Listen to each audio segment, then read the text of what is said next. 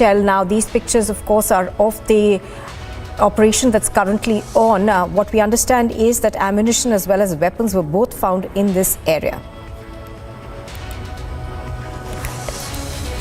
And the police also have defused a live mortar shell. Now, this ammunition was found during the cleaning of the well at Chakmanga, which falls under ward number 2 of the Samba district of Jammu and Kashmir. The police are trying to ascertain where these arms came from. So what you see on your screen, in fact, is I think the Jammu and Kashmir BSF Jawan.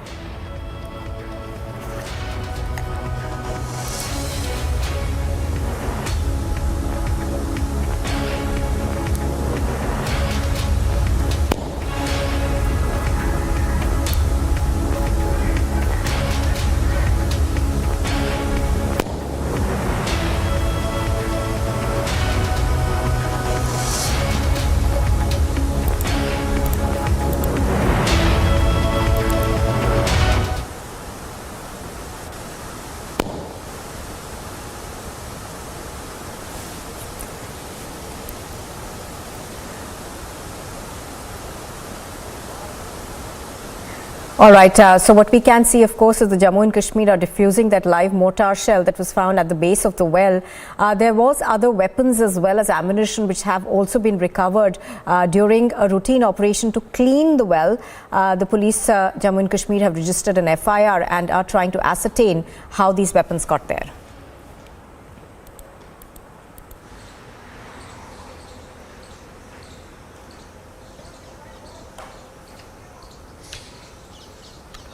After Punjab and Haryana, the resort politics is back in Maharashtra.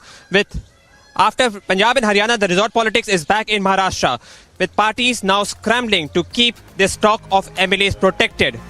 It is going to be interesting of how this all plays out. BJP is very interested in getting its candidate appointed, whereas the Maha Akadi is also now interested in keeping its stock alive and winning the elections. What is now being witnessed over here is that all the MLAs are being kept in resort politics, and parties are stringing no stone unturned in keeping the MLAs alive. What is going to be the update? The Republic is staying tuned.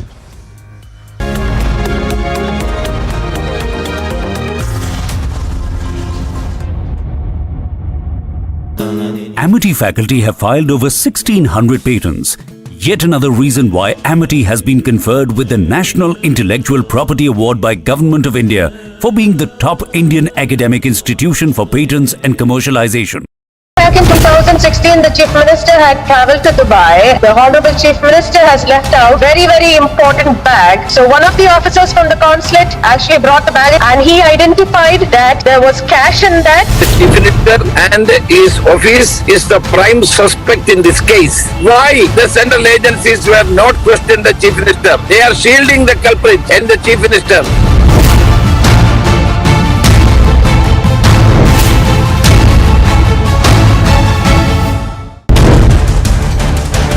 The stone pelting was done. Around a dozen people was there who was doing a stone pelting. These were the locals who were involved in this stone pelting. The reason is being looked up. The footages has been recovered. The investigation at this point in time is on.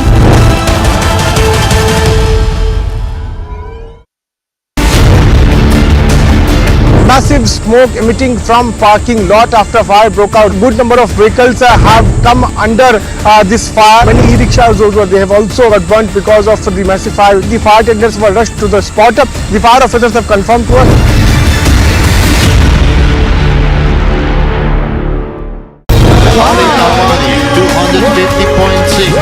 Beautiful for her. Yes, it is space shooting from her. I'm not thinking about the world record or getting a gold or a quota. I was just doing my process and it happened.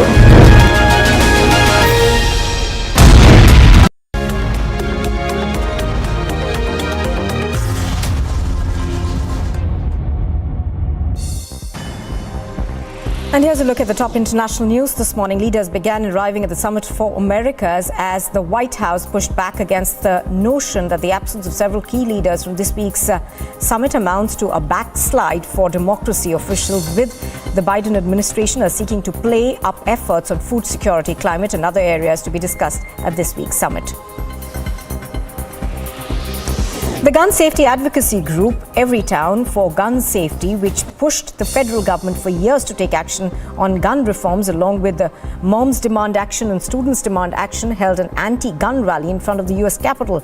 Attending the rally were members of Congress, as the House is moving quickly to pass legislations in response to the recent mass shootings in Buffalo, New York and Uvalde, Texas. Ignition and liftoff.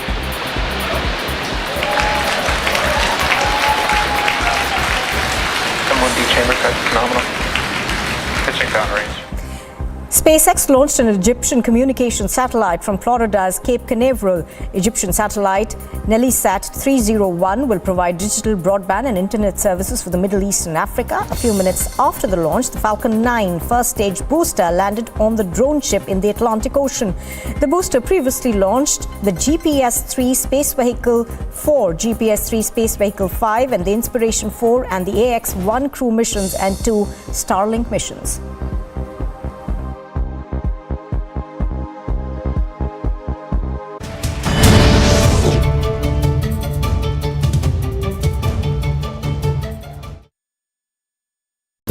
Amity faculty have filed over 1,600 patents.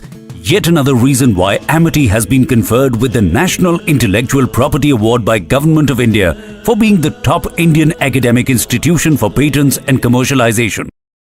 250.6.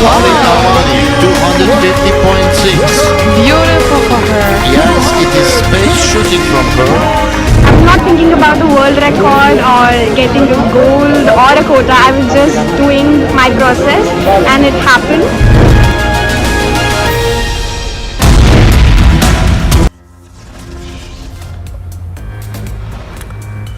Top headlines at 8:30 from Maharashtra to Rajasthan and now Karnataka. All-out resort politics continues. Haryana minister downplays resort move, says leaders hold up to strategize voting in Rajya Sabha polls. CPIM leader KT Jaleel slams allegations made by Swapna Suresh, files complaint against the key accused in Kerala gold smuggling scam. Accused Sadauddin Malik sent to 3-day custody in Hyderabad Jubilee Hills gang rape case. Silence on delay in police action. Telangana Home Minister blames parents over Jubilee Hills rape case. Violence erupts in Assam. Ballot boxes and papers destroyed in Karbi Anglong during the final phase of KAC elections.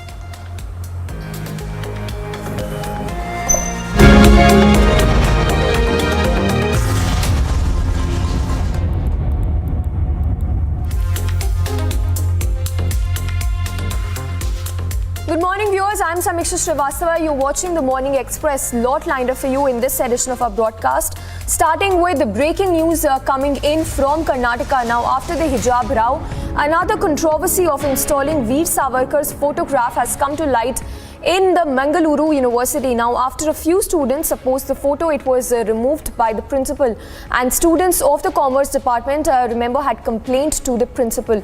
So this is the latest that is coming in, the Savarkar row after the hijab controversy. Another controversy of installing Veer Savarkar's photograph has come to light from the Mangaluru University. This after a few students opposed the photo. It was removed by the principal. Students of the Commerce Department had complained to the principal, we are told. And these are the visuals, in fact, on your screens as well of the controversy that surfaced over Veer Savarkar's photograph that was removed. We have Sagai also to give us more details. Sagai, what more can you tell us? Ahead of tomorrow's Rajya Sabha election in the state of Karnataka, have been split to one of the private hotels here in Bangalore in Whitefield. And they are in fear that this time as well the vote might get divided due to lack of strength of both BJP and Congress. And remember, last time in this particular election happened, there was cross-voting which was being reported from JDS, and this time JDS has been quite cautious, and they have issued a whip and asked MLAs to go to a private in Bengaluru. But the interesting point is, even JDS themselves doesn't have numbers for their candidate, and still they have shifted the MLAs to the left. All right, Sagai, thanks so much. So Sagai, they're giving us details of the controversy that has now erupted in the Mangaluru University, and this time over Veer Savarkar. So we are told that a group of students opposed the photo. It was following which it was removed by the principal.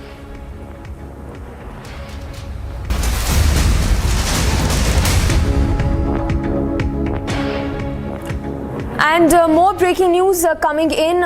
The Samajwadi Party leader Lal Bihari Yadav was booked for remarks against Shivling and Lord Shiva. Bajrang Dal's Satyendra Thakur meanwhile has filed a complaint against the Samajwadi Party leader Lal Bihari Yadav in Moradabad. This after the Samajwadi Party Neta Lal Bihari Yadav made some remarks against the Shivling and Lord Shiva. So controversial remarks there that were made by the SP leader, following which the Bajrang Dal leader Satyendra Thakur filed a complaint, following which Lal Bihari Yadav has been booked for making remarks on Lord Shiva and Shivling. So SP leader there booked for Shivling remarks, and the complaint that was this on complaint of the Bajrang Dal leader Satyendra Thakur in Moradabad. So fresh controversy that has erupted. The SP leader has been booked for derogatory remarks that were made by him against Shivling and Lord Shiva. We have a reaction as well. Let's take a look. देखिए ये तो मालूम ही पड़ रहा है मोहन भागवत जी का बयान और बीजेपी का बयान कि शिवलिंग कहीं खोया हुआ है, उसको हर जगह ढूंढा जा रहा है और शिवलिंग को पत्थर के रूप में लोग खोज रहे हैं। शिव भगवान पत्थर के थे कि आदमी थे, हमें आप लोग बता दीजिए। तो आपको क्या लगता है? नहीं हमको नहीं, आप बता दीजिए कि नहीं भगवान शंकर आदमी थे कि पत्थर थे? आपको क्या उनका लिंग अगर रहा तो वह हाड़ मांस का था कि पत्थर का था कि आज खोजा जा रहा है? कि मंदिर में पत्थर की मूर्तियां होती हैं तो उसको पूजा ही नहीं करना चाहिए। मंदिर में जो हम पत्थर को तराशते हैं, जिस महान पुरुष की मूर्ति को बनाते हैं उसकी हम पूजा करते हैं। तो क्या लगता अगर भगवान शिव की मूर्ति जहाँ बनी हुई है, उनका प्रारूप बना हुआ है, वह भगवान शंकर हैं, उनकी हम पूजा करते हैं। हम सारे हिंदू के लोग उसकी पूजा करते हैं। आकार का ही पत्थर मिला है तो उसको आप क्या? शिव के आकार का पत्थर आप देखे हैं क्या? उसको आप देखे हैं क्या? उसको आप देखे हैं क्या? तो पहली बार सभी लोग टीवी पे ही देख रहे हैं। क्या देख रहे हैं? कि शिवलिंग है की तरह लग रहा है। आपको क्या लग रहा है? मेरे बात में नहीं समझ में रहा है कि जो मामला न्यायालय में चल रहा है उसको आप लोग सड़क पर ले आ रहे हैं और पत्थर के टुकड़े को जो चाह रहे हैं सो बना दे रहे हैं। अरे अगर वह भगवान शिव की मूर्ति के रूप में हो तब तो मैं भी मानता हूं कि वह भगवान शिव की मूर्ति है। आप शिव लिंग की बात करते हैं। जो है भगवान शिव का लिंग जहाँ जहाँ गिरा होगा उस जमाने में वह जो है मांस और हड्डी का रहा होगा, वहीं गल गया होगा, कि पत्थर का रहा कि उसी तरह पड़ा होगा। जो तो आपका मानना है कि वह शिवलिंग नहीं है? अरे मैं कैसे मानूं कि शिवलिंग है कि नहीं है? जो चीज न्यायालय में चला गया है वो न्यायालय उसका निर्णय करे, परीक्षण। इस हिंदुस्तान का एक हिंदू रोया है। लगभग 130 करोड़ की जनसंख्या जो हिंदुत्व की है वो पूरा हिंदू आज रोया है, क्योंकि समाजवादी पार्टी के नेता लाल बिहारी यादव ने भोलेनाथ को भी नहीं छोड़ा, ये भगवान को भी नहीं छोड़ रहे, ये भगवान से भी ऊपर हो गए। इन्होंने जो आपत्तिजनक जो शब्द भगवान भोलेनाथ के लिए कहे हैं वो भगवान के लिए नहीं कहे, इस देश में रहने वाले लगभग 130 करोड़ हिंदुओं के लिए कहे हैं। भगवान भोलेनाथ से 130 करोड़ हिंदुओं की आस्था जुड़ी हुई है। इस लाल बिहारी यादव ने जो MLC है, विधानसभा परिषद प्रतिपक्ष का नेता भी है, आज इसने 130 करोड़ हिंदुओं की आस्था को ठेस पहुंचाई है, उनका मन दुखाया है। ये बहुत ही राक्षस परिवर्तन। And you just heard the Samajwadi Party leader Lal Bihari Yadav's controversial remark, following which the Bajrang Dal leader has also come down heavily on the Samajwadi Party leader Lal Bihari Yadav, who has now been booked for making derogatory remarks against the Shivling Lord Shiva, and now that has landed him in a fresh controversy.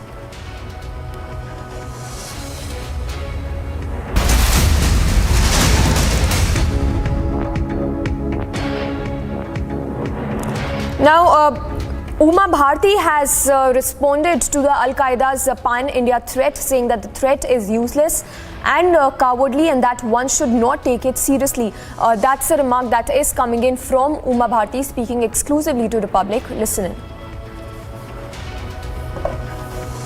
ये धमकी अब al Qaeda ये धमकी दे रहा है कि भारत में वो आत्मघाती हमले करेंगे। उन्होंने तो क्या नाम था उसका, मलाला यूसुफजई को भी धमकी दी थी, तो उसका तो कुछ नहीं बिगाड़ पाया, उसको तो नोबेल पुरस्कार मिला। इसलिए अलकायदा की जो धमकियां होती हैं वो तो गिदड़ भपकी होती है, उसका कोई महत्व नहीं है। हम भारत के लोग हैं, हम अलकायदा की धमकियों को मतलब नहीं समझते। अब अल-कायदा ये धमकी दे रहा है कि भारत में वो आत्मघाती हमले करेंगे। उन्होंने तो क्या नाम था उसका, मलाला यूसुफजई को भी धमकी दी थी, तो उसका तो कुछ नहीं बिगाड़ पाया, उसको तो नोबेल पुरस्कार मिला। इसलिए अलकायदा की जो धमकियां होती हैं वो तो गिदड़ भपकी होती है, उसका कोई महत्व नहीं है। हम भारत के लोग हैं, हम अलकायदा की धमकियों को मतलब नहीं समझते। अब अल-कायदा ये धमकी दे So the Al-Qaeda there that has issued a pan-India threat, and all states have also been said to be on alert. A lot of reactions that have been coming in, and the latest being Uma Bharti, who has called the threat by the Al-Qaeda as useless and cowardly, saying that one should not take it seriously. So that is the remark that is coming in from Uma Bharti. Moving on then, central intelligence agencies are on alert after the Al-Qaeda issued a warning letter of suicide bombings in Indian cities. In a threat letter that stated 6th of June, the Al-Qaeda said it would launch suicide attacks in Delhi, Mumbai, Uttar Pradesh and Gujarat. All these states have been informed by the intelligence agencies about the threat, and they have been asked to be on high alert. These are on high alert after terror group Al-Qaeda's threat of Fidaiin attacks in major cities in India. Al-Qaeda in the subcontinent has issued a threat relating to India and has targeted Gujarat, Uttar Pradesh, Mumbai and Delhi. But what must be noted is the kind of language used in the threat. Intel agencies are not denying the Pakistan hand in propagating anti-India sentiments. Al-Qaeda threat using a condemnable remark made by an individual is the second such threat that has been issued against India. Previously, it was on the hijab row. While the agencies are not really downplaying this entire threat letter, they also say that they're not going to rule out the Pakistan hand. In fact, they're indicating that the language that has been used in the threat letter is a clear reflection of ISI's hand. And suspected Pakistani drone movement that has been spotted in Jammu's international border. The drone movement was in fact noticed by BSF troops in Arnia RS Pura sector of Jammu. We have Gursimran reporting on from the location, from the border. Let's take a look. With the sticky bombs and UBGL grenade was brought down, and in the second instance 3 IEDs of 2.5 kilogram each were recovered in the Kanachak area of Jammu. And today morning at around 4:15 a suspected drone activity was noticed along the international border in the Arnia sector of Jammu, after which massive search operations have been launched in the entire area. This is the joint operations that have been launched by the Border Security Force as well as the Jammu and Kashmir Police. Even the explosive detecting dog squad of the BSF-2 has been pushed into the search operations. Pertinent to mention that ahead of Amarnath Yatra there has been an alert that has been issued by the various intelligence agencies with regard to the Pakistan's plot to destabilize Jammu and Kashmir, to carry out multiple attacks in the area, as Pakistan wants to disturb the peace and the peace process that is going on here. And that's why in this area very near to the Arnia international border, massive searches have been launched by the border security force and the Jammu and Kashmir police, so as to ensure that every nefarious plot of the Pakistan is foiled, as the country is hell-bent to carry out a major terror strike. We are almost 20 days to the important Amarnath Yatra, which is to begin on 29th of June, and hours ahead of the President of India's visit, a drone was spotted in the Arnia sector, after which the security has been beefed up along the international border and the areas leading to Jammu city, and the searches have been launched here on the international border as well. With Sir Jeevan Kumar, Gursimran Singh for Republic Media Network. News in brief, a fire broke out in the Malkhana of Mandawali police station in the national capital. 10 fire tenders rushed to the spot to douse the fire. Now, according to sources, no information has been received about any loss of life. A senior officer from the East District was also present on the spot to investigate the cause of the fire. Residents in Chennai's Perungudi have a new cause of alarm after the massive fire in the dump yard was doused. The lake adjoining the landfill turned pink. The lake water has turned pink due to contamination and excess methane that was found in the water body. The pink-colored lake has now become a photo booth to people passing by the lake. Rajasthan Minister Govind Ram Meghwal was allegedly threatened by a man on call who demanded 70 lakh rupees from him. According to sources, caller identified as Sethi Ram alias Sunil Bishnoi was traced to Malaysia. Sunil made an internet call to the minister and threatened him with dire consequences if he failed to make the payment. Sunil, who belongs to Bikaner, had gone to Malaysia with his friends Aman Bishnoi, Amarjeet and Rakesh Kumar, who are now detained by the police. On the occasion of the Jesht Ashtami, as many as 18,000 Kashmiri Pandits and other devotees paid visit to Mata Kheer Bhavani Temple near Srinagar in Jammu and Kashmir. Every year, remember, on this day, Kheer Bhavani Mela is organized at Mata Kheer Bhavani Temple in Ganderbal, and devotees from different parts of Jammu and Kashmir visit the holy shrine. The government high school in Gopalpura area of South Kashmir's Kulgam will be named after its teacher Rajni Bala, who was shot dead by terrorists on 31st of May. Lieutenant Governor Manoj Sinha announced that they have decided to name Gopalpura Government High School after Rajni Bala. Sinha also visited Bala's family members at their residence in Samba and assured her husband Rajkumar of all possible support.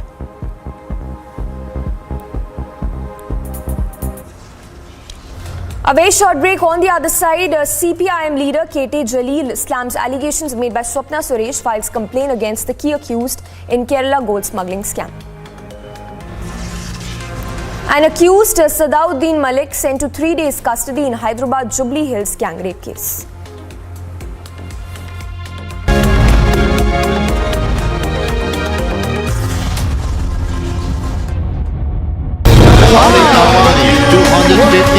Beautiful for her. Yes, it is space shooting from her. I'm not thinking about the world record or getting a gold or a quota. I was just doing my process and it happened.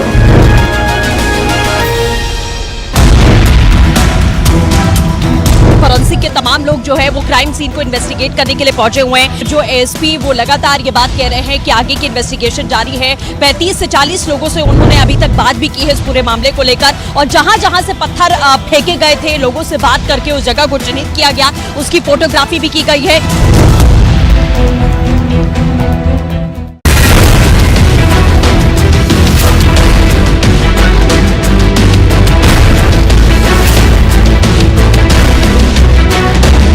Hindustan की एक भारत श्रेष्ठ भारत की ताकत, अनेकता में एकता की ताकत को कोई कमजोर कर ही नहीं सकता। कोई कैसी भी धमकियां दे ले, मुझे भारत की सरकार की आतंकवाद से निपटने की क्षमता पर पूरा विश्वास है। यहाँ कानून तोड़ने वालों का कड़ाई से हम कानून के तहत दंड देने का प्रावधान है। हम किसी को बख्शने वाले नहीं हैं।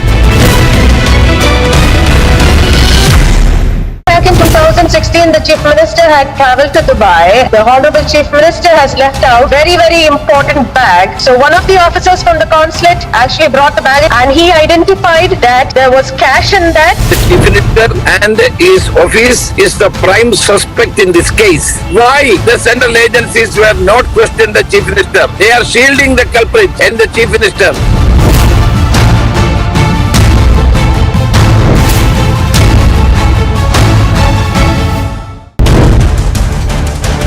The stone pelting was done. Around a dozen people was there who was doing a stone pelting. These were the locals who were involved in this stone pelting. The reason is being looked up. The footages has been recovered. The investigation at this point in time is on.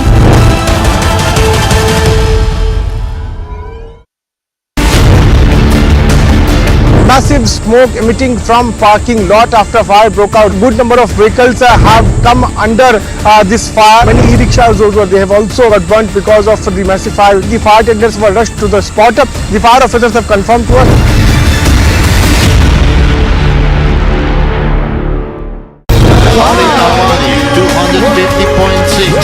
Beautiful for her. Yes, it is space shooting from her. I'm not thinking about the world record or getting a gold or a quota. I was just doing my process and it happened.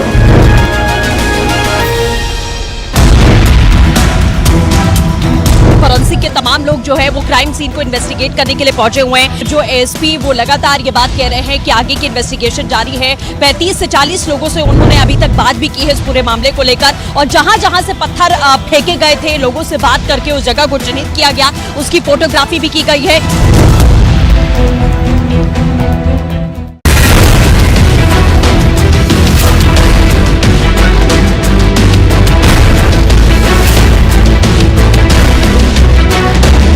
Hindustan की एक भारत श्रेष्ठ भारत की ताकत, अनेकता में एकता की ताकत को कोई कमजोर कर ही नहीं सकता। कोई कैसी भी धमकियां दे ले, मुझे भारत की सरकार की आतंकवाद से निपटने की क्षमता पर पूरा विश्वास है। यहाँ कानून तोड़ने वालों का कड़ाई से हम कानून के तहत दंड देने का प्रावधान है। हम किसी को बख्शने वाले नहीं हैं। Back in 2016, the Chief Minister had travelled to Dubai. The Honourable Chief Minister has left out very, very important bag. So one of the officers.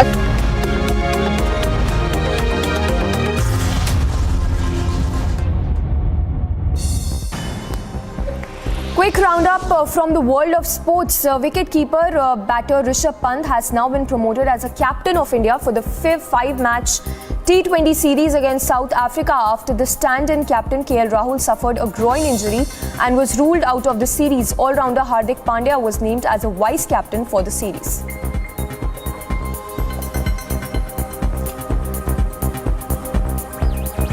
I think it's a very good feeling. Didn't came under very good circumstances, but at the same time I'm feeling happy.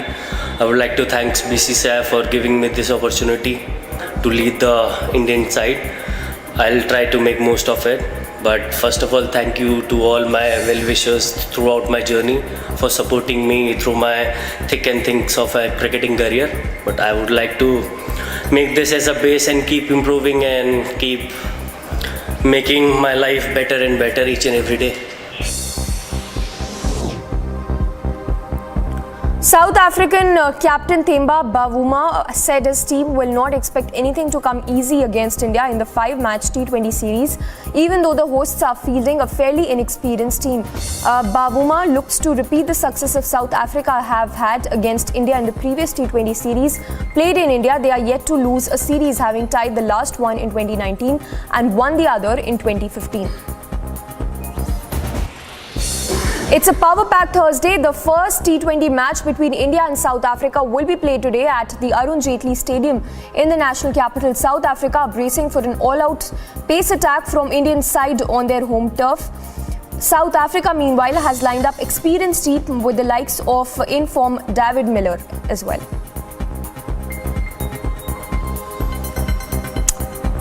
Moving on then, an angry mob caused violence and disruption at 2 polling booths under Duar Amla constituency in Assam's West Karbi Anglong district during the Karbi Anglong Autonomous Council polls. Now, according to sources, mobs destroyed ballot boxes of 2 polling booths and also a large number of ballot numbers. The police, meanwhile, fired in the air to control a mob which vandalized 2 polling booths and burned ballot papers during the Karbi Anglong Autonomous Council polls.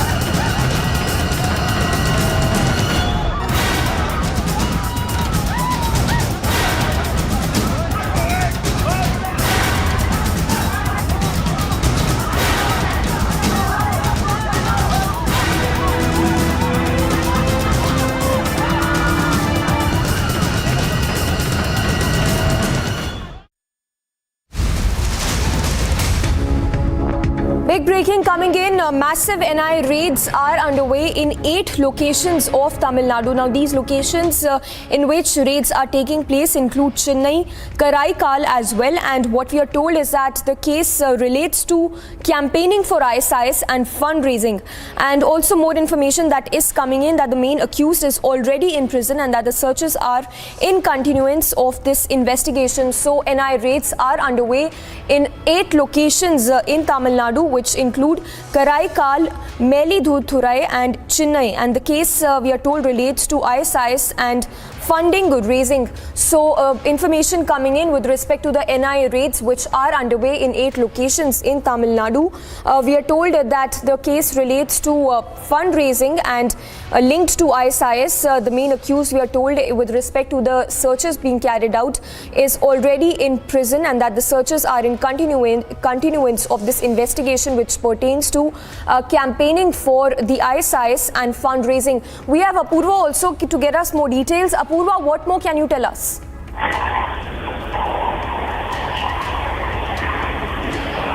Apurva, if you can hear us, yes, please tell us. As of now, we are getting details that NIA is conducting raids in across 8 locations here in across Tamil Nadu. More of the locations include almost 3 locations in Chennai, 4 locations in Mayiladuthurai and 1 location in Karaikal. That is what the information we are getting. We are also learning that these raids that are being conducted, that is being linked to that of ISIS. That is what is a preliminary investigation as that sources are telling. We are also learning that these raids are being carried out just since a short while back, and these raids are being carried out in 8 locations across Tamil Nadu and 1 in Karaikal as well. Majorly these raids are being carried out in Mayiladuthurai district, wherein across almost 4 locations these raids are NIA officials are conducting searches. 3 locations there in Chennai and 1 in Karaikal as well. All right. So, Apurva there getting us all those details. Apurva, thanks for the moment. We'll keep coming back to you. So, NIA raids which are underway in several locations including Chennai, Madiyuthurai and Karaikal. And these searches, we are told, relate to campaigning for ISIS and fundraising, and that the main accused is already in prison.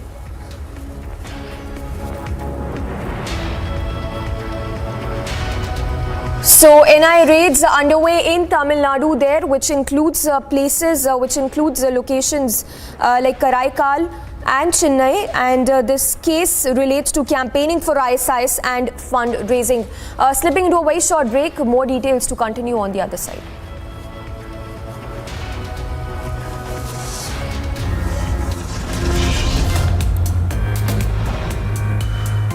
Chhattisgarh Raipur में भेज दिए हैं।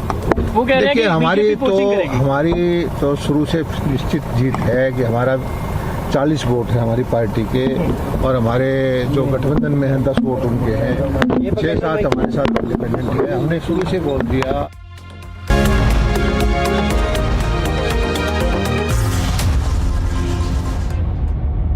Back in 2016, the Chief Minister had travelled to Dubai. The Honourable Chief Minister has left out very, very important bag. So one of the officers from the consulate actually brought the bag and he identified that there was cash in that. The Chief Minister and his office is the prime suspect in this case.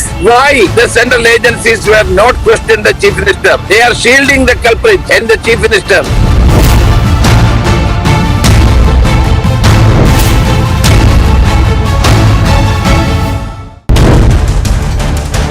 The stone pelting was done. Around a dozen people was there who was doing stone pelting. These were the locals who were involved in this stone pelting. The reason is being looked up. The footages has been recovered. The investigation at this point in time is on.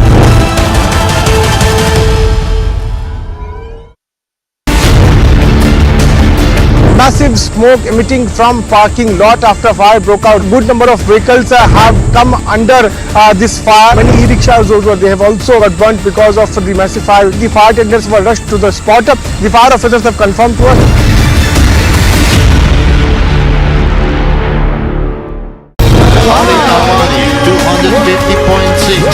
Beautiful for her. Yes, it is space shooting from her. I'm not thinking about the world record or getting a gold or a quota. I was just doing my process and it happened.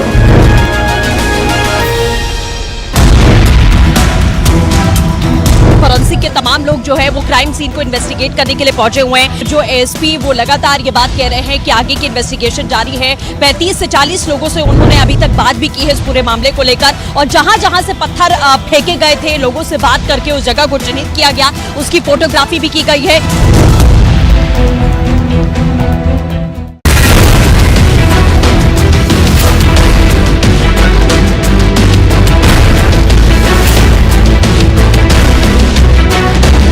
Hindustan की एक भारत श्रेष्ठ भारत की ताकत, अनेकता में एकता की ताकत को कोई कमजोर कर ही नहीं सकता। कोई कैसी भी धमकियां दे ले, मुझे भारत की सरकार की आतंकवाद से निपटने की क्षमता पर पूरा विश्वास है। यहाँ कानून तोड़ने वालों का कड़ाई से हम कानून के तहत दंड देने का प्रावधान है। हम किसी को बख्शने वाले नहीं हैं। Back in 2016, the Chief Minister had travelled to Dubai. The Honourable Chief Minister has left out very, very important bag. So one of the officers from the consulate actually brought the bag and he identified that there was cash in that. The Chief Minister and his office is the prime suspect in this case. Why the central agencies were not. The headlines at 9 this morning from Maharashtra to Rajasthan and now Karnataka. All-out resort politics continues hours ahead of Rajya Sabha elections. Haryana minister downplays resort move, says leaders hold up to strategize voting in Rajya Sabha polls. Violence erupts in Assam. Ballot boxes and papers are destroyed in the Karbi Anglong district along during the final phase of the KAC election. Controversy erupts over Savarkar's picture in Bengaluru University. Students oppose the removal of the portrait by the principal. 2 days after Republic's news break, Samajwadi Party leader booked over controversial remarks on Shivling in Lord Shiv.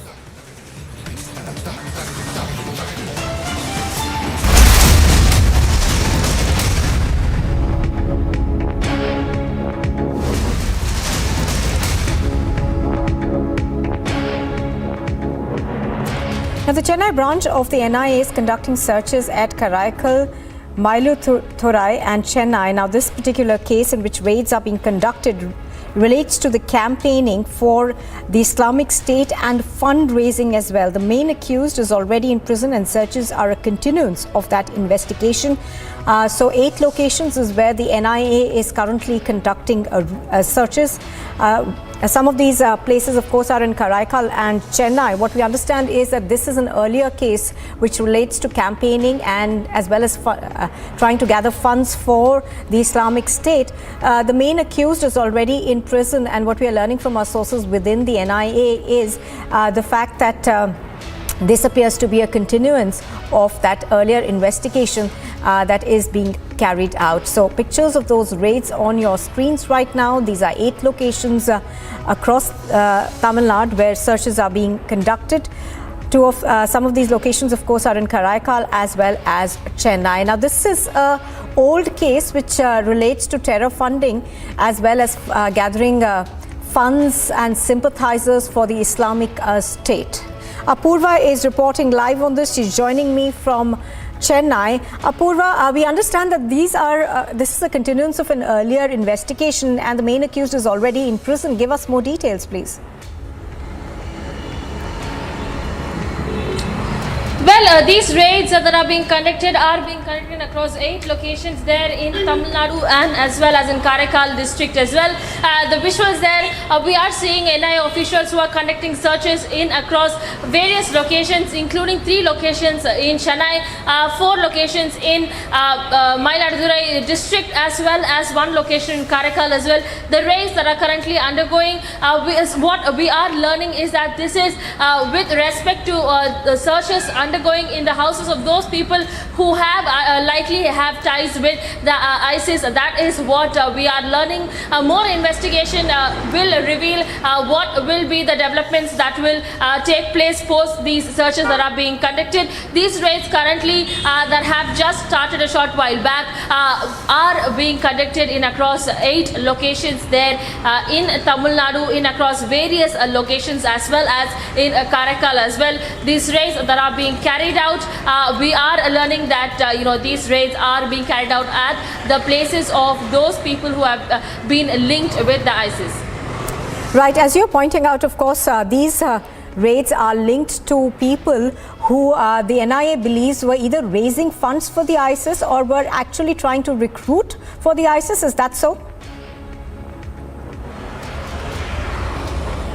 Well, that is what we are learning, that these houses that are being searched is of those people who have been having had connections with the ISIS, and they were trying to recruit people. But we will be knowing for certain more details only after the raids are completed. More and more details will be revealed post these raids that have been completed. In fact, the raids had just started an hour back, and searches are still currently ongoing. Officials there on ground in across various locations conducting searches across the offices, residences and several other areas related to that of these people who have been identified. Remember, in these raids are being conducted in the houses of those who had already been arrested of charges of previous ISIS links as well, and these raids are being conducted in the houses of those who had already had similar charges earlier on. That is why NIA officials are searching right now in across 8 locations in Tamil Nadu as well as a location in Karaikal as well, where these raids are being conducted. Now, Apurva, what we also understand is that the raids are being conducted after the interrogation of one of the accused who's in a prison. Can you give us more details on that side?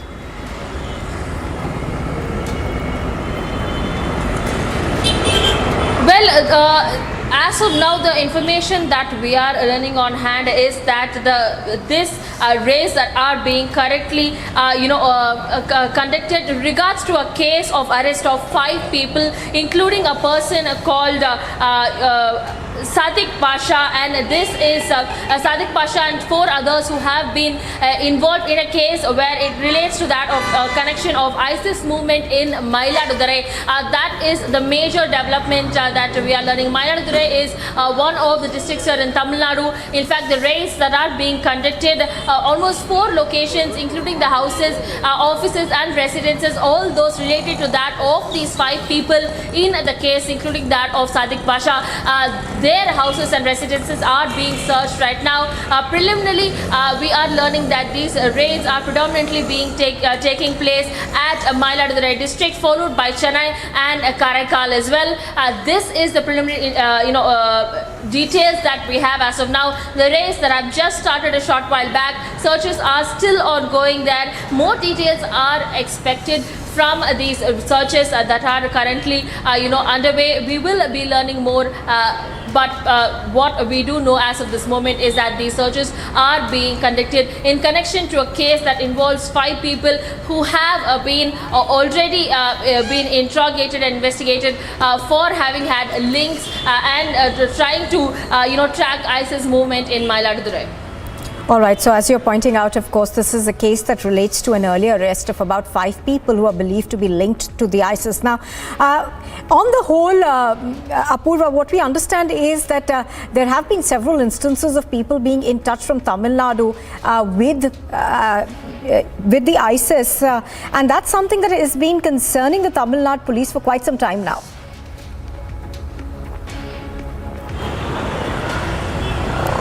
Well, there have been timely checks again and again. Intelligence department there on their feet, even as they get any information regarding the searches that are being linked to such sensitive matters, such as ISIS, Al Qaeda, and several other developments as well.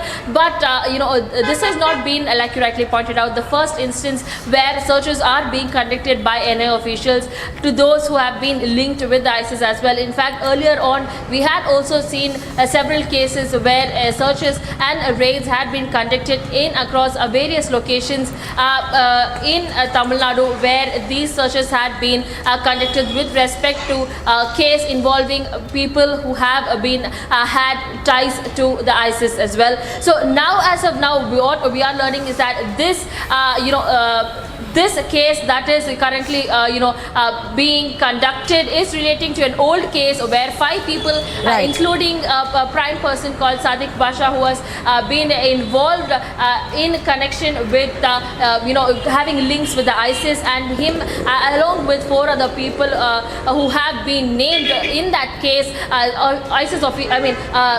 NIA officials are conducting searches in their houses and residences as well as offices of those people who have been linked with Sadiq Basha and the 4 others as well.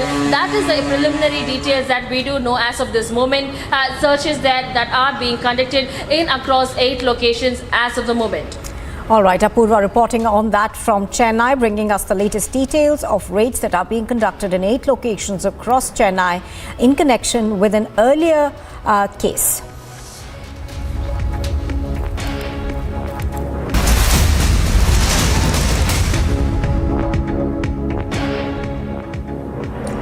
Now, the BJP is planning a meeting to fine-tune its strategy for the Rajya Sabha elections. We are given to understand that Devendra Fadnavis, the state president, Chandrakant Patil, union minister and BJP Maharashtra party observer for the election, Ashwini Vaishnav, will also be attending the meeting. Now, let's go across to Alicia, who's reporting on this.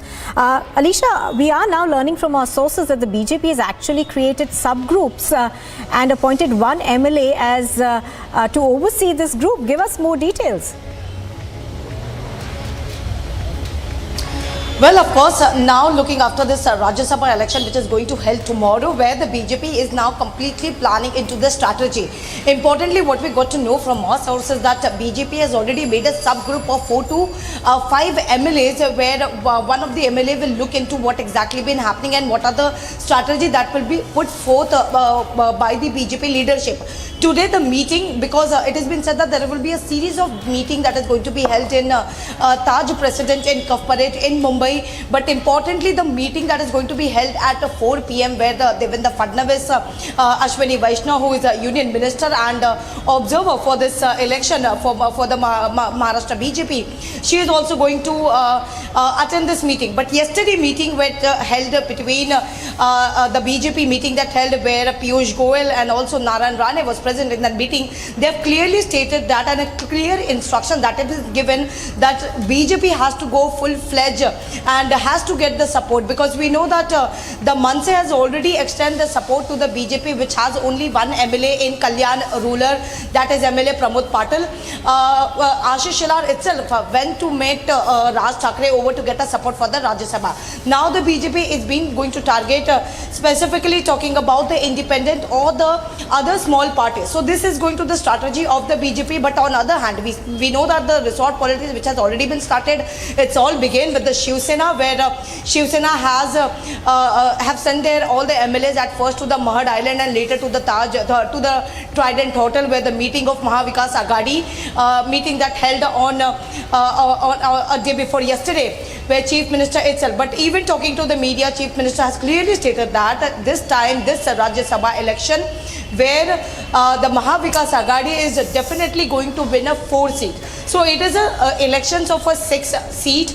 Specifically, the Shiv Sena, NCP, Congress, that has already been fielded 1-1, and that is going to be elected. But the race will be for one Shiv Sena candidate that has been given by the Shiv Sena, and also BJP is also claiming that they are going to win 3 seats in the Rajya Sabha election. Absolutely, Alisa, as you're pointing out, of course, so hectic political activity in Maharashtra is just a day ahead of the Rajya Sabha elections. Thank you, Alicia.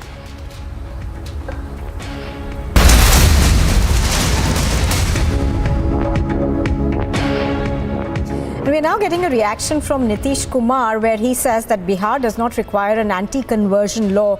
The Chief Minister also saying that all members of all religious communities live in harmony in Bihar.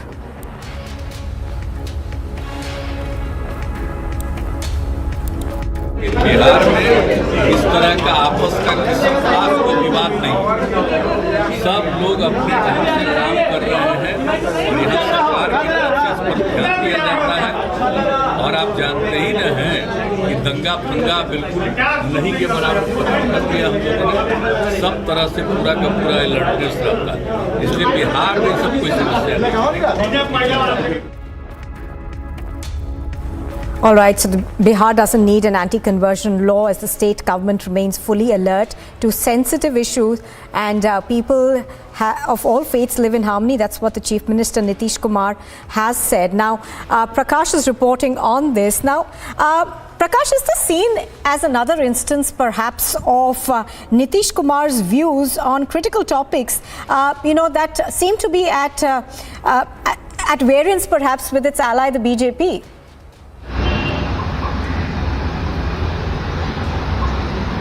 Yes, of late we have seen that loggerheads with his ally, BJP, and a lot of contentious issues, both political as well, and keeping in mind the 2024 elections, the BJP needs him, so he's weighing its cards, and as a result of which RCP was axed from the Rajya Sabha membership, as a reason of which he will have to lose the ministerial berth. Now, coming back to the point regarding the conversion bill, anti-conversion bill, he said that it is not required like any other BJP state does, like Karnataka passed the anti-conversion bill recently. This question was posed because of a recent incident in Saran district of Bihar, where some missionary group were propagating Christianity, and they were trying to convert people to Christianity, and they were protest from the Bajrang Dal as well as the... Well, that's a very, very poor audio connection that we have with Prakash. We're going to fix that. But Prakash, of course, was talking about a reason for this comment that came in. It was an incident that took place in Bihar.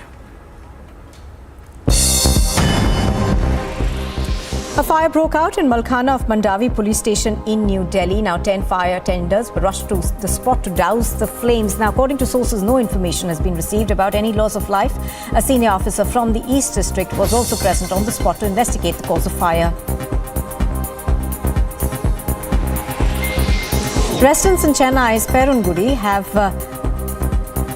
raised a cause for alarm after a massive fire in the dump yard was doused. The lake adjoining the landfill turned pink. The lake water has turned pink due to contamination and excess methane found in the water body. The pink-colored lake has now become a photo booth for people to take pictures. Rajasthan Minister Govind Ram Meghwal was allegedly threatened by a man on the phone who demanded 70 lakh rupees from him. According to sources, the caller identified himself as Sethi Ram alias Sunil Bishnoi, who was traced to Malaysia. Sunil made an internet call to the minister and threatened him with dire consequences if he failed to make the payment. Sunil, who belongs to Bikaner, had gone to Malaysia with his friends Aman Bishnoi, Amarjeet and Rakesh Kumar, who were now being detained by the police. On the occasion of Jyeshtha Ashtami, as many as 18,000 Kashmiri Pandits and other devotees paid a visit to the Mata Kheer Bhavani temple near Srinagar in Jammu and Kashmir. Every year on this day, the Kheer Bhavani Mela is organized at the Kheer Bhavani temple in Tulmulla, Ganderbal, and devotees from different parts of Jammu and Kashmir visit the holy shrine. The government high school in Gopalpara in South Kashmir's Kulgam has been named after its teacher Rajni Bala, who was shot dead by terrorists on the 31st of May. The Lieutenant Governor Manoj Sinha announced that they have decided to name the Gopalpura Government High School after her. Sinha also visited Bala's family members at their residence in Samba and assured her husband Rajkumar of all possible support.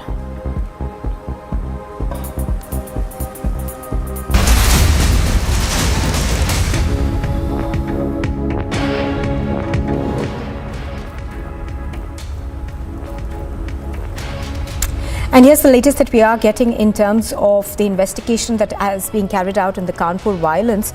We are now learning that the special investigation team that was formed to look into the violence has recorded statements of sanitation workers of the municipal corporation, cleaners who removed stones, glass, broken CCTV and other items have also been made part of the investigation. The forensic team also took pictures of the dumped garbage after the violence. To remember that the criminal investigation team was there yesterday as well. It was taking pictures of evidence from the site. Now, so far, of course, a large number of arrests have already been made in this particular case, and the Kanpur administration, of course, swung into action right after this violence broke out. Several people were injured in these clashes that broke out in Kanpur. So what we are now learning, of course, is that the SIT has made sure that each piece of evidence that they have is examined carefully. They've also spoken to all the sanitation workers who were at the spot and cleaned up the spot after the violence took place. So municipal workers' statement has also been recorded in this particular case of violence that took place in Kanpur.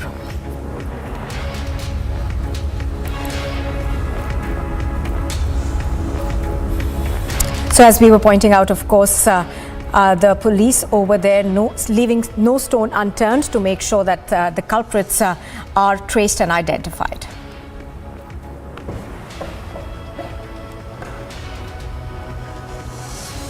Now, an angry mob was responsible for violence and disruption at 2 polling booths under the Dwara Amla Council constituency in Assam's West Karbi Anglong district during the Karbi Anglong Autonomous Council election. Now, according to sources, mobs destroyed ballot boxes of 2 polling booths and also a large number of ballot papers.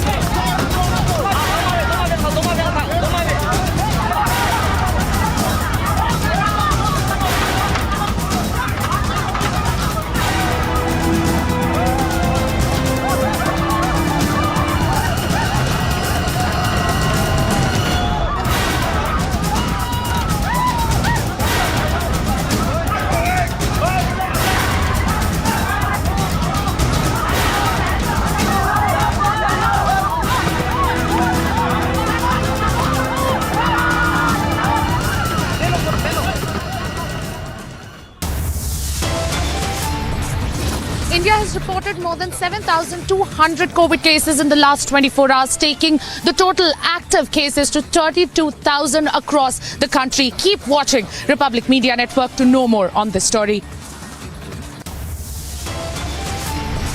Delhi Minister Satyendra Jain's custody at the Enforcement Directorate ends today. We at Republic TV will be bringing you fastest update on the entire movement of enforcement directors and whether to see that the Delhi Minister gets will be going under the custody of Enforcement Directorate today or not.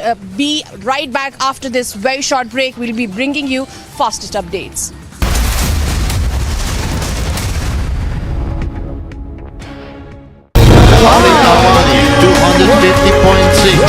Beautiful for her. Yes, it is space shooting from her.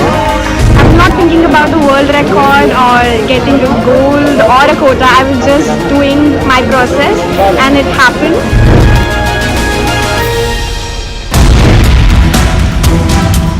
Forensic के तमाम लोग जो है वो crime scene को investigate करने के लिए पहुंचे हुए हैं। जो एसपी वो लगातार ये बात कह रहे हैं कि आगे की इन्वेस्टिगेशन जारी है। 35 से 40 लोगों से उन्होंने अभी तक बात भी की है इस पूरे मामले को लेकर और जहां-जहां से पत्थर फेंके गए थे लोगों से बात करके उस जगह को चिन्हित किया गया, उसकी फोटोग्राफी भी की गई है।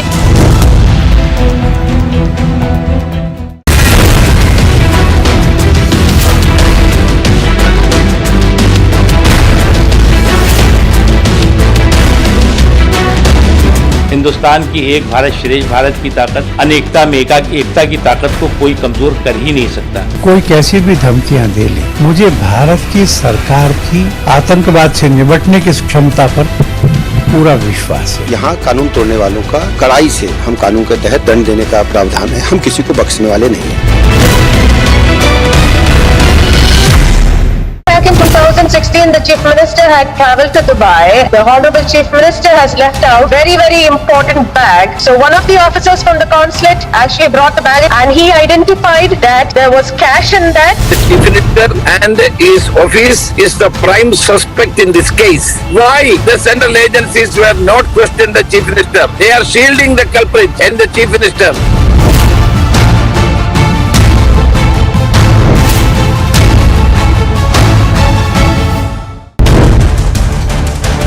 The stone pelting was done. Around a dozen people was there who was doing stone pelting. These were the locals who were involved in this stone pelting. The reason is being looked up. The footages has been recovered. The investigation at this point in time is on.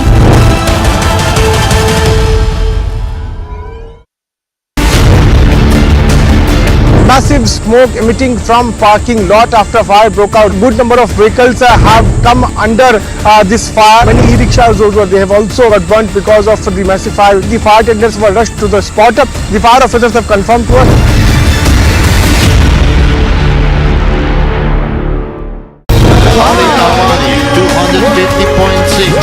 Beautiful for her.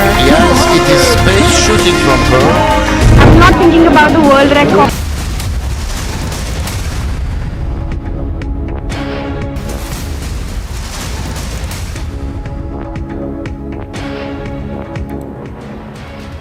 Well, we are cutting across to dramatic pictures that we have now accessed. These are of a fire that has broken out at the Madurai temple. We are told that there have been no casualties. Apurva is on the phone line with us. Apurva, tell us more. This fire had taken place yesterday at Madurai in one of the temples there. As you can see from the visuals, what we are learning is a preliminary investigation stage. This accident had taken place due to bursting off a firecracker. The firecracker that went off during the procession, it had landed on a pandal front there at the temple premises. Luckily, no people were hurt in this action when taken place. In fact, with the temple being adjacent to the fire, right adjacent to the fire station as well as the firefighters as well as several youths had gathered and put out the fire immediately there. Police investigations also revealed that this incident had taken place late last night at around 11:30 p.m. That is what we are learning. In fact, this is these temple processions were a part of a festival that has been ongoing there at the Chandana Mariamman temple there. in Madurai, where the procession had been ongoing. With the firecrackers that had gone off, one of the firecrackers had landed on the pavilion that was put up there outside the temple premises, and with the firecrackers that had crossed the span, the entire tent had unfortunately been burned down to the ground. No casualties have been reported in the incident, as firefighters and officials had reached the spot immediately and were able to put out the fire. All right. So those details now coming in. What we understand is that firefighters have doused the flames. No casualties have been reported. Thank you.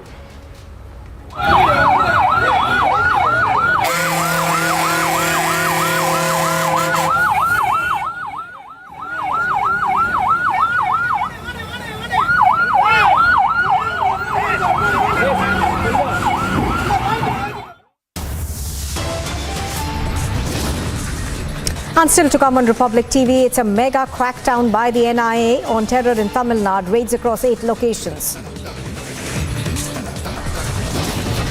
And violence erupts in Assam. Ballot boxes and papers are destroyed in Karbi Anglong during the final phase of KAC elections.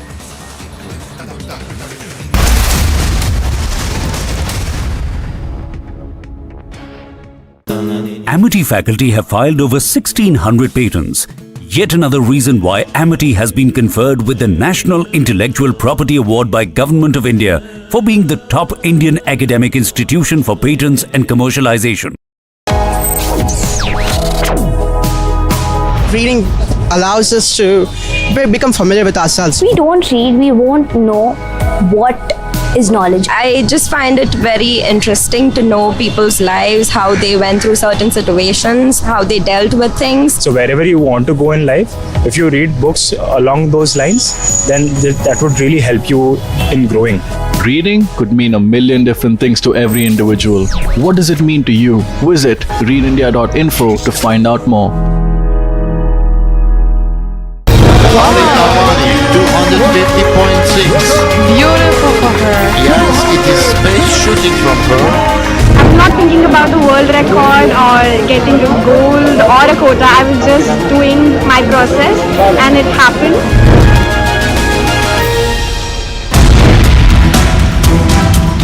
Forensic के तमाम लोग जो है वो crime scene को investigate करने के लिए पहुंचे हुए हैं। जो एसपी वो लगातार ये बात कह रहे हैं कि आगे की इन्वेस्टिगेशन जारी है। 35 से 40 लोगों से उन्होंने अभी तक बात भी की है इस पूरे मामले को लेकर, और जहां-जहां से पत्थर फेंके गए थे, लोगों से बात करके उस जगह को चिन्हित किया गया, उसकी फोटोग्राफी भी की गई है।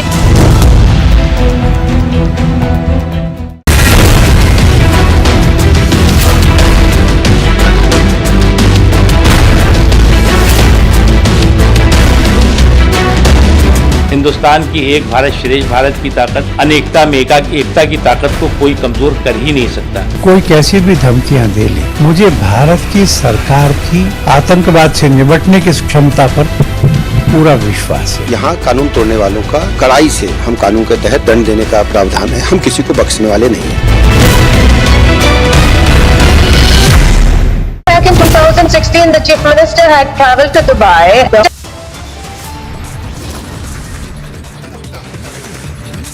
Mega NIA crackdown on terror in Tamil Nadu, raids across 8 locations in ISIS and terror funding case.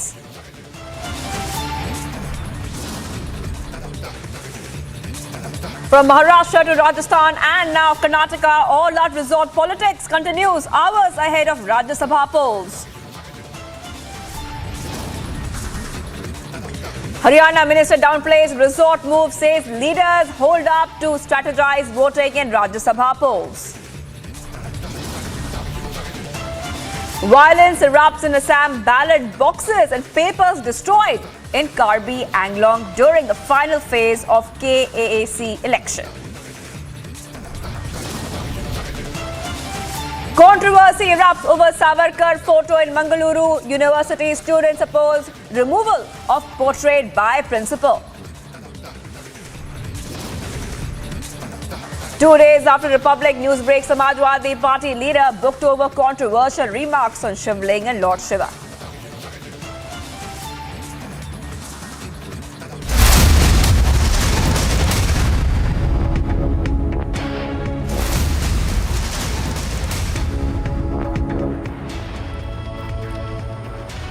Starting off with some big breaking news coming in today morning. Getting in latest now in the Moose Wala assassination case probe. Sources have told Republic and informed that Punjab police has detained, I repeat, Punjab police has detained Keshav and Chetan from Bhatinda. According to sources, Keshav had bought weapons for the attackers from Amritsar. This is big breaking coming in. Amandeep is joining me live. Amandeep, after we saw back-to-back arrests now, we also seeing more arrests and detentions being made. This time, the Punjab police has detained Keshav and Chetan from Bhatinda. Who are these people, Keshav and Chetan, and what role does the police suspect of them in the Moose Wala assassination case? Both the names have came out in the interrogation of Kekada as well as Prabdeep, and in fact the role of both revealed by the Kekada and Prabdeep is that they have supplied the weapon, and one of them has accompanied with the Kekada while taking the selfies outside Sidhu Moose Wala's residence. And in fact that information was passed by the Mansa police to Bhatinda police, just because both of them are the residents of Bhatinda. And in fact in the morning we spoke to SSP Bhatinda also. He confirmed that the police have detained both of them from their residence, and in fact now they have joined the investigation. Police is questioning them and verifying their role, just because Keshav is allegedly supplied the weapons to the attackers, and in fact Chetan is the one who accompanied Kekada while taking the selfies and conducting the recce of Sidhu Moose Wala.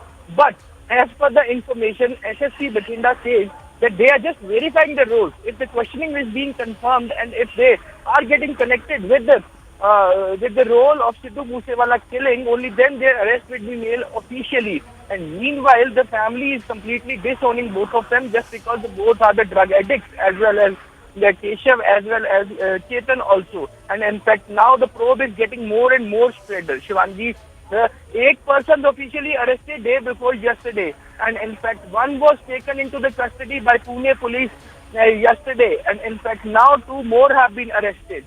The chain of the Sidhu Moose Wala killing accused are getting bigger and bigger. It is not the handiwork of 7 to 10 people. The chain is getting bigger. That reveals a larger conspiracy. Amandeep, we're also getting live visuals there. Amandeep, we're also getting live visuals there of raids happening in Mohali. Amandeep, we're getting live visuals for our viewers on our screens. We can see that the investigation and the action the police is taking is getting more and more serious right now. Yesterday, Amandeep, also that the Delhi police had said that very soon they will want to arrest the actual killers, the actual shooters of Sidhu Moose Wala. Amandeep.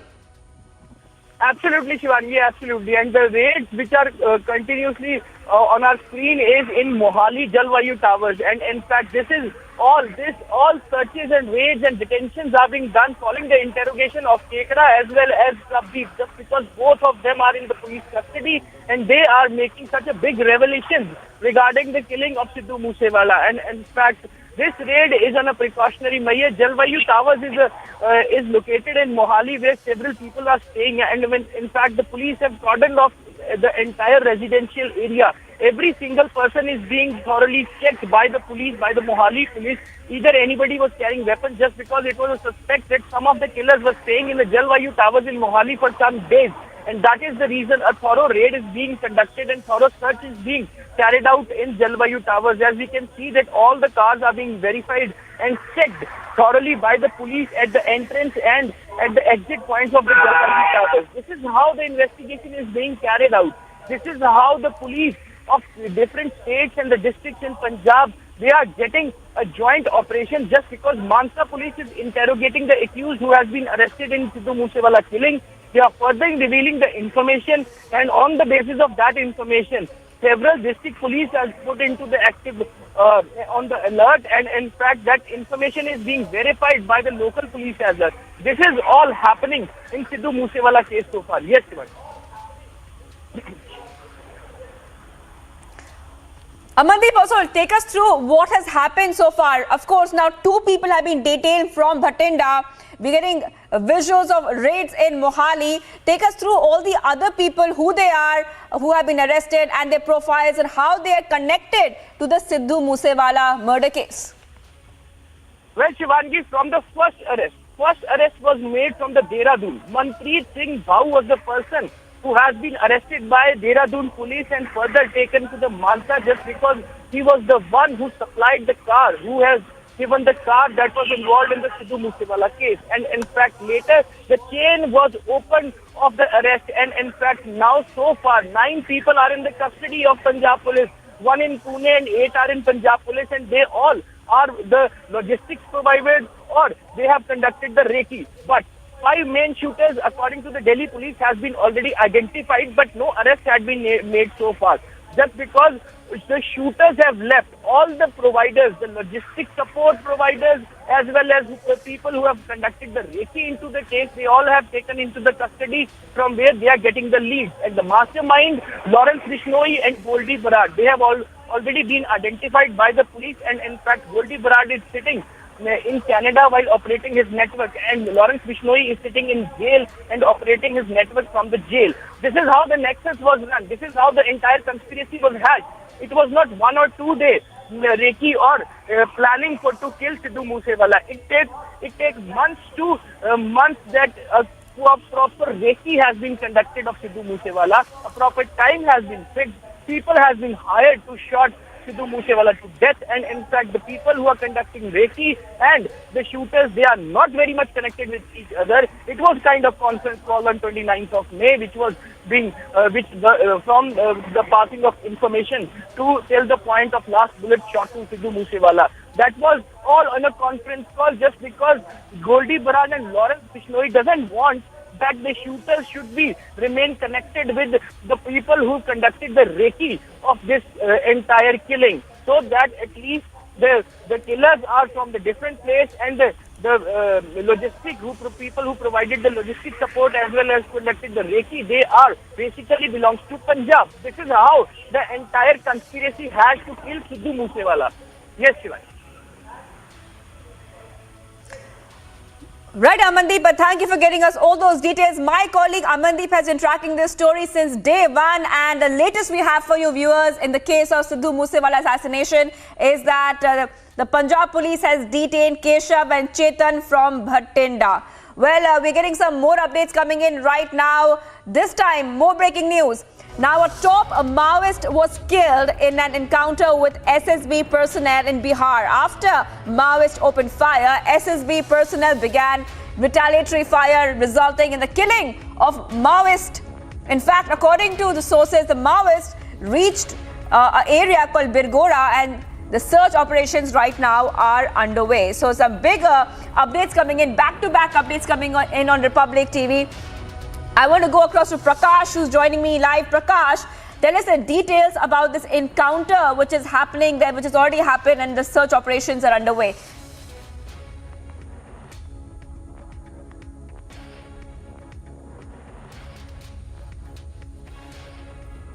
As far as this particular incident is concerned, this incident took place in the forest of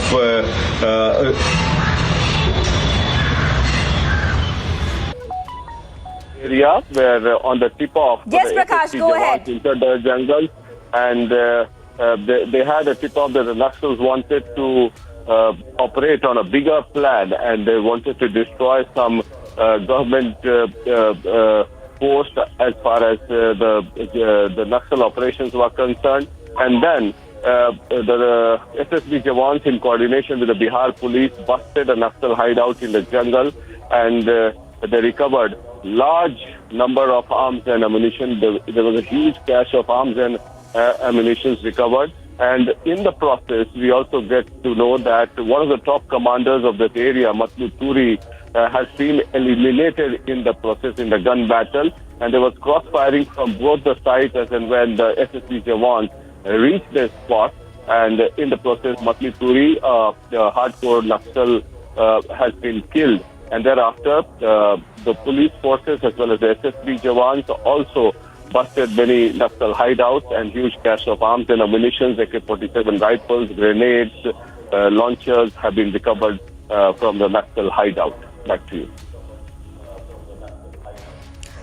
Right, Prakash, thank you for getting us those details. My colleague Prakash getting us updates on the story which has just come in. A top Maoist terrorist has been killed, viewers, in an encounter with SSB personnel in Bihar. This is a big win now for the forces in Bihar. All right, let's get you the top stories that we're tracking across the nation. Bihar Chief Minister Nitish Kumar in a statement asserted that there was no need for an anti-conversion law in the state. Kumar said in a state where the government is always alert and people of different religious communities lived in peace needs no such move.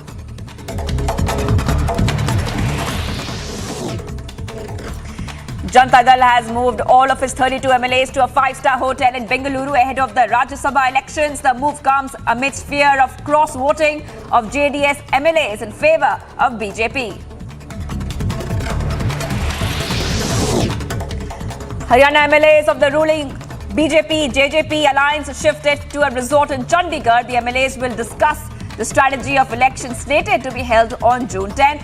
Minister JP Dalal says the move is made to decide voting strategy. In a big development, accused Santosh Jadhav and Mahakal arrested in the brutal killing of Punjab singer politician Sidhu Moose Wala. According to the police, the accused are associated with Lawrence gang and were involved in Punjab case as well. Investigation underway for further action.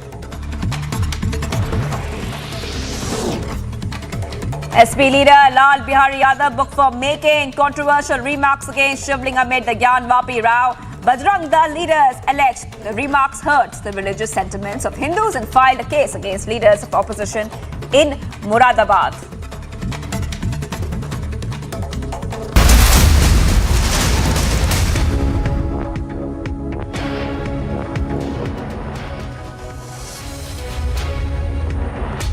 A tragic incident coming in.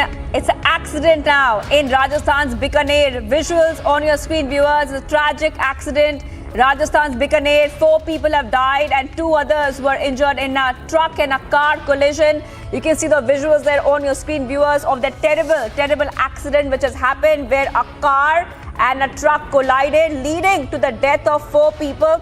And 2 people have now been injured as well in that accident which is coming in from Bikaner. We can see that the car in fact does look extremely mangled after the collision which took place. Let's have a look at the reactions coming in on this tragic news. ये दुर्घटना रात को 12 बजे के लगभग हुई थी। ये टेलर और छोटी गाड़ी के साथ ये 3 की बॉडी ढूंढनी पड़ी, 1 बॉडी दिखा नहीं। परिजन आगे परिजन आ रहे हैं रस्ते में। कहाँ, कौन से जिले के? ये कहाँ? ये सरदार सेठ तहसील के। सरदार सेठ तहसील।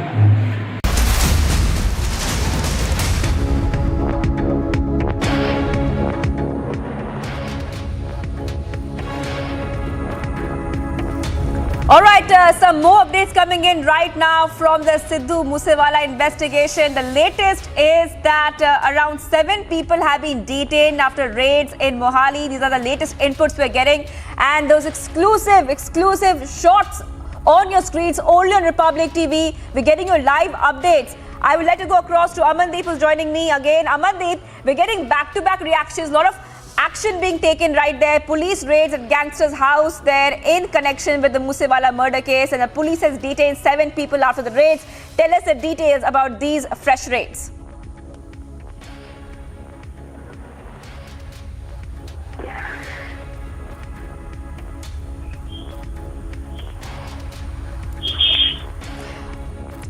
All right, getting some trouble connecting with my colleague Amandeep, who's getting us exclusive information there. On your screen, viewers, what happened just a short while back. We're getting those exclusive visuals. 7 people have been detained from Mohali. There were raids in Mohali in connection with a Sidhu Moose Wala investigation and murder case.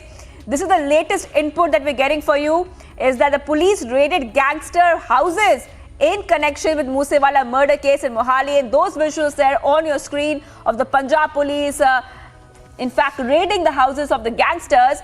And after this, around 7 people have been detained. Police have detained 7 people after the raids.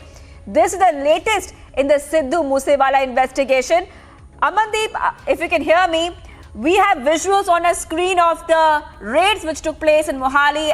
live. We showed it to our viewers. Tell us the details about these 7 people who have been detained now by Punjab police. Well, Shivangi, these the people who have been detained by the Mohali police. They are the suspects, and in fact, a suspected role in connection with Sidhu Moose Wala. Just because a huge chain is involved, a huge chain of the shooters and accused and the gangsters is involved in Sidhu Moose Wala case, and in fact, that chain is spread in the different parts of the country as well as the different cities of Punjab.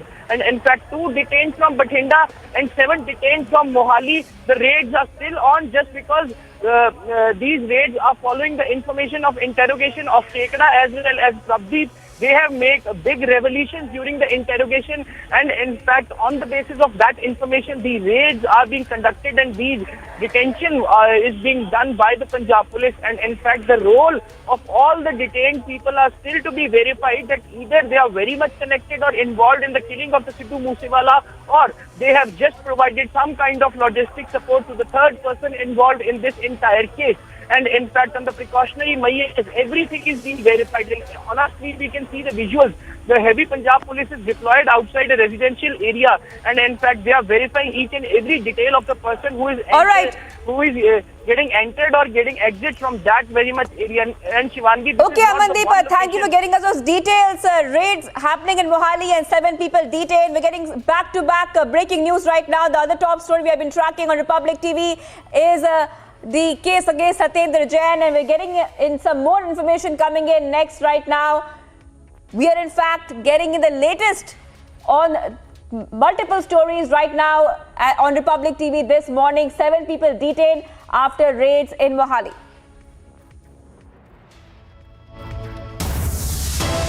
Chennai, 4 in Mayiladuthurai and 1 location in Karaikal as well. The raids have just started. Several teams of NIA officials who have been conducted searches since early morning. Catch all the more details on the same right after the break. BSF has pushed back a Pakistani drone which tried to enter the Indian territory today morning at around 4, after which massive searches have been launched in the area to rule out any possibility of weapon or narcotics dropping. For more, stay tuned to Republic TV.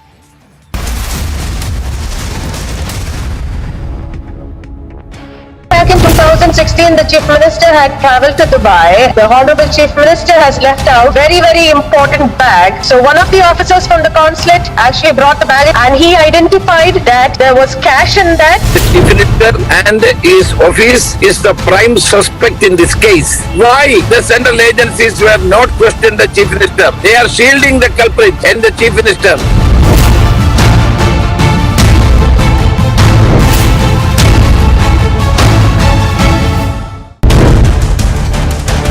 The stone pelting was done. Around a dozen people was there who was doing a stone pelting. These were the locals who were involved in this stone pelting.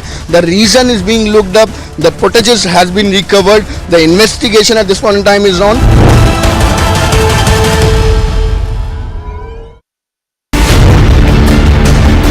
Massive smoke emitting from parking lot after fire broke out. Good number of vehicles have come under this fire. Many e-rickshaws also, they have also got burnt because of the massive fire. The fire tenders were rushed to the spot. The fire officers have confirmed to us.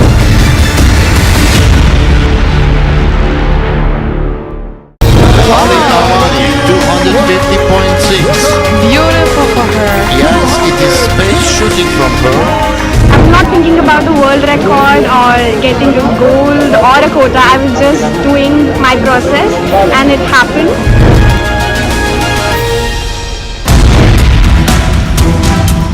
Forensic के तमाम लोग जो है वो crime scene को investigate करने के लिए पहुंचे हुए हैं। जो एसपी वो लगातार ये बात कह रहे हैं कि आगे की इन्वेस्टिगेशन जारी है। 35 से 40 लोगों से उन्होंने अभी तक बात भी की है इस पूरे मामले को लेकर, और जहां-जहां से पत्थर फेंके गए थे, लोगों से बात करके उस जगह को चिन्हित किया गया, उसकी फोटोग्राफी भी की गई है।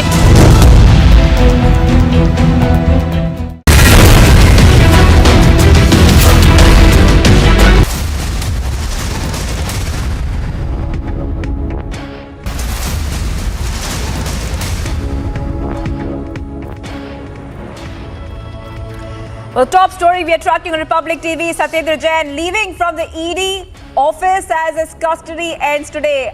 Right now, as we speak, Satyendra Jain leaves from ED office, and tracking the stories, Madhurima. Madhurima, tell us the latest details right now. We believe also that Satyendra Jain's custody could also be extended. What is possible as the day progresses?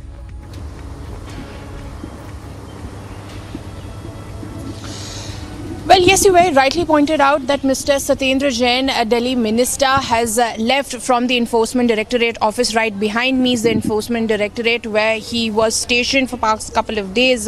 Later today, when he'll be produced in front of the court, and especially keeping in mind the kind of seizure that has been done by the Enforcement Directorate from the residence of Satyendra Jain and his close aides, could amount to the court awarding more custody to the Enforcement Directorate. However, we'll have to wait and watch as to how the arguments from both the sides go, because the Aam Aadmi Party yesterday in a press conference have asserted over the fact that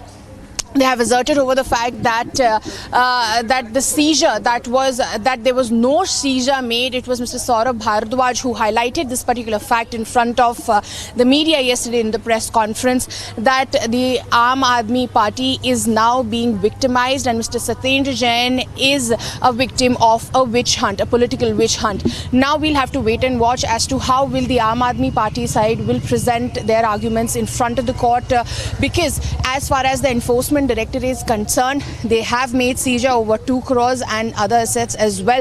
However, the Aam Aadmi Party has flagged off the seizure note, that is the final note that is given by the Enforcement Directorate to the family wherever the search is being conducted, where it does not mention, according to the Aam Aadmi Party, that any seizure has been made. They have said that yes, over 2,40,000 rupees has been recovered, but has that been seized or not is another thing. So these are the facts that have been put forward by the Aam Aadmi Party. Mr. Kejriwal has also come forward and asserted that it is the central government which is after the Aam Aadmi Party and they want to spoil the impression of the same, and which is why this entire propaganda, alleged propaganda, is being created around Mr. Satyendra Jain with the misuse that they allege of the central agencies. Now we'll have to wait and watch as to how does the court seize all these seizures that have been made at the residence close aid of Mr. Satyendra Jain, and the raids, of course,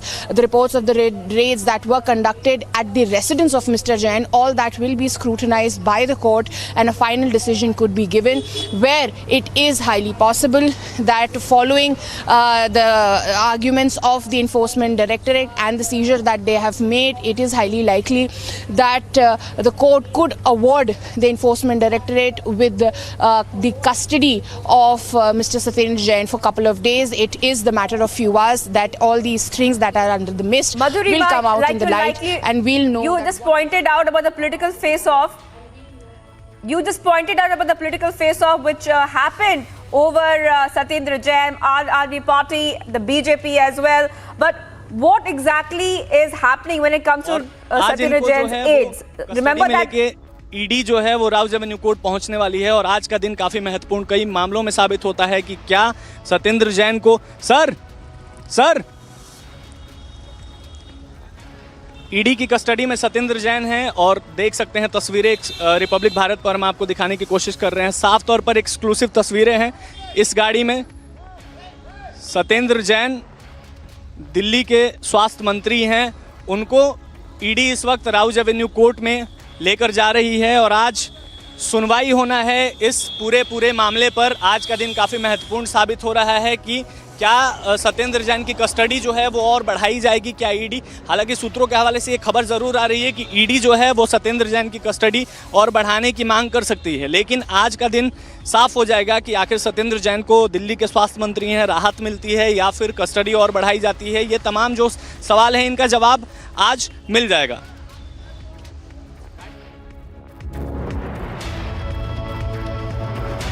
All right, I want to go back to Madhurima.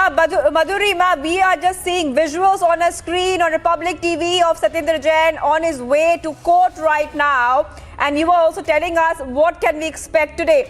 But apart from that, as Satyendra Jain is going toward the court, tell us a little bit about his aides. Because you remember the shots that we showed our viewers? Bundles of cash, gold coins.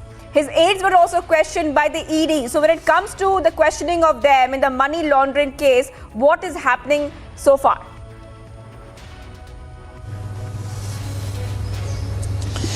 Well, absolutely. The kind of seizure that has been made is whopping 2 crores, and that has to be taken under cognizance by the court. And this is one of the most solid evidence that the ED will be producing. And of course, the rightful aid from where this particular entire evidence has been collected and seized will also be looking into the charges if found guilty. We'll be back after a very short break and we'll be bringing you the fastest update on this particular story regarding Satyendra Jain.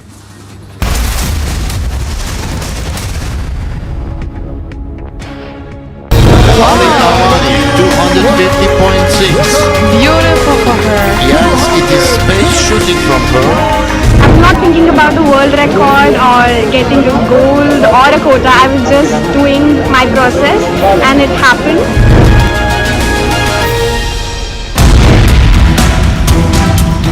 Forensic के तमाम लोग जो है वो crime scene को investigate करने के लिए पहुंचे हुए हैं। जो एसपी वो लगातार ये बात कह रहे हैं कि आगे की इन्वेस्टिगेशन जारी है। 35 से 40 लोगों से उन्होंने अभी तक बात भी की है इस पूरे मामले को लेकर, और जहां-जहां से पत्थर फेंके गए थे, लोगों से बात करके उस जगह को चिन्हित किया गया, उसकी फोटोग्राफी भी की गई है।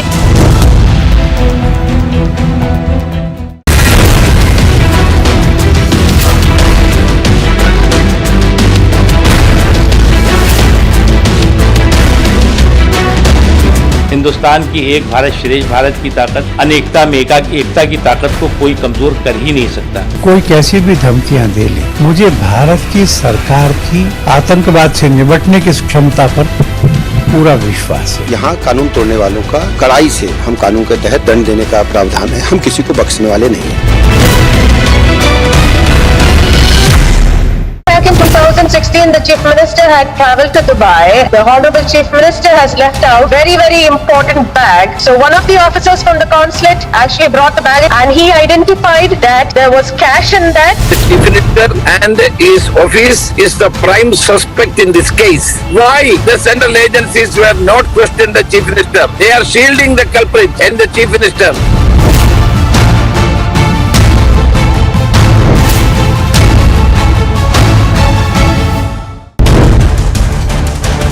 The stone pelting was done. Around a dozen people was there who was doing a stone pelting. These were the locals who were involved in this stone pelting.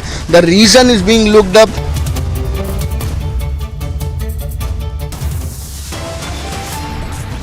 Top headlines at 10 a.m. Mega NIA crackdown on terror in Tamil Nadu. Raids across 8 locations in ISIS and terror funding case. From Maharashtra to Rajasthan and now Karnataka, all-out resort politics continues hours ahead of Rajya Sabha polls. Haryana Minister downplays a resort move, says leaders hold up to strategize voting in Rajya Sabha polls. Satyendra Jain custody ends today, ED to press hard for extension.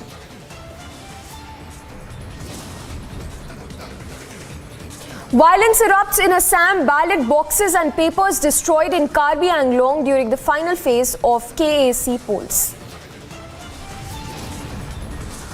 Controversy erupts over Savarkar photo in Mangalore University. Students oppose removal of portrait by principal.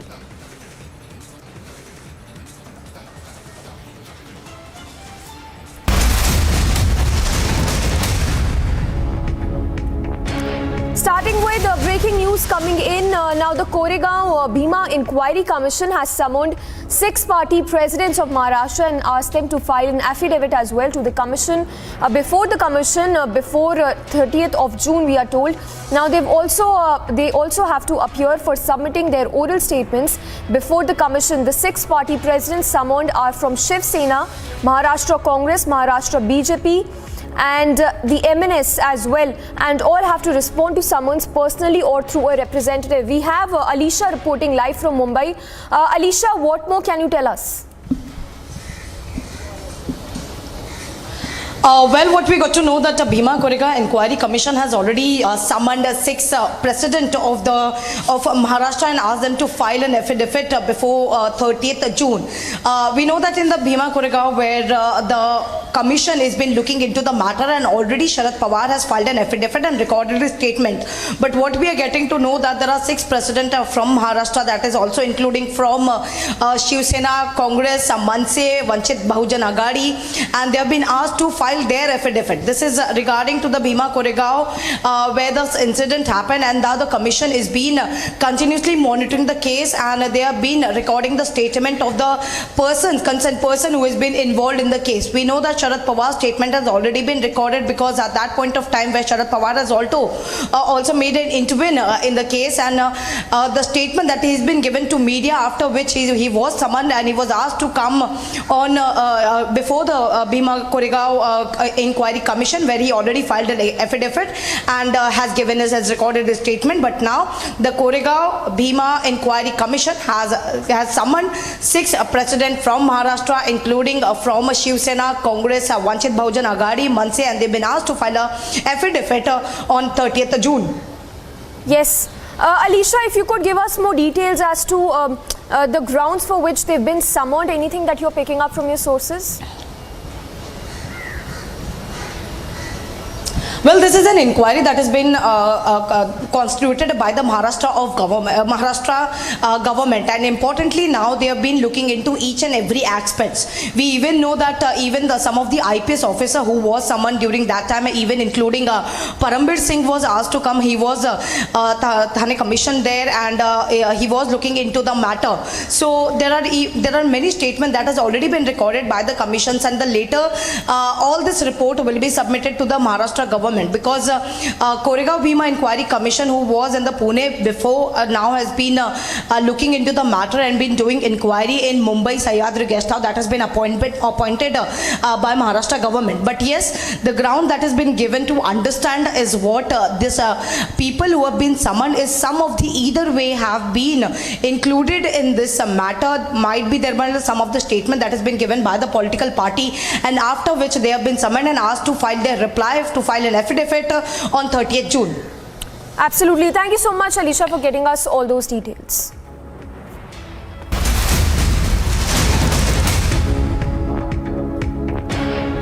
Moving on to more breaking news coming in. Income tax officials are currently conducting raids at various locations of several business owners in Ranchi in Jharkhand. We are told 12 premises in total of business persons are currently being raided by the Income Tax Department. Prakash is joining us live to give us more details. Prakash, we are told 12 premises of business persons are being raided by the Income Tax Department. Give us more information. Well, we will connect with Prakash again, who will get us more details on the raids that are currently being carried out.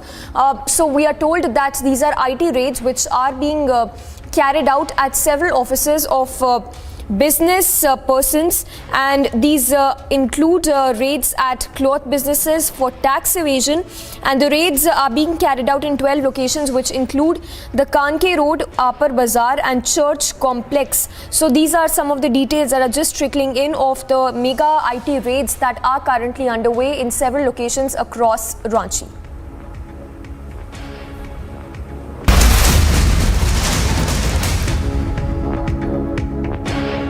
And these are the live visuals that we are getting to you right now of JP Nadda. These are the live visuals of JP Nadda, who's just arrived at Belur Math. And the live visuals that we are getting to you from Kolkata. So JP Nadda, remember, is on a visit to Bengal, and these are the live visuals that we are getting to you right now of JP Nadda, the BJP president, who has just arrived at Belur Math in Kolkata. So we will shortly get more details of the itinerary of the BJP president for the day. But as of now, you can see JP Nadda there, who's just arrived at the Belur Math in Kolkata. So the live visuals there of JP Nadda, who has arrived at the Belur Math to offer prayers. And these are in fact the live visuals that we are getting to you right now from Kolkata. JP Nadda is of course on a visit to Bengal, and we will get more details as to the itinerary of JP Nadda for the day. But in the visuals, that are coming in. These are the visuals from Belur Math in Kolkata, where JP Nadda is seen offering prayers.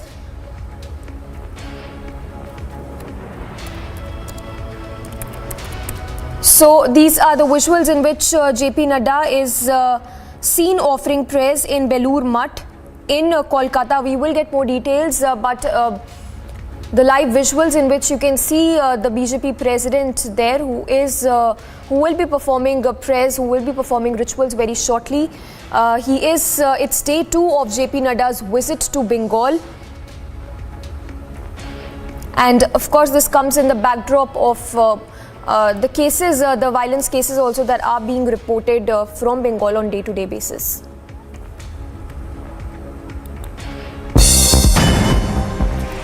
A quick wrap of all that's making news. A fire broke out in Mandawali police station in the national capital. 10 fire tenders rushed to the spot to douse the fire, according to sources. No information has been received about any loss of life. A senior officer from East District was also present on the spot to investigate the cause of fire.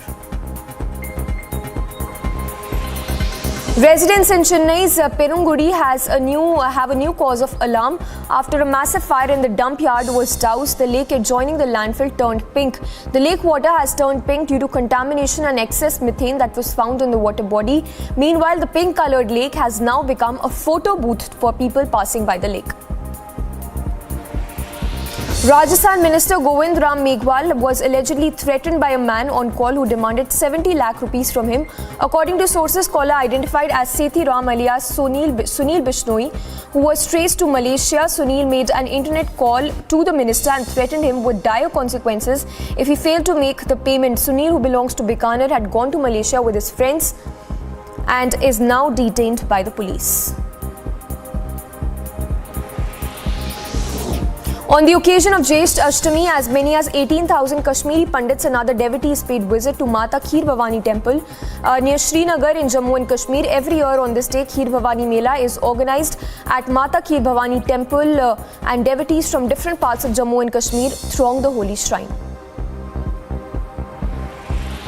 And the government high school in Gopalpura area of South Kashmir's Kulgam will be named after its teacher Rajni Bala, who was shot dead by terrorists on 31st of May. Lieutenant Governor Manoj Sinha announced that they have decided to name Gopalpura Government High School after Rajni Bala. Sinha also visited Bala's family members at their residence in Samba and assured her husband Rajkumar of all possible support.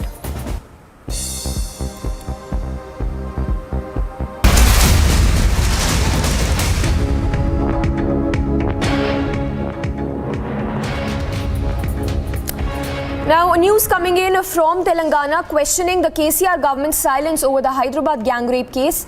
BJP has now said in a tweet, and I quote, Hyderabad has seen 5 rapes in last few days, 3 rapes of minors in a week.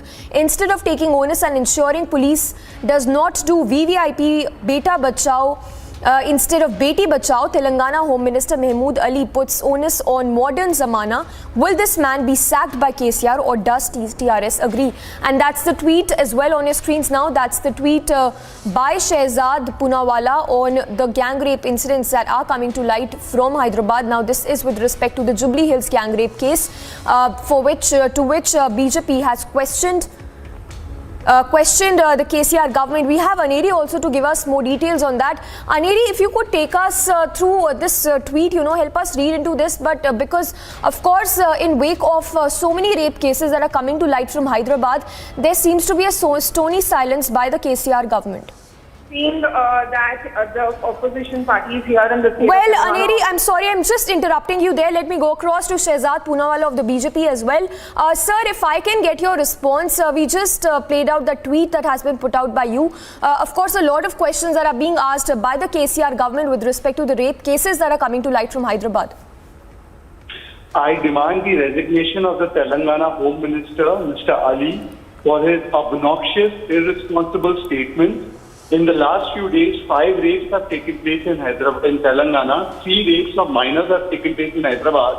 And this man, instead of taking the onus, instead of saying that we are responsible, blames children, blames mobile phones, blames social media, blames parents, and says modern zamana aa chuka hai, isliye rape ho raha hai. This is the mindset that KCR and KTR are promoting. And no wonder there is Aparadhi Bachao, VVIP Data Bachao in Jubilee Hills case, not Beti Bachao. I demand Mr. KCR and KTR immediately sack this man whose mindset perhaps is still in the 1400 years ago, and he has not advanced himself, but he's blaming not the rapists, not the culprits, not the Aparadhis, but he's blaming the women, he's blaming the girls, he's blaming the victims, he's blaming the family, he's blaming society, he's blaming everyone, but unki koi zimmedari nahi. 3 rapes have taken place, 3 gang rapes have taken place in the last 1 week, 10 days in Hyderabad. Hyderabad is becoming most unsafe for women. And this is your Home Minister. Apparently his grandson's name had also come up in the Jubilee Hills case. You expect this man will get justice for these women? I demand his immediate sacking. Immediately he must be sacked. Well, and sir, if we talk about, the crime cases that are coming to light, as you've put it, so many crime cases, the rape cases to be particular, what do you think should be the action plan when it comes to, avoiding such cases, because this is happening on a day-to-day basis? You see, the problem of the TRS government is that their approach is family first. So in family first approach, whether it is the family first of MIM, family first of TRS, they are only interested in corruption, nepotism, dynasty politics and making money and then protecting the guilty people from their family. And therefore you see in Jubilee Hills case how there was an attempt. VVIP were not even being named. They were not even being shamed. Leave alone action against them. It was only after the BJP took it up, started protests, did press conferences, demanded accountability that action started. Where are the culprits today? Are they being brought to book and justice? No. And therefore, there is no faith in this Home Minister. He must be immediately sacked, on Ms. Kavita, on Mr. KTR or Mr. KCR must come and tell us, do they accept this 14-year-old, 100-year-old mindset of this Home Minister of Telangana, or do they deny this mindset and therefore they will sack him immediately? All right, sir, thank you so much for speaking to us. So that was BJP Shehzad Poonawalla demanding the resignation of the minister. We have Rahul Ishwar also joining us on the phone line, sir. If I can get your response to the kind of statements they are being made by the Telangana minister trivializing the rape cases that are happening on a day-to-day basis in Hyderabad. Absolutely. See, this is uncalled for. See, I am a conservative person myself. I can appreciate the inhibitions that many conservatives have, but this is way too over the mark. Does he mean to say that there was no rape before mobile was invented? Rather than looking at the law and order and implementing strict reforms in police, having CCTVs, having pro-woman measures, teaching martial arts for all the ladies, so many other things, they are blaming mobiles is absolutely shirking of responsibility. They are passing the buck. Rather, this minister should apologize and take up responsibility for implementing measures, policy actions that will create a safer environment. There is no merit in blaming mobile or any technology because we are moving into 5G in a few years. Technology and science are growing to go. You cannot blame science and technology for human fault. This is a human fault, law and order failure, ethical issue, criminal issue that should be addressed. In India, every 20 minutes and 40 minutes, a woman is either molested or raped. Do we mean to say that this is all because of mobile? So I hope Minister will be a bit more sensible, a bit more understanding in these issues and not give statements like this. Well, Rahul Ishwar, just stay with us. Let's once again listen into that obnoxious statement that was made by the Telangana minister on the rape cases. ज़माना advance हो चुका है, लोगों के पास phone आ चुके हैं, WhatsApp आ चुके हैं, बच्चे बिगड़ रहे हैं, वो पेरेंट्स की जिम्मेदारी है। देखिए, मैं तमाम पेरेंट्स से अपील करना चाहता हूँ, बच्चों पे आप अच्छी नज़र रखना चाहिए, अपने बच्चों और बच्चियों पर। दोनों अगर फ्रीली फिरते रहेंगे, फ्रीली रहेंगे तो डेफिनेट उसे रोकना मुश्किल हो जाएगा।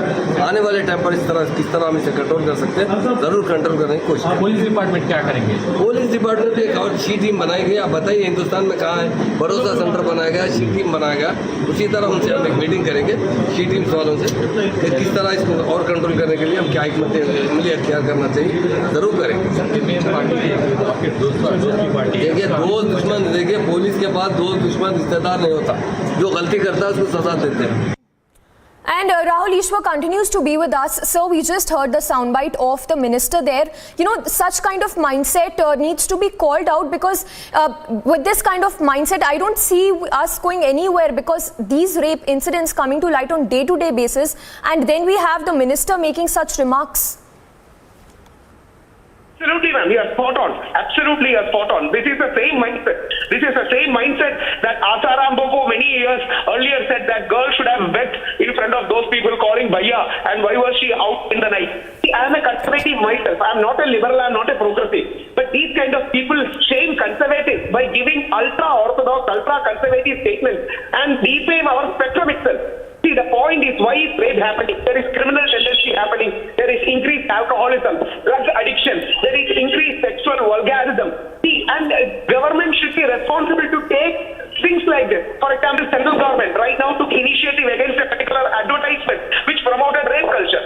Those advertisements were taken down. They apologized to the government because it was promoting rape culture. So rather than taking such steps, what is the use of blaming WhatsApp, YouTube, or mobile?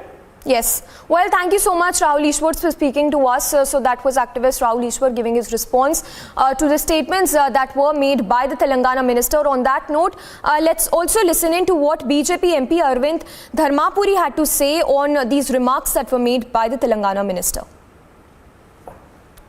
Been seeing series of minor girls being raped in the city of Hyderabad and in Telangana state. Like on April 22nd, 16-year-old girl was raped. May 28th, 17-year-old. May 30th, 15-year-old. May 31st, 16-year-old. And the same day, 11-year-old. And last night...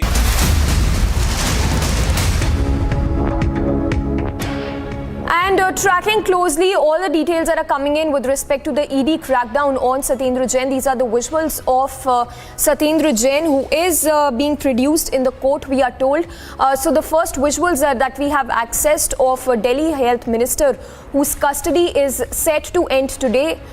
We have Madhurima also reporting live from outside the ED office. Madhurima, if I can come to you, if you could give us more details. Custody of Satyendra Jain is set to end today. If you could take us through the kind of arguments that are set to be made by the ED today to increase his remand. Yes, what is highly likely is because of the kind of raids that have happened in the past couple of days, where we've seen that Mr. Jain's residence, including one of his close aides' residence, was also raided, and collectively over 2 crore worth money has been seized. At the same time, jewelry, gold coins, all these have been seized by the Enforcement Directorate. So we'll have to wait and watch as to see that how will the Enforcement Directorate structure their entire argument in front of the court so as to seek custody of Mr. Jain, because he has been here and is being grilled by the Enforcement Directorate. But as of today, at around 9:40, he left from the Enforcement Directorate office from where we are reporting.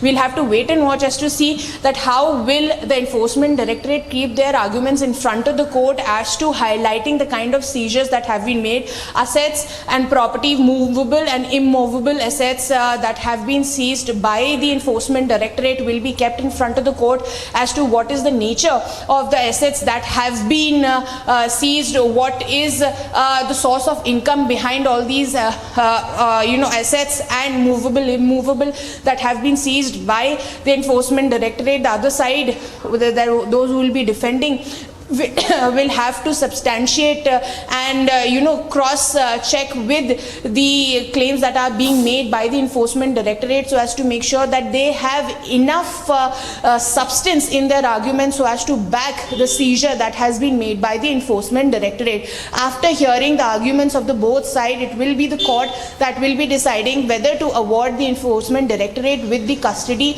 of Mr. Jain all the more or not. Will the custody be extended or not? But at the same time, this entire controversy has also taken a very fierce face in the political arena as well, where Mr. Kejriwal himself, the Chief Minister of Delhi and the AAP chief as well, has asserted that it is nothing but a political vendetta that has been initiated against the Aam Aadmi Party at whole, and which is why Mr. Satyendra Jain is being made a victim of political witch hunt as well.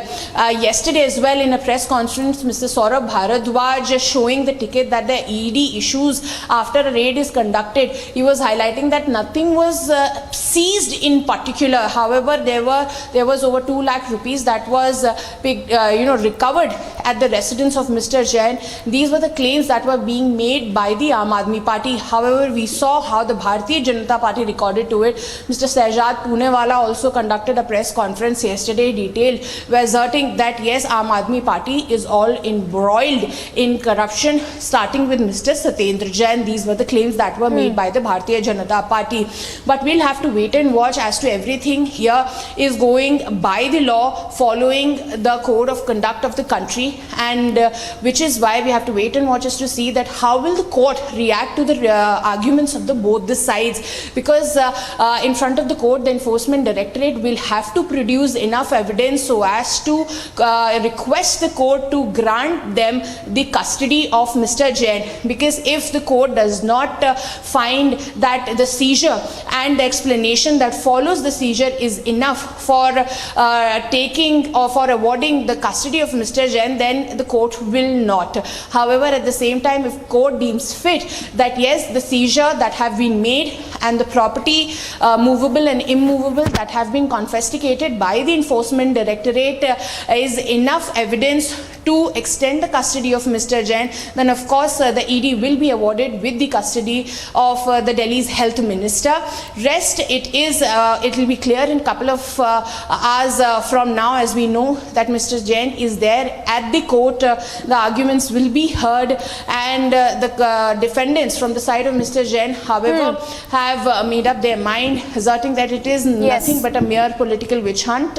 Though we have to see in a couple of seconds what does the court observe. Does it deem fit that the seizure that has been made is enough for the custody extension or not? All right. Thank you so much, Madhurima. So, Madhurima, they're reporting live from the ED office as Satyendra Jain's custody is set to end today.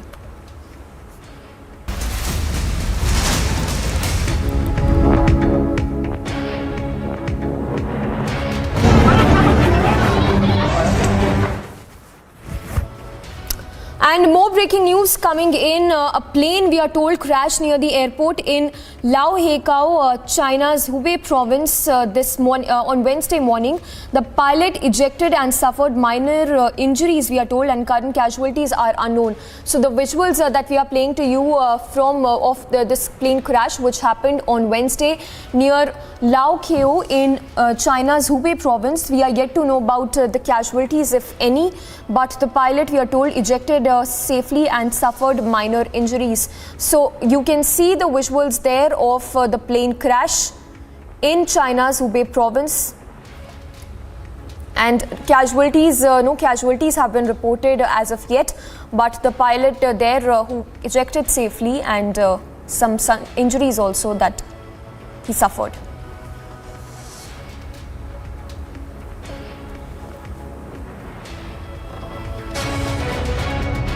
Then a drone coming from the Pakistani side was observed by the BSF troops in the Arnia area of Arispura subdivision in Jammu and Kashmir in the wee hours this morning. A suspected Pakistani drone movement was observed at the Jammu international border. Republic brings you this report from Ground Zero.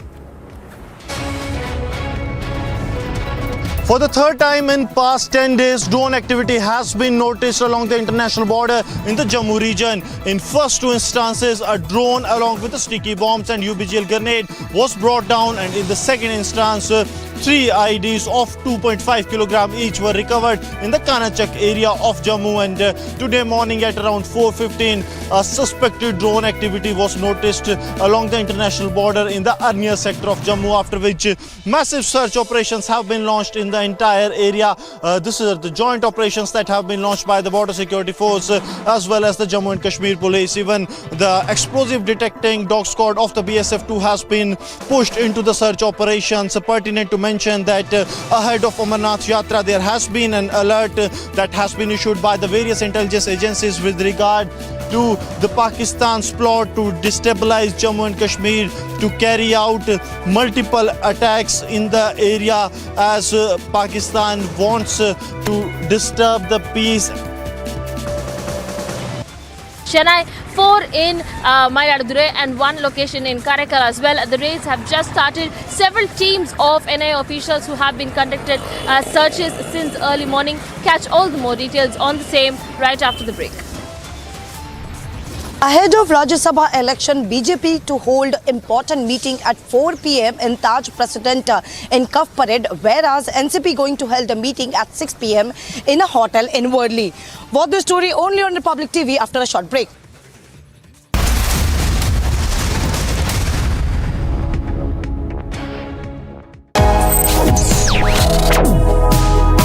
Reading allows us to become familiar with ourselves. We don't read, we won't know what is knowledge. I just find it very interesting to know people's lives, how they went through certain situations, how they dealt with things. So wherever you want to go in life, if you read books along those lines, then that would really help you in growing. Reading could mean a million different things to every individual. What does it mean to you? Visit readindia.info to find out more.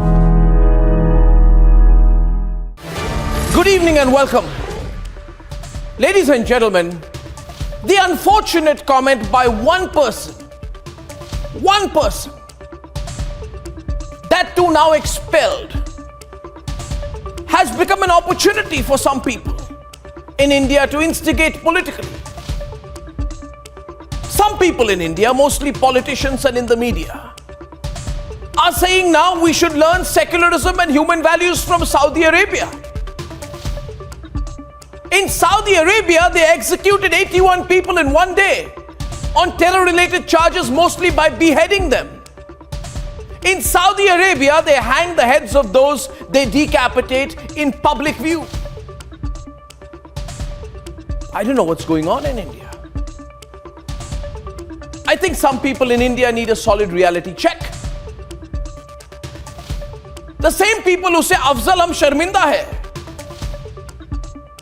and therefore compromise India's internal security now say we should be learning from Saudi Arabia, which carries out mass executions of anyone even suspected of terrorism. What's going on? I know that for some politicians and some people in the media, the Nupur Sharma controversy is an entry point. But my point is, the BJP has acted. It has acted very strongly. It has acted very decisively on Nupur Sharma. They've even thrown her out of the party. What else can they do? The rest is as per the legal process. We have institutions to deal with these things. Institutions that Saudi Arabia does not have. What is the point in suddenly getting gleeful about? Top headlines this morning: mega NIA crackdown on terror in Tamil Nadu, raids across 8 locations in ISIS and terror funding angle. From Maharashtra to Rajasthan and now Karnataka, all-out resort politics continues hours ahead of Rajya Sabha polls. Satyendra Jain custody ends today, ED to press hard for extension.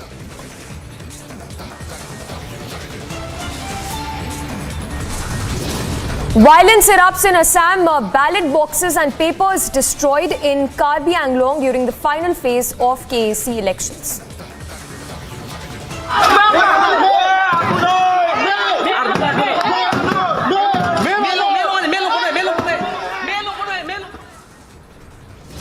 Controversy erupts over a Savarkar photo in Mangaluru University. Students oppose removal of portrait by principal.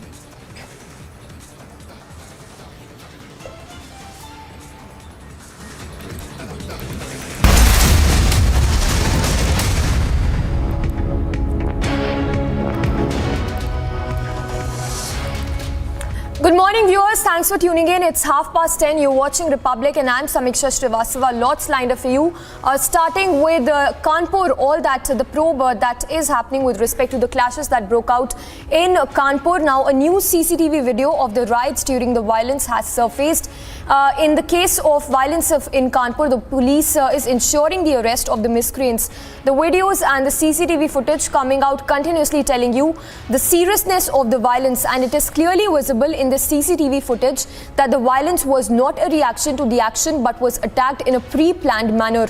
The attackers, we are told, ransacked the vehicles and also looted the goods. We have Gaurav reporting live from Kanpur. Gaurav, if you could tell us more about this new CCTV footage that we've accessed, in which we can clearly see the rioters and can clearly see that it was all a pre-planned attack.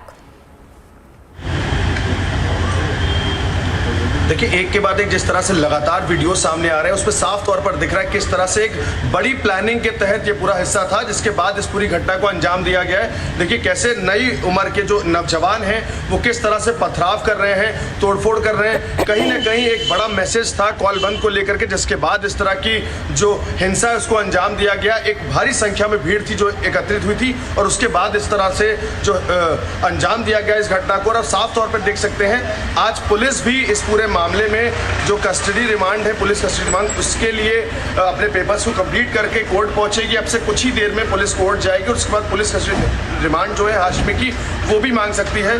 चूंकि लगातार जिस तरह से एक के बाद एक परतें खुल रही इस पूरे मामले को लेकर के, PFI कनेक्शन भी सामने आया है, कहीं ना कहीं जो फॉरेन फंडिंग की बात भी सामने आ रही। तो अब इस पूरे मामले में साफ तौर पर ये चीज़ है कि अब जो हाशमी है उसकी रिमांड ली जाएगी और उसके बाद आगे की पूछताछ की जाएगी कि कैसे उसने इतनी भारी संख्या में लोगों को मोबिलाइज करा और किस तरह से इतनी भीड़ एकत्रित करी और उनसे जिस तरह से पथराव साफ तौर पर देखने को मिल रहा है वो कराया। जी गौरव, आपने अभी फॉरेन फंडिंग वाले एंगल की बात करी. If you could give us more details on the foreign funding angle that is also being probed into by the Kanpur police. देखिए बिल्कुल, कानपुर पुलिस की इन्वेस्टिगेशन में अब तक कुछ ऐसे अकाउंट सामने आए हैं जिनमें हाल फिलहाल में एक भारी रकम जो है वो ट्रांसफ़र की गई थी, जिसके चलते अब उन अकाउंट्स को पूरी तरह से खंगाला जा रहा है, उनके ट्रांजैक्शंस को चेक किया जा रहा है, कैसे पैसा बाहर से आया. और कानपुर के जो कई सफ़ेद पोश बिजनेसमैन हैं उनको लेकर के भी जांच की जा रही, चूँकि उनका भी कहीं ना कहीं कनेक्शन जो हाशमी है उससे निकल कर सामने आ रहा है. और जिसके बाद से जो जाँच का दायरा है वो लगातार बढ़ रहा है और अब पुलिस इस एंगल पे भी जांच कर रही है कि ये पैसा किस तरह से ट्रांसफ़र किया गया था और इसको किस माध्यम से यूज़ किया गया. कहीं ऐसा तो नहीं इस पूरे पैसे को जो ये हिंसा हुई है इसमें इस्तेमाल किया गया हो. और Gaurav, if you could talk to us about the political links also that are being looked into by the police, because we understand that a lot of key accused seem to have some political links as well. देखिए जिस वक्त हमने बात करी थी Kanpur police commissioner भी साफ तौर पर बताया था कि डिनाई नहीं कर सकते पॉलिटिकल कनेक्शन होने का, चूंकि आपने देखा 2008 से लेकर 2022 तक जो हाशमी है उस पर 6 मुकदमे पहले थे, 3 अब हुए, टोटल 9 मुकदमे हैं और अब तक उस पर ना तो गैंगस्टर लगी थी ना ही किसी तरह कोई कार्रवाई उसके खिलाफ की गई. बात की जाए CNRC में भी इसको लेकर के जो FIR है वो हुई थी, लेकिन इस पर कोई कार्रवाई नहीं हुई.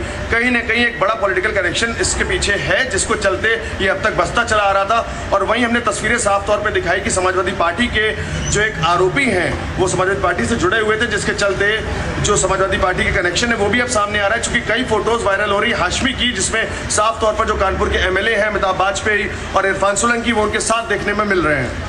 Yes. And Gaurav, if you could talk to us about the number of arrests that have been made so far. We understand that over 54 have been arrested in connection to the riots. देखिए अब तक इस पूरे मामले में 54 लोग जो हैं उनकी अरेस्टिंग हो गई है, लेकिन फिलहाल पुलिस ने कई लोगों को पूछताछ के लिए भी उठाया है और अब तक उनकी गिरफ्तारी नहीं दिखाई है, चूंकि पूछताछ चल रही है किस तरह से उनका जो वीडियो फुटेज में आना, कहीं ना कहीं अगर उनका कनेक्शन है तो ही उनकी अरेस्टिंग होगी. चूँकि साफ तौर पर आपको बताएं कई लोग ऐसे भी थे जो इस पूरी घटनाक्रम में किसी न किसी काम से घर से निकले हुए थे और वो CCTV में कैद हुए हैं, तो उनको भी कई लोगों को पुलिस ने उठाया, पूछताछ कर रही है और उसके बाद ऐसा भी हो सकता है कई लोग गिरफ्तारी पुलिस आगे दिखाए. And Gaurav, if you could once again talk to us about this new CCTV footage that we've accessed, isme what can be seen and how important it is when we talk about the probe into the clashes. देखिए बिल्कुल निश्चित तौर पर एक बहुत important CCTV है, साफ तौर पर दिख रहा है किस तरह से उपद्रवी जो है उनके चेहरे भी इसमें नजर आ रहे हैं, कैसे तोड़फोड़ कर रहे हैं, किस तरह से उनको मोटिवेट किया गया था कि देखिए किस तरह से पथराव कर रहे हैं और आप देखिए वहां पर लूट तक करते नजर आ रहे हैं। तो कहीं ना कहीं बड़ी घटनाक्रम को अंजाम करने के लिए इनको कैसे ट्रेन किया गया था, चूंकि इतनी भारी संख्या में ये लोग कैसे निकलकर सड़कों पर आए और उसके बाद आप देखिए किस तरह से पथराव कर रहे हैं। एक के बाद एक वीडियो सामने आ रहे हैं जिनमें पहचान हो रही है जो उपद्रवी है वो, और ज्यादातर जो उपद्रवी हैं आप देख सकती हैं तस्वीरों में नाबालिग हैं जिनको किस तरह से आप सोचिए कि उनको ट्रेन कर दिया गया है और किस तरह से वो पत्थरबाजी करते नजर आ रहे हैं।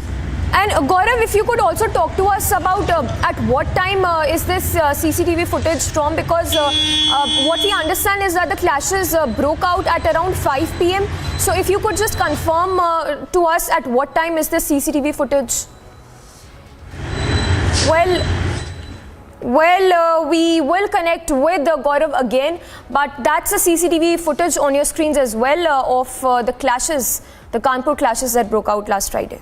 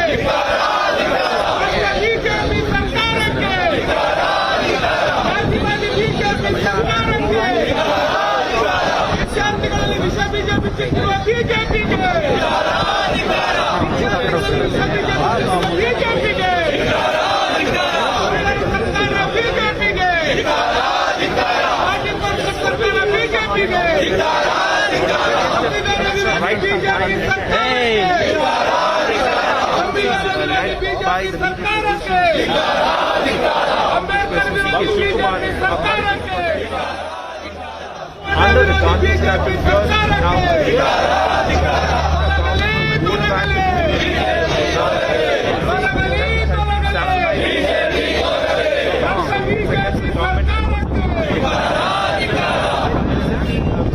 also issued a clarification saying that the government is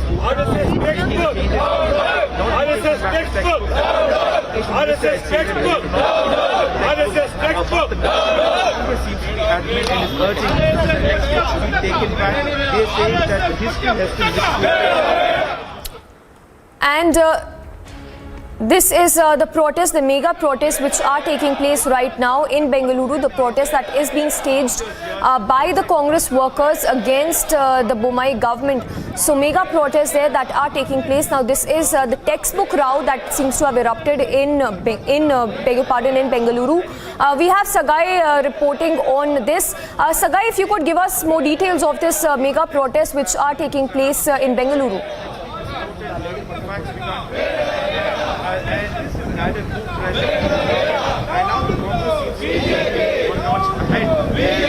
The leaders are protesting in front of a Gandhi statue in Bihar against BJP government, and then recently dissolved textbook review committee in the state.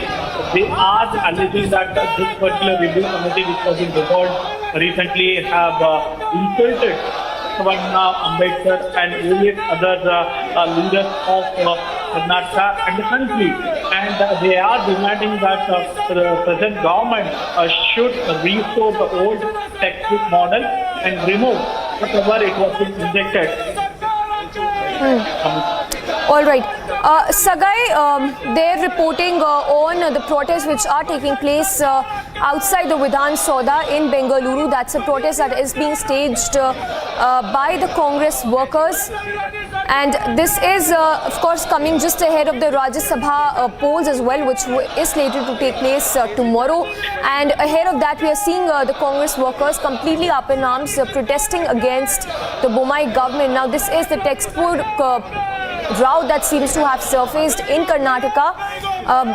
And as you can see there, this is the protest which is taking place outside the Vidhan Sauda in Bengaluru.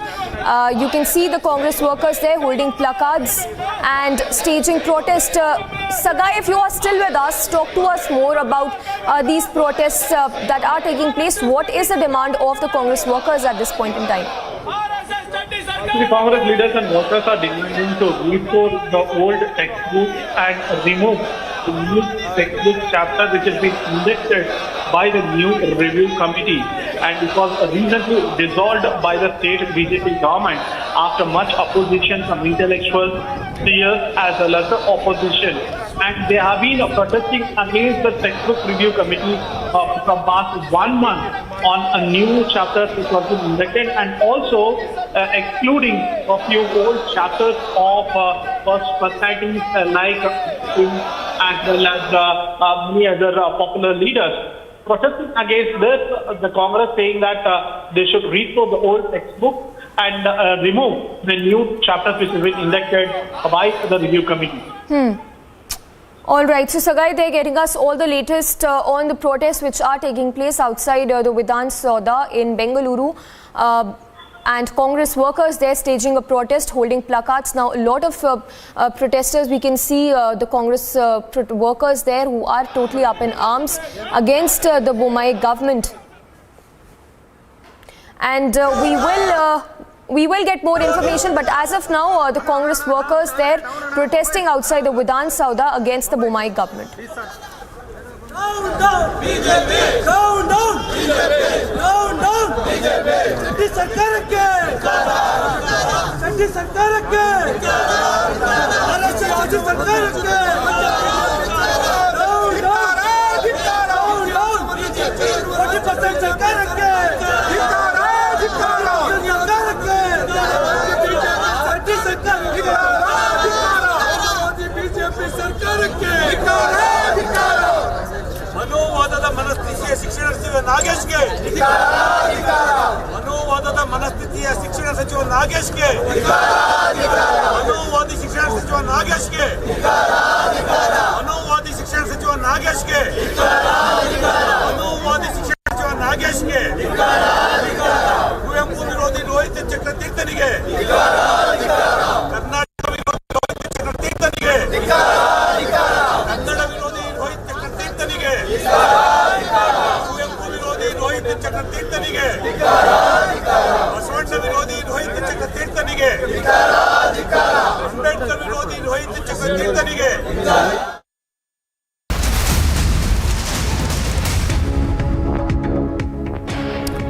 And more breaking news coming in right now. This is from Mumbai, where a fire has broken out at this is at a godown in Mankhurd area of Mumbai. 3 fire engines, we are told, and 2 water tankers have been rushed to the spot to douse the fire, but a massive fire seems to have broken out in Mankhurd area of Mumbai.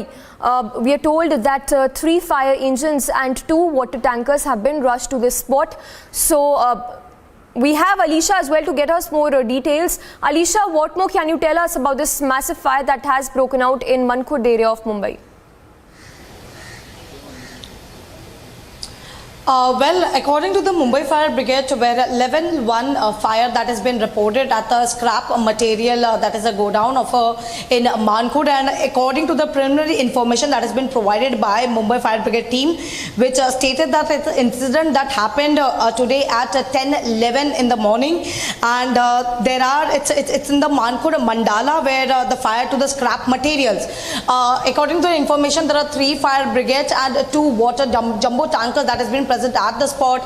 The police officials has been present in the spot, and the BMC authorities that has been present in the spot, and they've been looking into the matter, and specifically the major the priority which is being considered by the Mumbai Fire Brigade team is they're going to evacuate the people, but we have to wait the information that we are getting that there is no injury or casualty as of now reported, but yes, it's a level 1 fire that has been reported at the scrap material in Mankhurd. All right, Alisha, they're reporting on the fire that's broken out in Mumbai. Thank you so much, Alisha. Moving on to more breaking news that is coming in. This is with respect to Satyendra Jain. We are told in the latest that the ED has sought 5 more days of custody for interrogation, and also going on to add that Satyendra Jain did not cooperate during the interrogation that happened all these days. So there ED seeking an extension of the custody of Satyendra Jain, the Delhi Health Minister, with respect to the Hawala case for which he is under scanner. We will go across to our reporters as well to get us more information, but the latest what we are told is that the ED has sought 5 more days custody for the interrogation of the Delhi Health Minister Satyendra Jain, also going on to add that Satyendra Jain did not cooperate during the interrogation process. We have Madhurima reporting live from the ED office. Madhurima, what is the latest you can tell us? Well, the arguments are underway.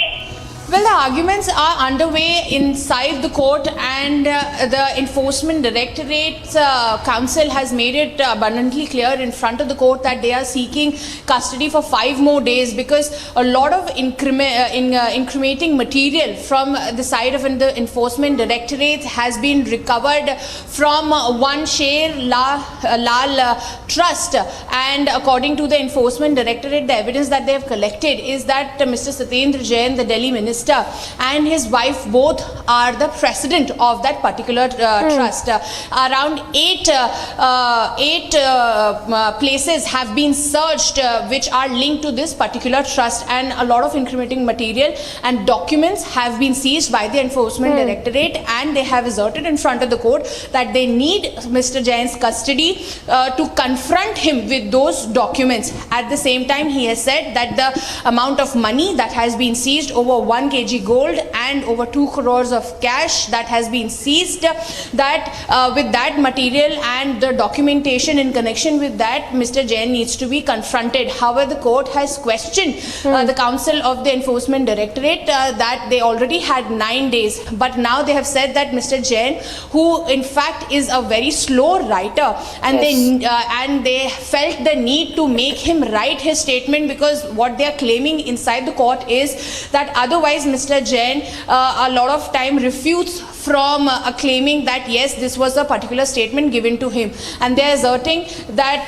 Mr. Jain takes around 2 hours to write a single page, and which is why they would need more time for the confrontation with the documents and few other people as well, from whose residences multiple amount of a huge amount of money has been seized, assets has been seized, gold has been seized. So all these people need to be confronted with Mr. Jain so as to dig out more information in this particular connection. The major one being the trust that is under the scanner, and the multiple searches that have been conducted in relation to this particular trust, where Mr.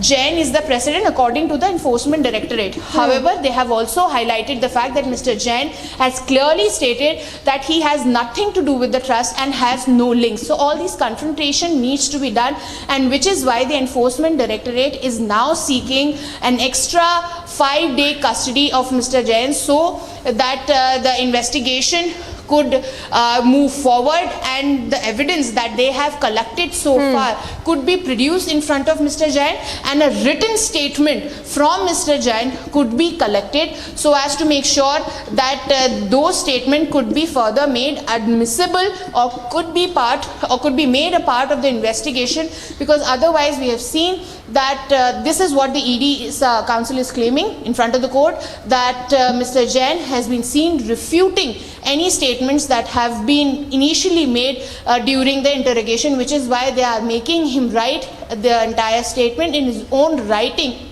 so that they could back up their argument with his statement and then proceed with the confrontation so as to collect evidence and produce it in front of the court to further their investigation in this entire matter. Now we'll have to wait and watch as to how the court decides upon whether they'll give 5-day custody or less, because the court has questioned that they already had him for over a week. These confrontation could be made, but the counsel of the Enforcement Directorate has said that Mr. Satyendra Jain has not cooperated well. There were multiple occasions where he said that he is not feeling well and did not comply by the entire mood of the interrogation, asserting that he could not participate because of his health reasons. And of course, like I highlighted, that the ED is now forced to take the entire statement of Mr. Jain in writing, so as to make sure that it is in own writing, its own words, from which he could not dodge away in the future when the entire investigation takes a more fierce mode. So we'll have to wait and watch as to whether the court finds it ample, the evidence that is being given by the ED ample or not to award them with a 5-day custody.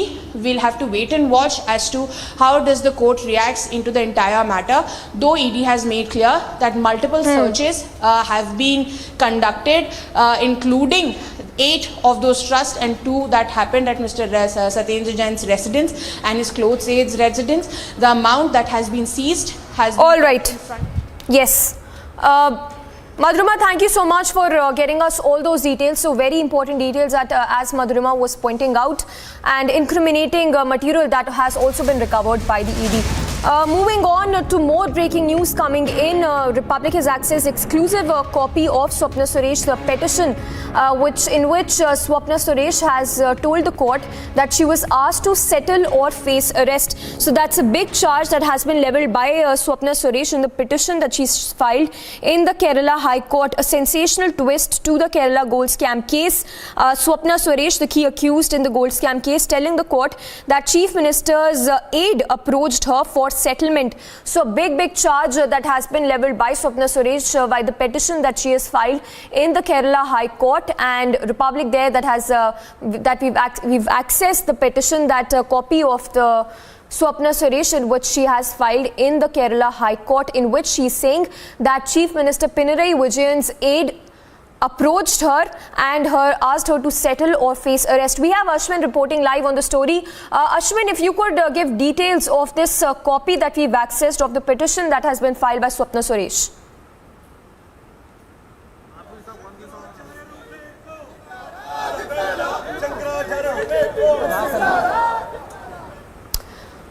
Ashwin, we will go across to Ashwin as well, but that is the exclusive copy of the petition that has been filed by Kerala gold scam accused Swapna Suresh, in which she has told the court that she was asked to settle or face arrest. She was approached by the Kerala Chief Minister's aide, is what Swapna Suresh has claimed. So that's a sensational big twist to the Kerala gold scam case. We will go across to Ashwin as well to get us some more details, but this petition comes after Swapna Suresh named the Kerala Chief Minister, saying that there was a bag of cash that was sent to Dubai for Chief Minister Vijayan, and following which she has now made another sensational allegation that she was approached by the aide of Kerala Chief Minister Pinarayi Vijayan. Absolutely. Now what we gather with information is that on 8th of June, a person called as Shaji Kiran, who as alleged in the document submitted by Swapna Suresh. Well, we will connect with Ashwin again, but that's a big twist, mega twist to the Kerala gold scam case. India has recorded more than 7,240 COVID cases in the last 24 hours, taking the total tally of active cases to 32,000. Keep watching Republic Media Network to know more on this story.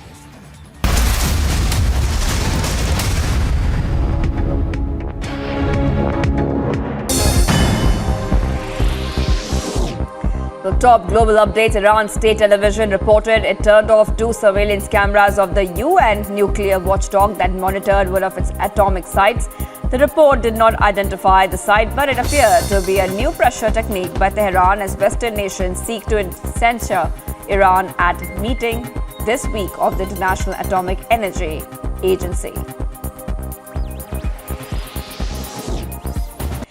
British prosecutors have authorized the police to charge ex-film producer Harvey Weinstein with 2 counts of indecent assault against a woman in London in 1996. The move was announced following a review of evidence gathered by London's Metropolitan Police in its investigation. The opposing sides of the conflict in Yemen agreed to extend a ceasefire in the country for 2 more months amid the ongoing civil war. The UN's ambassador to Yemen called the truce a positive signal of the parties to wish to move toward bringing an end to the conflict. The truce is the first of its kind in the past 6 years in the conflict. Brazilian president announced a plan to cut fuel tax to help ease the burden on the cost of living. He said that the proposal would slash federal duty for gasoline and ethanol to zero. Bolsonaro also called on the country's state governors to eliminate tax on diesel and cooking gas.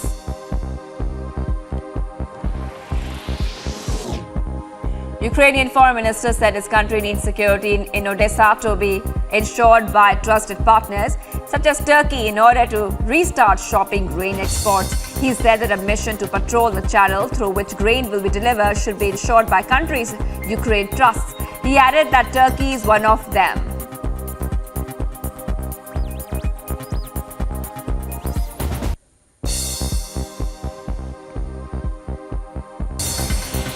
Meanwhile, the Telangana Home Minister Mahmood Ali has lauded the state police for conducting a fair probe in the Jubilee Hills rape case and said that action is being taken against everyone, including those having political affiliations.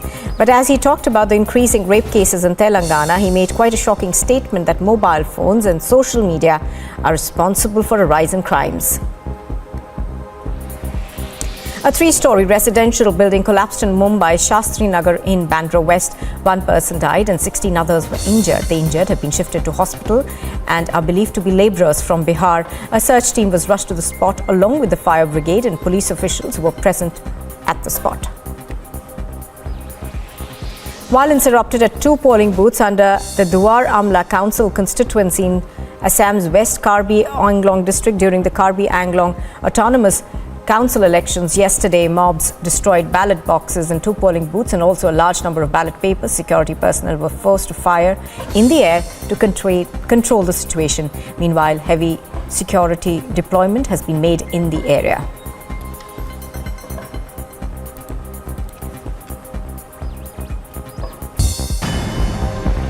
And here's a look at the top international news this morning. Leaders began arriving at the Summit for Americas as the White House pushed back against the notion that the absence of several key leaders from this week's summit amounts to a backslide for democracy. Officials with the Biden administration are seeking to play up efforts on food security, climate and other areas to be discussed at this week's summit. The gun safety advocacy group Everytown for Gun Safety, which pushed the federal government for years to take action on gun reforms, along with the Moms Demand Action and Students Demand Action, held an anti-gun rally in front of the US Capitol. Attending the rally were members of Congress as the House is moving quickly to pass legislations in response to the recent mass shootings in Buffalo, New York and Uvalde, Texas. Ignition and liftoff.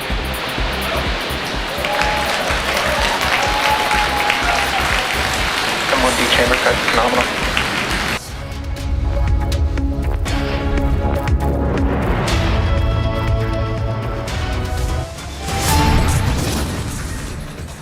The headlines at 11 this morning. It's a mega twist in the Kerala gold scam case. Swapna Suresh claims the Chief Minister's aide approached her for a settlement. Massive claim by the ED says voluminous incriminating evidence against Satyendra Jain. Mega NIA crackdown on terror in Tamil Nadu, raids across 8 locations in the ISIS terror funding case. From Maharashtra to Rajasthan and now Karnataka, all-out resort politics continues hours ahead of the Rajya Sabha elections. Controversy erupts over the Savarkar picture in Bengaluru. University students oppose removal of a portrait by the principal.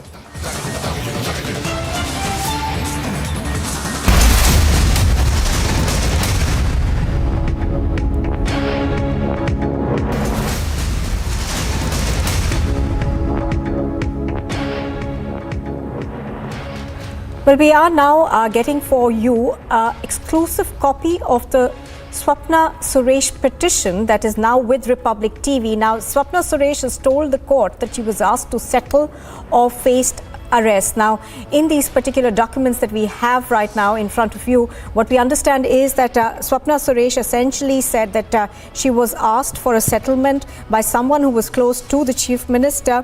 What we're also learning is that this, of course, is a petition that has been filed by Swapna Suresh in the Kerala High Court. She has told the court that the Chief Minister's aide approached her and asked her for a settlement. This, of course, is coming as a big development in the gold smuggling case. I think we've got Ashwin with us. Ashwin, good morning. Give us more details of what you are learning in terms of what she's filed before the court. Definitely, again, a sensational twist to the entire Kerala gold scam. Now, Swapna Suresh has filed a petition in the Kerala High Court where she has stated that one of alleged aide of CM had approached her for a settlement. Now, this is a huge allegation that has been put forward by the accused in the case itself. What she says in the document that we have accessed is that on 8th of June this year, on 2022, a person who claimed to be a representative of Chief Minister by name Shaji Kiran had approached her, and he also had claimed that he is very close to Chief Minister as well as CPM, State Secretary Kodiyeri Balakrishnan, and he claimed to be a director of the Gospel for Asia, an organization that is founded by KP Yohanan, evangelist. Now, he has tried to lure Swapna Suresh, and that is what she's alleging, and she also went on to say that he tried to get this matter settled, and she also had allegedly threatened her with dire consequences if she does not fall in line with his demand. Now, this is the allegation that she has put forward as a document that she has submitted in the Kerala High Court. Extremely sensational, extremely critical, and now we have to see how the Chief Minister will respond to it. So, very, very important revelation that has been made by Swapna Suresh. Shocking revelation, because something like this has never come with related to Kerala gold smuggling before. Now, she is submitted as a petition in the judiciary, which means it's a sworn affidavit, which means it holds value, and that needs to be looked into very serious charges leveled by Swapna Suresh, the accused in the gold smuggling case. Now, you have, of course, been able to access that petition. Give us more details of what exactly she says in the petition. As you're pointing out, of course, this is an affidavit that is been filed in court. What the petition essentially says is that on 8th of June 2022, this individual who claims to be a director of Gospel for Asia had approached her, and she has even stated the vehicle number. It's a UP registered vehicle, UP 41R0500. In the vehicle, he had approached her, and then he claimed himself to be a close aide of Chief Minister as well as CPM State Secretary Kodiyeri Balakrishnan. And then he also stated that he needs to surrender before that Swapna Suresh needs to surrender before the Chief Minister and settle the matter with connection with the Kerala gold smuggling case. Or else she will have to face dire consequences. And it is also stated that she will not see daylight, if the case, and also she was also told that if she does not withdraw from it, a large number of cases will be filed against her. So these are the kind of threats that Swapna Suresh has alleged in the document which she has submitted as a petition to the Kerala High Court. So when when she says that she was asked to settle with, by this aide, apparently who was an aide of the Chief Minister, what type of a settlement was it that she was asked to make? That particular aspect is not yet put out in the petition, but it is clear as daylight because we have interviewed Swapna a couple of times. Okay, I'm going to have to interrupt you there. Just stay with us. Mr. C.P. John, the General Secretary of the Communist Marxist Party, now with us. Mr. C.P. John, good afternoon. Thank you for joining us. What is it that you make of these allegations that have been made by Swapna Suresh in the court? Now, she in that, affidavit essentially says that she was asked to settle with the Chief Minister by someone who was believed to be close to the Chief Minister. Your reactions? Yeah. few days ago, Swapna Suresh gave her 164 statement in the magistrate All court. right. I'm afraid, Mr. John, I'll have to cut you short over there. I'm going to come back to you. Swapna Suresh joining us live right now. Swapna Suresh, thank you for speaking to us. Now, in that affidavit, you have said that you were asked to settle with Pinarayi Vijayan, and you have also detailed the particulars of this individual who approached you. Can you tell us more? At the moment, my lawyer has just moved in an anticipatory bail. I'm just waiting for the Honorable Court to consider it, and then I will react on it. At the moment, I have no words to express because I'm just waiting for the Honorable Court's decision on the same. Right. Ms. Suresh, also what we understand is that in that affidavit, you've spoken about the fact that you were asked to settle. Now, what kind of settlement was asked of you? If you could just tell us that. Was it monetary in nature, or were there threats involved? I have just filed an affidavit for my anticipatory bail. Apologies to all of you because I am waiting for the Honorable Court decision, justified decision for the same. So please, if you could call me a bit later after the hearing of the Honorable Court, I'll be able to tell you further. Ms. Suresh, just one last question. Why have you chosen this time to come ahead and make this affidavit in court? Because they have filed a case against me for defamation and conspiracy, which is, which is perfectly untrue. I have not involved in any kind of conspiracy, or I did not try to defame anybody. I have only gone in front of the Honorable Court and revealed about my case and the individual. So there wasn't any kind of defamation or political agenda. Any which way, I'm just waiting for the Honorable Court to look into the matter and provide me justice. All right, Swapna Suresh, we understand that you're still waiting for the court order, but on a side issue, you've just filed that affidavit, and we understand that you don't want to talk about it, but I just wanted to understand from you, are you afraid of something? The kind of attacks that has been happening against me and my colleagues, I am scared. I have threat to life, and I do not know what's my future. I do not know whether I will exist, whether I will be alive. But anyway, I would always wish and pray that the truth should come out one day, whether I am alive or not. Thank you very much. Swapna Suresh, I will let you go in just a minute. You've said something that, is certain to get a lot of reactions. You've in a sense said that you fear for your life. Is that what you are saying? Yes, very much. I do not know. I do not know what next minute is going to happen to me. So again, just waiting to see and just going to act as it comes. But I would request everyone listening to me now to please pray for me. Humbly pray for me. Whether I am alive or not tomorrow, let the truth come out. Ms. Suresh, have you been receiving threats, and what sort of threats have you received? I apologize because I am still waiting for the Honorable Court, and it is not ethical and right from my part to address any kind of media now. So please, apologies. Absolutely, we understand that, but have you asked for security? Please, can I talk to you a bit later? Absolutely. Swapna Suresh, appreciate your speaking to us. Thank you very much for joining us. So those are some sensational claims that Swapna Suresh has made. One of them, of course, is that she fears for her life, going on to say that she's waiting for the Honorable Court to get back on the affidavit that she has filed. She's also gone on to say that she has filed this affidavit in response to a defamation case that has been filed by the Chief Minister against her. So the crux of what she said to us is that I hope that the truth comes out. Also, very pertinently mentioning that she fears for her life. CP John still with us. Mr. John, you were hearing those comments coming in from Swapna Suresh.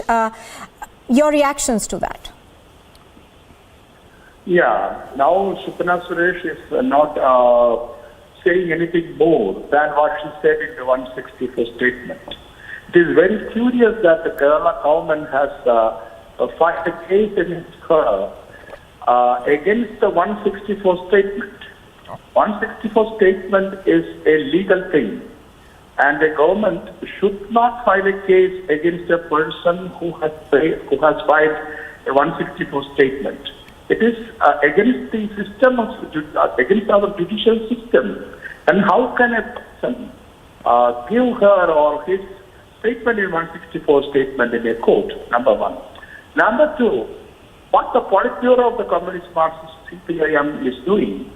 What is the Politburo?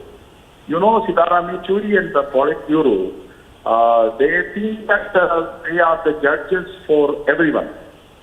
On every issue, they have their opinion. What is the Politburo?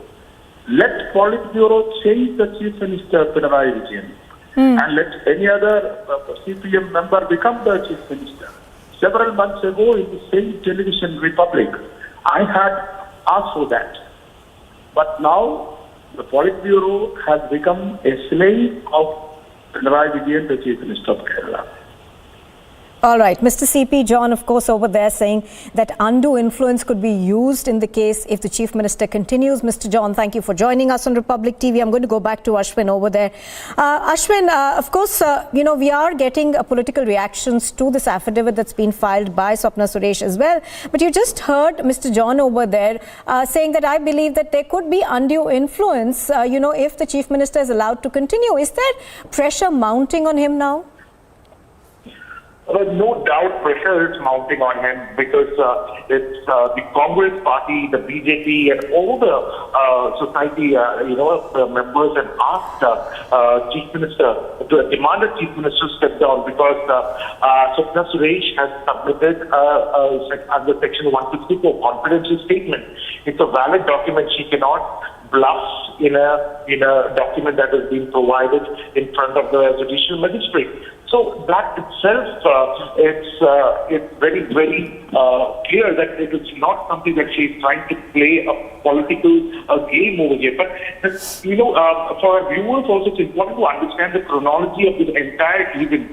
Because if you remember, when Swapna Suresh was taken into custody by the NIA after the boot smuggling from Bangalore, for 6 months she refused to cooperate with the investigation as well. She was not giving out any information. In fact, she was even shielded. She had not said a word against Chief Minister's Principal Secretary M. Shivashankaran.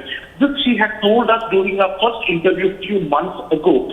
And then she stated that after 6 months she realized that people who were supposed to protect her was not actually giving her any kind of protection. And in fact, M. Shivashankaran had written a book which stated that he has no connection with Swapna Suresh. And that is when Swapna Suresh realized that she may have realized that she does not have any kind of support from any of the other co-accused in this case, including M. Shivashankaran. And also, we could also see that, files of cases are also being filed against her, just like what has been said in the affidavit as well. So Swapna Suresh did maintain silence in the initial part of the probe, but later, when she realized that M. Shivashankaran had abandoned her, the Principal Secretary of Chief Minister Pinarayi, whom she had claimed in an interview that who has been in a relationship with her for the last 3 years, also abandoned her, that's when she started coming out with all this information. Now she has alleged there's a threat to her life as, she was deposing before the Enforcement Directorate as well. She was being questioned by the central agencies. So the pressure is on her, and obviously, when we connect all these events put together, yesterday, as she claims in the affidavit, a representative from Chief Minister, and who claims to be a representative from Chief Minister, had tried to change her affidavit as well. So it's definitely of dire consequence that we need to see how. So as you're pointing out, that's the chronology of events, and that's also perhaps why she's chosen to speak up now. We spoke to Swapna Suresh just minutes ago. Let's listen into what she said then.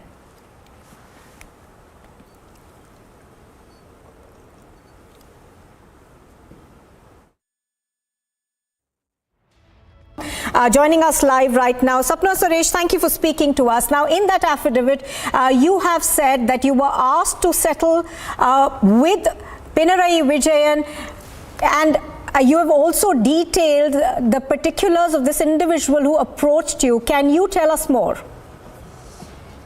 At the moment, my lawyer has just moved in an anticipatory bail. I'm just waiting for the Honorable Court to consider it, and then I will react on it. At the moment, I have no words to express because I'm just waiting for the Honorable Court's decision on the same. Right.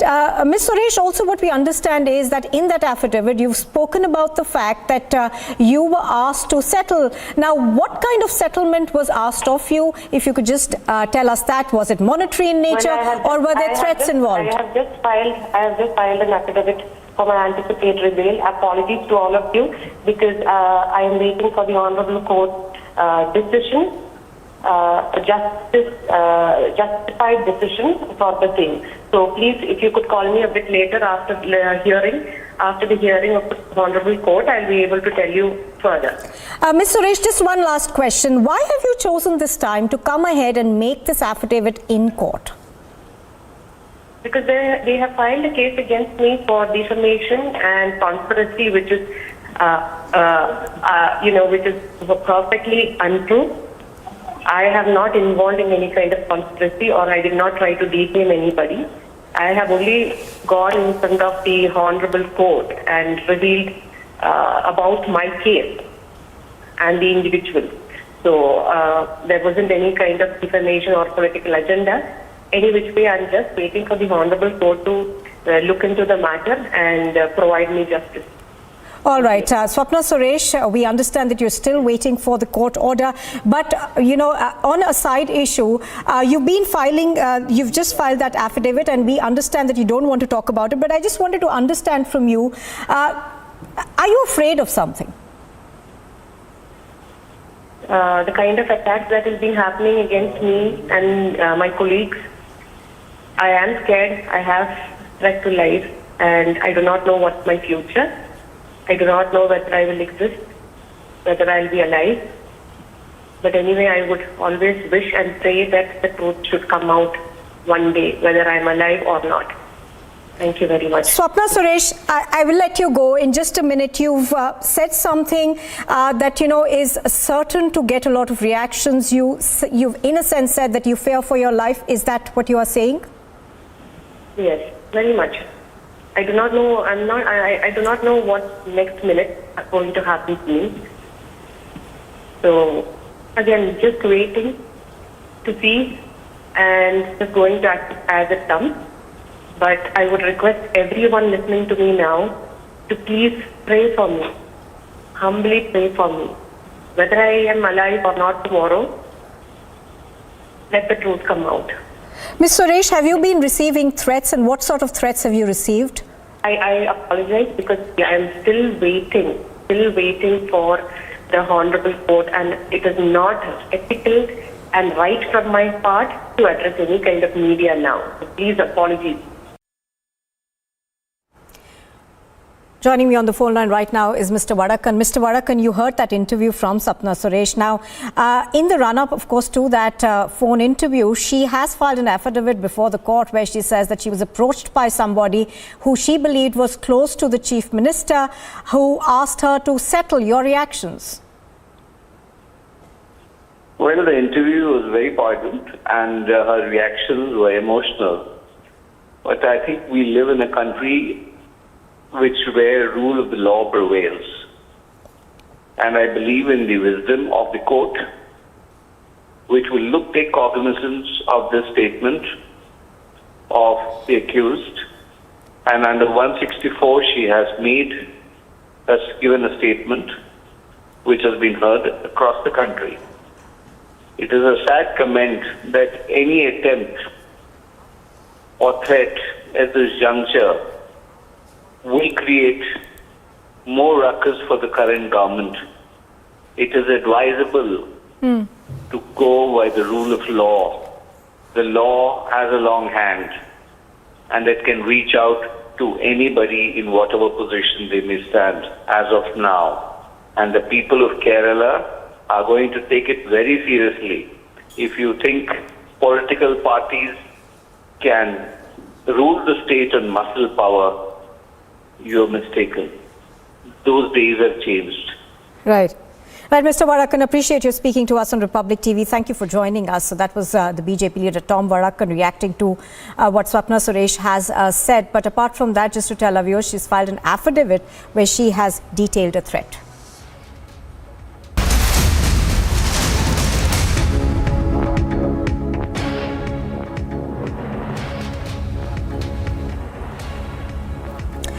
Well, NIA searches are currently being conducted in various places in Tamil Nadu. These searches are believed to be linked to a case that was filed earlier, and the main accused in that particular case is in custody of the NIA. Now, that case, of course, was connected to the Nedur Sadiq Basha, who runs an outfit that's known as the Khalifa Party of India. Now, his associates had allegedly threatened police officers with a pistol in February, and thereafter NIA had suspected that Basha is a covert sympathizer of the Islamic State and was allegedly actively involved in various anti-national activities. Now, what we understand is that these raids that are being conducted right now are linked to what the police and the NIA believes could be people who are sympathetic to the Islamic State and also could, in a sense, be helping with the funding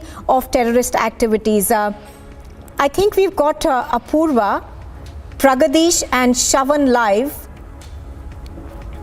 All right, we are going to go to Apurva in just a bit, but what we know so far is that the NIA suspects the accused has links with Islamic State. The NIA is also probing if the accused has any links with the PFI. So that's the Popular Front of India. So as we speak, there are about 15 locations where raids are being conducted simultaneously. These raids are being conducted by the NIA.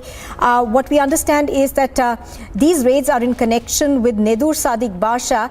The accused runs an outfit that's known as the Khalifa Party of India, and the NIA suspects that he may have links with sympathizers of the Islamic State. Now, there have been several raids that have been conducted by the NIA in the past also over this. I think we've got Apurva reporting on this. Apurva, earlier you were telling us about these raids that are being conducted in various localities, but now we have a clearer understanding of what these raids are in connection with. We are told that this could be a case where the NIA believes that this could be funding of the IS as well as people who are linked to the IS in terms of being sympathizers of the Islamic State. Well, that's right. In fact, these raids that are currently ongoing across various locations, including 5 places in Mailadurai. These raids, NIA officials in fact supposed to tell us that these are related to a case where 2 years before NIA officials had conducted raids at Mailadurai district, Nedur, the same place where these raids are currently being conducted, at the house of Sadiq Basha, where he was in fact Sadiq Basha and 4 others were earlier in this case had been stated to have a connection with the ISIS organization. 5 people had been arrested 2 years back, including Sadiq Basha, at Nedur in Mailadurai district. This is yet again a search that was being conducted in the houses and offices of all those related to that of Sadiq Basha and the 4 others who had been arrested 2 years back in the same case. NIA officials are, in fact, they have almost over 5 teams have been split into and are conducting searches at Nedur and several other areas in Mailadurai, all related to that of Sadiq Basha and those 4 who have been arrested. In fact, we are also learning that these raids are not only going on in Mailadurai, but these raids are also ongoing in Karaikal district here in Puducherry. Absolutely. As you're pointing out, these raids are being carried across various localities. Let me go across to Pragadish. All right, I'm going to come back to you, Pragadish, but Shavan is also joining us. Shavan, for our viewers, can you detail the entire sequence of events in this? Now, we understand that this person who was arrested earlier may have been interrogated by the NIA, which has led to these raids being conducted. That's right, Vipul. Let me just start with the details that we are picking up from our sources in the National Investigation Agency. As of now, about 5 to 8 locations is what we are being told, which includes Chennai and another place which goes by the name of Right? This is basically connected to one person who goes by the name of Nidur Adik Basha.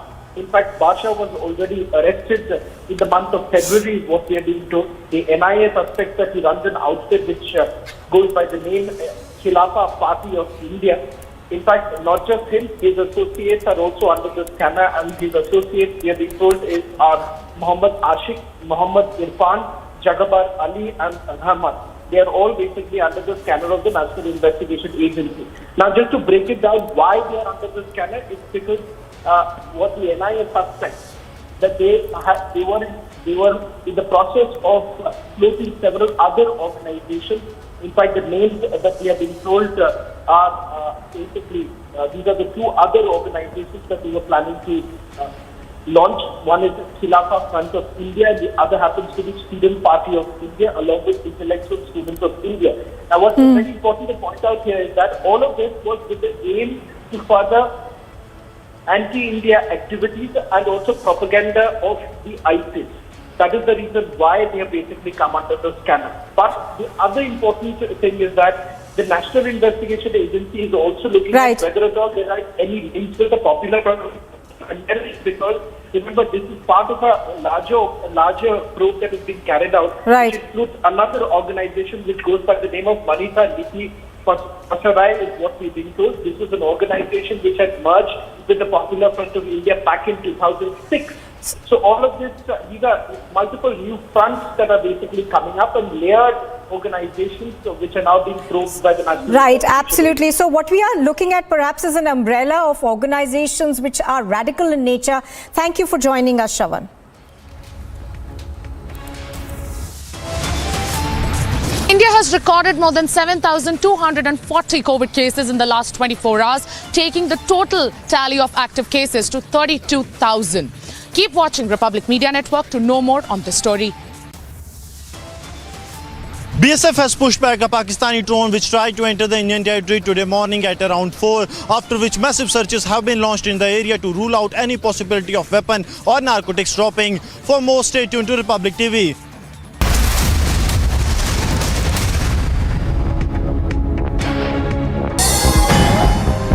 The union government has responded to a terror group Al-Qaeda's open threat of launching suicide attacks across India.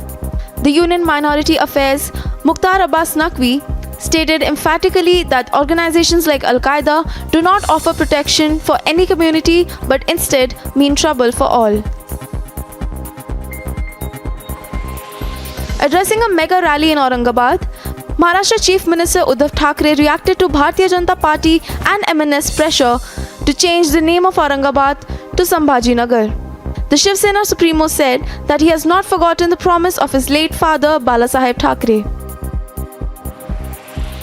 Jammu and Kashmir's Lieutenant Governor Manoj Sinha visited slain Hindu teacher Rajni Bala's residence and met her family members. The Lieutenant Governor also spoke to Rajni Bala's husband, who informed that they had applied for a transfer but it was neglected. The Lieutenant Governor also announced that the school that she worked at for 15 years, where she was killed, will be named after her. Assam Chief Minister indicated the expansion of his cabinet with the addition of 2 new ministers. The cabinet is to undergo a reshuffle, as the leader stated that 2 new BJP MLAs will take oath as ministers today. The ceremony is scheduled to take place at 3 p.m. at Sri Manta Shankardev Auditorium in Guwahati.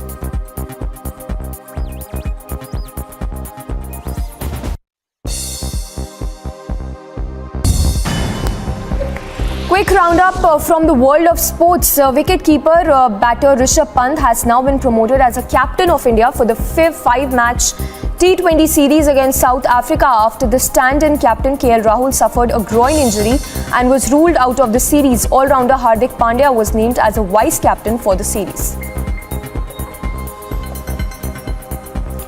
passionate comment by one person has become an opportunity for some people in India to instigate politically. Some people in India, mostly politicians and in the media, are saying now we should learn secularism and human values from Saudi Arabia.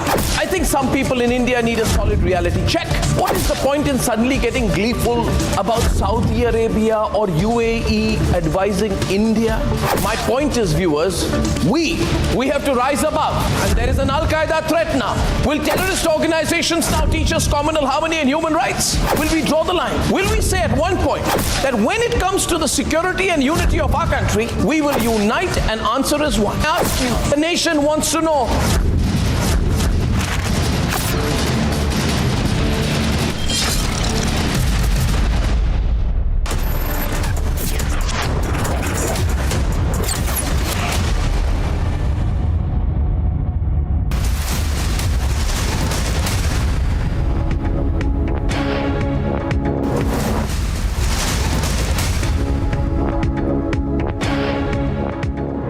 Okay, so breaking news right now, ED to further get custody of Satyendra Jain.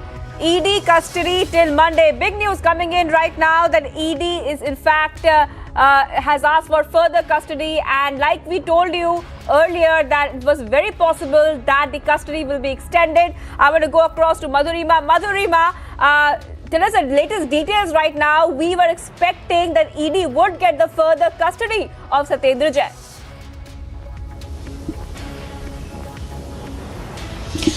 Well, yes, absolutely. As what we were assuming that it would be highly likely that custody of Mr. Satyendra Jain will be further awarded to Enforcement Directorate, and that is what has happened after pressing upon major facts in front of the court, where they have said that make confrontation with Mr. Vaibhav Jain, who has been declining a confrontation with Mr. Satyendra Jain so far, is very important. Also, 8 searches that have been done in connection with the Sher Lal Singh Trust, where Mr. Jain is the president, and the documents and the incriminating material that has been seized by the Enforcement Directorate, all that has been kept in front of the court, following which the court has now awarded the Enforcement Directorate with 3 more days custody of Mr. Satyendra Jain. That is Friday, Saturday, Sunday, of course the weekend. And once again on 13th June the hearing will begin, where the Enforcement Directorate will be producing more evidence if they are able to collect any. The Enforcement Directorate in their entire argument have pressed upon the fact that Mr. Jain was not entirely cooperating, and they are being forced to take a written statement from Mr. Jain, and as he, according to the Enforcement Directorate, has the habit of refuting from the statement that he makes initially. Now, looking at this entire matter, though the advocate of Mr. Jain, Mr. Kapil Sibal, had said that this particular jurisdiction does not confines under the purview of the Enforcement Directorate because it's an extension of a CBI investigation. However, the counsel representing the Enforcement Directorate made it very clear that if discrepancies are coming to fore, they cannot shut their eyes, or they cannot turn their face from the discrepancies that have come to the fore following the searches that have been done by the Enforcement Directorate, and that the confrontation with Mr. Satyendra Jain, with the several documentation that has been seized by the Enforcement Directorate, and also face-to-face confrontation with Mr. Vaibhav Jain is very important, because until now Mr. Satyendra Jain has been refuting that he has no connection to the trust which the Enforcement Directorate, where multiple searches have been conducted. However, according to Enforcement Directorate, Mr. Satyendra Jain and his wife both are at the top positions of that trust, and a lot of discrepancies linked to monetary discrepancies, then movable and immovable assets that needs to be questioned and confronted with Mr. Jain have to be accounted over there. So all these confrontation and investigation is necessary, seeking which initially the Enforcement Directorate had sought 5-day custody, to which the court had also questioned the Enforcement Directorate, right, that Madhurima. they already had. Also, Satyendra Jain, Madhurima, has filed a bail application through his lawyer in court. Madhurima, tell us more details about that. Of course, we're expecting that the custody will be extended, but what about the bail application that he's filed? Well, as far as the bail application is concerned, of course, that is a provision that is provided by the Indian law and the Indian constitution to every person who is under the custody and seeking this particular bail application. We'll have to wait and watch as to whether the court believes that Mr. Satyendra Jain should be given a bail or not, because it's been over a week, and if this continues, it would be around 12 to 13 days that Mr.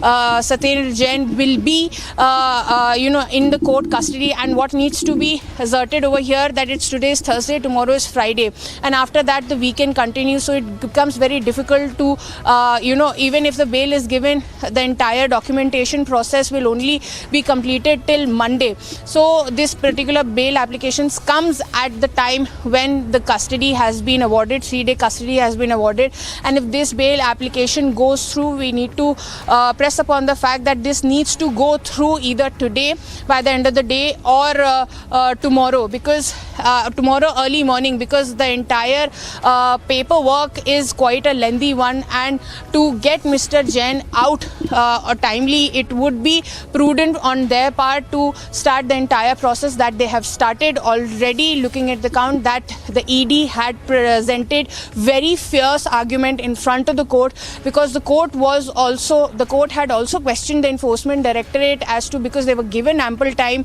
but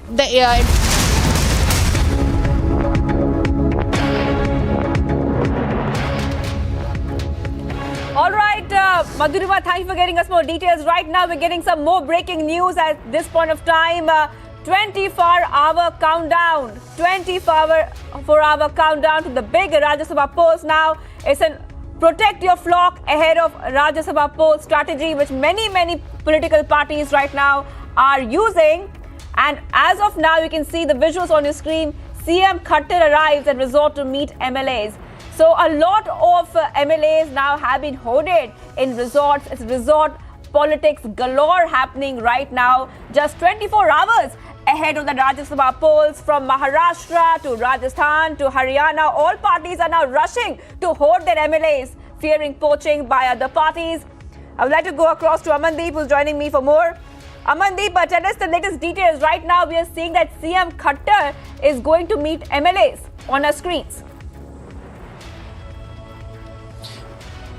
Well, absolutely, Shivangi. Just because all BJP and JJP MLAs of Haryana have already inside this resort, that is Sukh Villas at Palanpur village nearby Mohali. And in fact, from yesterday evening, all MLAs have gathered here to give the guidance how to vote for the Rajya Sabha tomorrow. Just because you have rightly mentioned that only 24 hours left and the resort politics is escalating every minute. And in fact, the Congress have gathered their MLA in Chhattisgarh, Raipur, and in fact BJP and JJP have called their MLAs all in Mohali in Sukh Villa Resort. And in fact, Haryana Chief Minister Manohar Lal Khattar has also arrived. Deputy Chief Minister of Haryana Dushyant Chautala has also arrived inside, just because BJP and JJP, they both have the coalition government in Haryana, and in fact all the MLAs will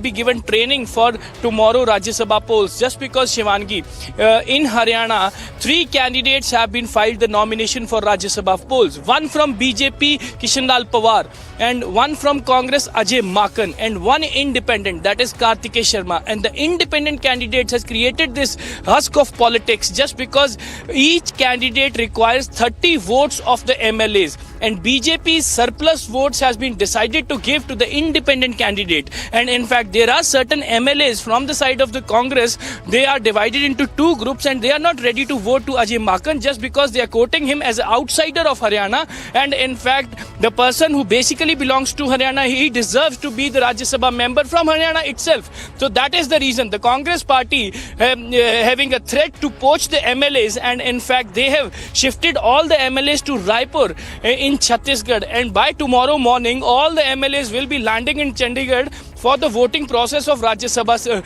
seat, and in fact that is the reason. And in fact on the other side, BJP and JJP are providing the training to all their MLAs how to give the first preference vote and the second preference vote in the Rajya Sabha polls. And in fact the surplus votes will be shifted to independent candidate, that is Kartikeya Sharma. And in fact, who are those who have to vote for the Kartikeya Sharma, and who are those who supposed to vote for the BJP candidate Kishan Lal Pawar? So this all is happening, but Congress is again facing crisis just because in Haryana Congress house is divided into two parts, and in fact a group of MLAs are not ready to vote Ajay Makhan just because he is outsider of Haryana, and they are repeatedly demanding that Congress party should field a candidate who is basically from Haryana, who can raise the issues related to Haryana in Rajya Sabha. Ajay Makhan knows nothing about Haryana, and in fact a New Delhi politician is having a parachute landing in Haryana by the Congress party. So this all is happening.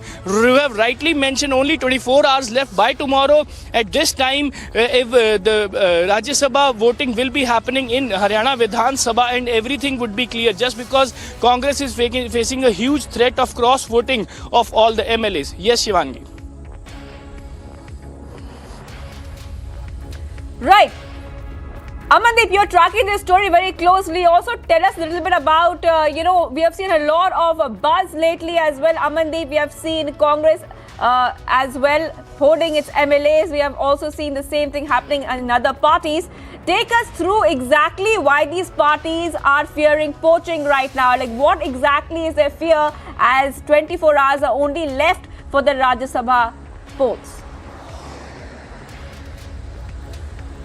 Well, Shivangi, the point is that in Haryana,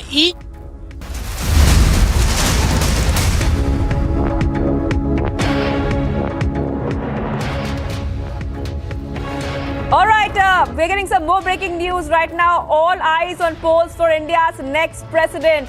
Now, what we can tell you, viewers, is that the Election Commission will, in fact, have a press conference today. It's a big press conference today, which will happen at 3 p.m. Abhishek is joining me, Senior Executive Editor. Abhishek, what can we expect when the Election Commission of India will announce a schedule for the elections? Well, we have to understand that President Ramnath Kovind, who is the 14th President of India, is completing his term on 24th of July 2022 this year. And obviously, the process has to be set in motion to elect the next president, the 15th president of the country. It has to be done before 25th of July. With the Rajya Sabha polls that end tomorrow, the collegium would effectively be complete. Remember, the collegium that elects President of India includes both the houses of parliament, the Lok Sabha and the Rajya Sabha, and all the assemblies of the state. And that's the collegium which determines who becomes the president of India by a vote which is a direct vote, and it has proportional representation. Now, what is important is that with the completion of the exercise of Rajya Sabha polls, which is happening tomorrow, the collegium would be ready, and hence the Election Commission now deciding on the dates by which the presidential poll also has to happen. Remember, it's an election where both the ruling dispensation and the opposition can pitch in their own candidates. Already, speculation has begun as to who would be next after Ramnath Kovind as the next president of India. And the Election Commission today would be essentially coming out with the schedule for the dates and the polls and the entire exercise 3 p.m. later in the afternoon. Samiksha. Abhishek, will keep an eye on that big election commission conference. But if we can talk about the schedule now. Now, we know that President Ramnath Kovind's tenure is set to end on July 24th. And as per Article 62 of the Constitution, an election for the next president must be held before the completion of the incumbent's term. So that means that perhaps we can get a date much, ahead of July 24 for the polls. Would that be right, Abhishek? Well, yes, absolutely. So, President Ramnath Kovind completes his term on 25th of July. So obviously, India has to have a next president in place before that date. And whenever the office becomes vacant, the new president is chosen by an electoral college, as I was mentioning, Shivangi. And the electoral college, of course, consists of all the members of parliament, including both from the Rajya Sabha and the Lok Sabha, and of course the state assembly, the MLAs, and MLAs of union territories with legislatures. So that includes the National Capital Territory of Delhi as well. Of course, Jammu and Kashmir does not have an assembly as of now, but Puducherry, yes. So that's the electoral college, and it's a very extensive process then of the Prime Minister, where just the ruling coalition decides who becomes the Prime Minister. And remember, President of India is the constitutional head, and he's essentially head of the state, and his duties include protecting, defending, preserving the constitution and rule of law in the country. So the nomination process of the candidate would be from the respective political grouping. So there would be, for example, a candidate from the NDA and then from the opposition alliance. Typically what happens is that for election of the president, it is prescribed that at least there should be 50 electors as proposers and 50 electors as seconders. So, for example, if the NDA has to pitch in for its own candidate, 50 MPs or MLAs from the NDA across the country, they have to propose, and 50 MPs or MLAs from across the country have to second the proposition, and that's how the nomination gets filed before the Election Commission, and the process begins. Of course, as I mentioned, this is also the election of the president is held in accordance with the vote being part of proportional representation, which means that every elector has a certain number of votes depending on how many people that elector represents. So, for example, if a member of parliament represents 10 lakh people, and that amounts to about roughly 10 votes, so 1 lakh people giving one vote. So from that constituency, if there are 5 MLAs, each MLA has lesser weightage of vote vis-a-vis the MP, so that the entire population gets represented. That's how it works. It's a little more complicated than I'm explaining, and that process would be set in motion with the Election Commission when it announces the schedule for election to the 15th President of India at about 3 p.m.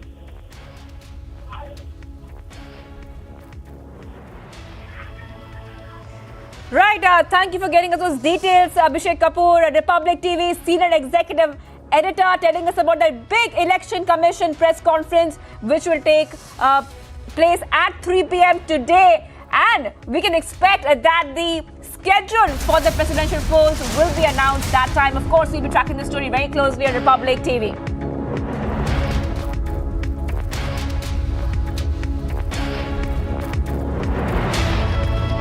All right, we're getting some more breaking news right now. What we can tell you, viewers, that AIMIM leaders will be holding a meet with MVA. AIMIM, Imtiaz Jalil and Sohail Qadri are reaching Mumbai for discussions with MVA. This is a big political development happening here on Republic TV. Alisha, tell us the significance of this big huddle ahead of Rajya Sabha polls within 24 hours. Ahead of Rajya Sabha elections, where we are seeing a very interesting twist and turns that has been happening day and around. But yes, the latest development, what we are getting to know that AIMIM leaders, MLAs Imtiaz Jalil and Sohail Qadri, who is been reaching Mumbai. We remember the last press conference that held of OVC, which clearly stated that if Mahavikas Aghadi wants a support to defeat BJP in Rajya Sabha polls, they can clearly ask for the support from the AIMIM, and that was real to be seen that there has been talks between AIMIM and Mahavikas Aghadi, after which the MLAs have been reaching in Mumbai and they are going to hold a meeting.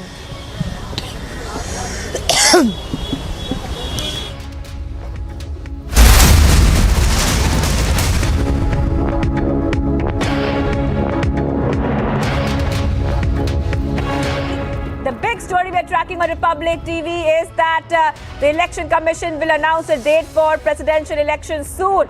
This is the biggest story we're tracking here on Republic TV. Big news coming in that at 3 p.m. there will be a press conference. All eyes on polls for India's next president. President Ramnath Kovind's tenure is set to end on July 24th. And remember, viewers, as per Article 62 of the Constitution, an election for the next president must be held before the completion of the incumbent's term. So this is a very, very important announcement. We can expect at 3 p.m. that the Election Commission of India will announce a schedule for the polls. This will happen at 2 p.m. today. Of course, we're tracking the story very closely on Republic TV. Remember that this is a very, very important election which will take place. And remember that last time the presidential elections happened in 2017. They were in fact held on July 17th, and the declaration of the winner was made 3 days later on July 20th. So we can also expect some fast developments happening here as well after the Election Commission of India makes an announcement at 3 p.m. Well, we'll get you much more on this big story on Republic TV. Presidential polls soon. Today, Election Commission will hold a press conference at 3 p.m. Stay tuned to Republic TV.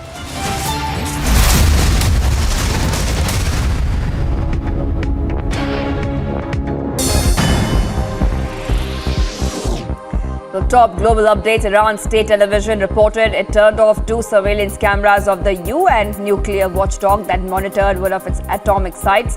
The report did not identify the site, but it appeared to be a new pressure technique by Tehran as Western nations seek to censure Iran at meeting this week of the International Atomic Energy Agency. British prosecutors have authorized the police to charge ex-film producer Harvey Weinstein with 2 counts of indecent assault against a woman in London in 1996. The move was announced following a review of evidence gathered by London's Metropolitan Police in its investigation.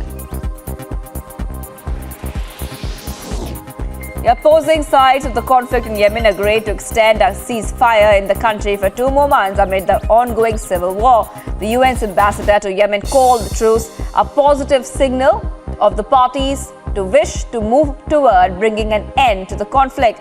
The truce is the first of its kind in the past 6 years in the conflict. Brazilian president announced a plan to cut fuel tax to help ease the burden on the cost of living. He said that the proposal would slash federal duty for gasoline and ethanol to zero. Bolsonaro also called on the country's state governors to eliminate tax on diesel and cooking gas.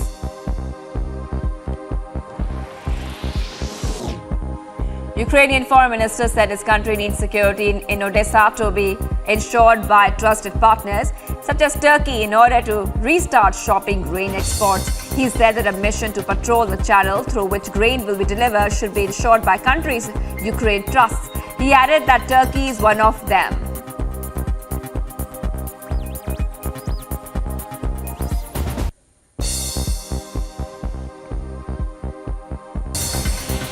Meanwhile, the Telangana Home Minister Mahmood Ali has lauded the state police for conducting a fair probe in the Jubilee Hills rape case and said that action is being taken against everyone, including those having political affiliations. But as he talked about the increasing rape cases in Telangana, he made quite a shocking statement that mobile phones and social media are responsible for a rise in crimes. A 3-story residential building collapsed in Mumbai, Shastri Nagar in Bandra West. 1 person died and 16 others were injured. The injured have been shifted to hospital and are believed to be labourers from Bihar. A search team was rushed to the spot along with the fire brigade and police officials who were present at the spot. Violence erupted at 2 polling booths under the Duar Amla Council constituency in Assam's West Karbi Anglong district during the Karbi Anglong Autonomous Council elections yesterday. Mobs destroyed ballot boxes in 2 polling booths and also a large number of ballot papers. Security personnel were forced to fire in the air to control the situation. Meanwhile, heavy security deployment has been made in the area.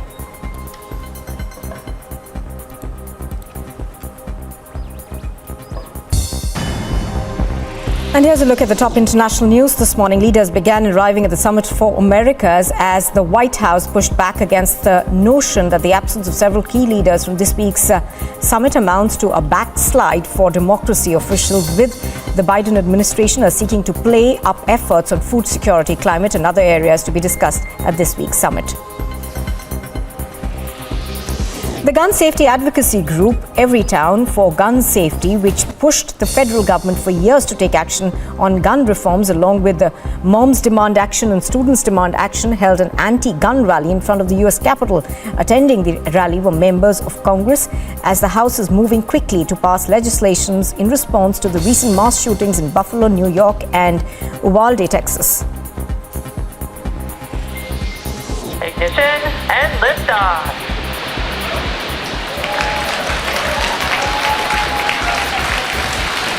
Chamber cut phenomenal. Pitching downrange.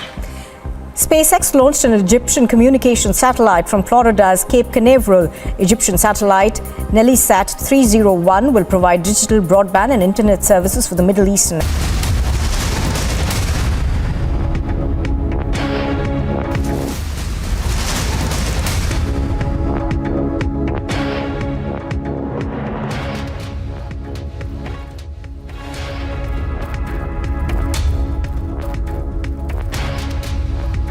All right, we are live and breaking on Republic TV. This is the big news we're tracking, viewers, right now. Election Commission to announce schedule for presidential polls at 3 p.m. today. This is the biggest news of the day.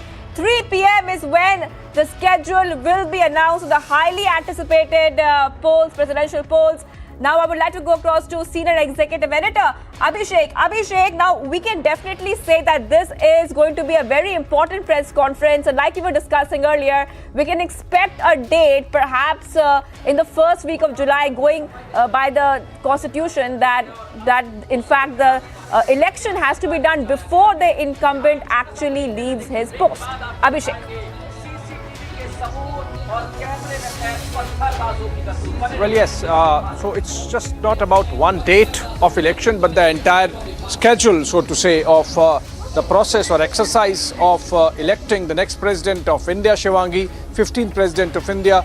Ramnath Kovind happens to be the 14th president of India. And as per Article 62, the election process of the next president has to be completed before the term expires for the incumbent, which is 25th of July. As it happens, President Ramnath Kovind had taken oath on 22nd of July, if I'm correct, in 2017, and this is 2022. He took oath at, so essentially 25th July is the date before which the entire exercise has to be completed. Also, it's an indirect election, we know, by proportional representation. So depending on how many people represent a legislator or a member of parliament represents, that many votes they get. So for example, there is a Lok Sabha MP who represents a constituency of 10 lakh electorate, and if in that Lok Sabha there are 7 or 10 assembly segments, the weightage of each MLA gets divided by that much population. Similarly, for the Rajya Sabha member of parliament, whichever state he or she comes from, the population of that constituency determines the population of that state, and the number of MLAs that member of parliament represents in the Rajya Sabha determines the weightage of his or her vote when they choose or they vote for the President of India. So it's a little more complicated than I'm explaining, but what is important is that the Election Commission is going to announce the entire schedule of electing the President of India, which is done by an electoral college, which includes all the members of parliament of the Lok Sabha and the Rajya Sabha, and then all the MLAs of the assemblies across the country, and then the union territories that have assemblies. So in this case, Delhi and Puducherry qualify, and all these MLAs and MPs would vote on the appointed day, which would be announced by the Election Commission today. The President of India typically has to be above 35 years of age, among the basic requirements. And of course, this is a political exercise. It happens between the ruling party or the ruling coalition versus the opposition alliance. Last time, remember, President Ramnath Kovind was the candidate from the BJP and NDA and sailed through, and now he's completing his term. In fact, just yesterday there was an event at Rashtrapati Bhavan where a book was released on President Ramnath Kovind's selected speeches. Just 5 days back, we had Prime Minister of India, Narendra Modi, traveling down to the ancestral village of President of India in Kanpur and spending some time there. So for, I think, visuals, as the visuals go, it was more like Prime Minister's bidding farewell by visiting President of India's ancestral village in Kanpur. So I think this is going to go on. And also remember that tomorrow is the day when the biennial exercise of elections in the Rajya Sabha would get completed. So in effect, the electoral college would be full, and that really sets in motion the process of electing India's next president. I think Amandeep is joining us live. Amandeep is live with us from Chandigarh, and he has some information about Bhagwant Mann refusing to meet Congress MLAs after giving them time. And Amandeep, over to you. Why has the Chief Minister refused to meet the Congress MLAs? Well, Abhishek, the Congress MLAs and the former MLAs and former ministers went to Chief Minister Bhagwant Mann's residence in Chandigarh, and in fact, all of a sudden, they claims that Mann refused to meet them and asked them to take the further appointment just because the Congress is having the issues of law and order to discuss with the Chief Minister and to suggest certain points. But all of a sudden, when Chief Minister Bhagwant Mann refused to meet them, they have staged the protest inside the residence of Chief Minister Bhagwant Mann, and now presently they are sitting inside and they are demanding to meet Chief Minister just because some of them are the elected representative and some are the former ministers in that who are protesting inside. Their issue is, their concern is about the law and order situation after the gruesome killing of Sidhu Moose Wala. Congress party was continuously raising the law and order situation of Punjab with Chief Minister Bhagwant Mann as well as Governor, and today also they went to discuss the law and order situation. But when Mann refuses to meet them, so this entire drama is happening inside the residence of Chief Minister Bhagwant Mann, where the presently Congress MLA are sitting, and in fact they are claiming that they will not vacate this protest till the time Chief Minister Bhagwant Mann will not meet all of them and will not show the concern about the law and order situation and will not take their suggestions. Till the time the protest will continue. Heavy security was briefed up outside the CM residence, and in fact on the other side, Chief Minister Bhagwant Mann was saying that take the appointment and then come to meet. And in fact, this is all the situation outside the residence of Bhagwant Mann. Yes, Abhishek. All right, some diversion there with the Punjab developments, but coming back to the president's election and the electoral college, Ramnath Kovind had defeated Congress party's Meera Kumar to become the 14th president of India in 2017, 22nd July, in fact, to be precise. He had polled more than 2/3 of the votes of the electoral college, carrying with him 21 states, while Meera Kumar had managed just 10 odd. And the pictures we actually continue to bring in developments from Punjab. Congress MLAs stage protest after Bhagwant Mann refuses to meet them outside his residence. All right, Nupur can take over from here. मूसेवाल ਦੇ ਕਾਤਲਾਂ ਨੂੰ ਗ੍ਰਿਫਤਾਰ ਕਰੋ ਗ੍ਰਿਫਤਾਰ ਕਰੋ ਗ੍ਰਿਫਤਾਰ ਕਰੋ मूसेवाल ਦੇ ਕਾਤਲਾਂ ਨੂੰ ਗ੍ਰਿਫਤਾਰ ਕਰੋ ਗ੍ਰਿਫਤਾਰ ਕਰੋ ਗ੍ਰਿਫਤਾਰ ਕਰੋ ਬੱਚੇ ਖਾਣੀ ਸਰਕਾਰ ਮੁਰਦਾਬਾਦ ਪੰਜਾਬ ਸਰਕਾਰ ਮੁਰਦਾਬਾਦ ਪੰਜਾਬ ਸਰਕਾਰ ਮੁਰਦਾਬਾਦ ਭਗਵੰਤ ਮਾਨ ਮੁਰਦਾਬਾਦ ਭਗਵੰਤ ਮਾਨ ਮੁਰਦਾਬਾਦ ਬੱਚੇ ਖਾਣੀ ਸਰਕਾਰ ਮੁਰਦਾਬਾਦ ਬੱਚੇ ਖਾਣੀ ਸਰਕਾਰ ਮੁਰਦਾਬਾਦ ਕਾਤਲਾਂ पंजाब सरकार मुर्दाबाद, पंजाब सरकार मुर्दाबाद, पंजाब सरकार मुर्दाबाद, बच्चे खानी सरकार मुर्दाबाद, बच्चे खानी सरकार मुर्दाबाद। Visuals that you see on your screen right now are of Congress leaders protesting outside the Chief Minister's residence. Do remember that there has been a great deal of friction between the Congress and the Aam Aadmi Party after the murder of Sidhu Moose Wala. And what you are seeing right now is just evidence of that kind of friction. Now, one of the demands that the Congress Party has been making is that there should be a thorough investigation into the killing of Sidhu Moose Wala. But apart from that, they also blame the Aam Aadmi Party's government in Punjab for the killing. Now, Bhagwant Mann at the moment, of course, is refusing to meet Congress's MLAs, and hence these protests outside. Amandeep is reporting on this and he's bringing us details. Amandeep, there has been considerable friction over this issue of the death of Sidhu Moose Wala, and the Congress, in a sense, holds the Chief Minister responsible for it. Absolutely, Nupur, absolutely. The point is, from the day of killing of Sidhu Moose Wala, Congress party is showing the concern to the law and order situation and blaming Aam Aadmi Party for the killing of Sidhu Moose Wala, just because day before Aam Aadmi Party withdraw the security and downgraded the security of Sidhu Moose Wala, despite knowing that he is facing huge threat from the gangsters.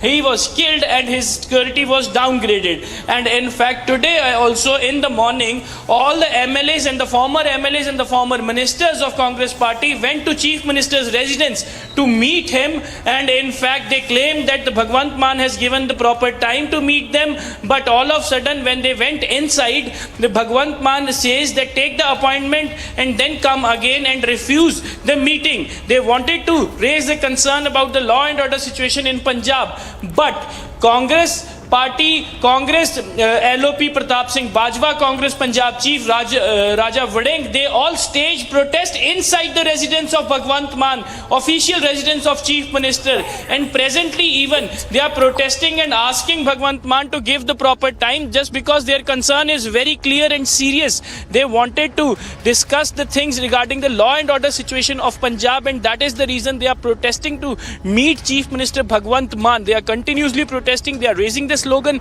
against Chief Minister, they are raising the slogan against Aam Aadmi Party as well, and in fact they are also raising the slogan and blaming Aam Aadmi Party for the killing of Sidhu Moose Wala. In fact, a gruesome killing of Sidhu Moose Wala. This all is happening. So as you're pointing out, the Congress of course says that they did seek time. However, the Chief Minister has refused to meet them at the last minute. Thank you for joining us, Amandeep.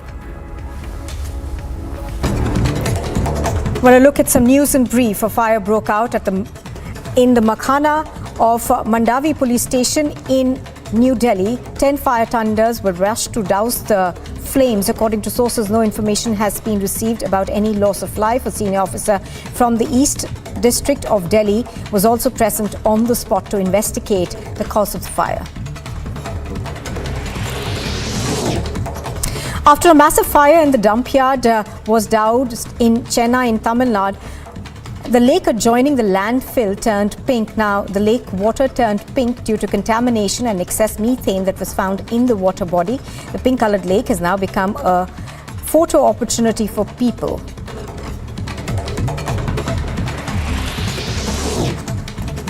The Rajasthan Minister Gobind Ram Meghwal was allegedly threatened by a man on an internet call who demanded 70 lakh rupees from him. According to sources, the caller, identified as Sethi Ram, also known as Sunil Bishnoi, was traced to Malaysia. Sunil made the internet call to the minister and then threatened him with dire consequences if he failed to make the payment. Sunil, who belongs to Bikaner, is in Malaysia.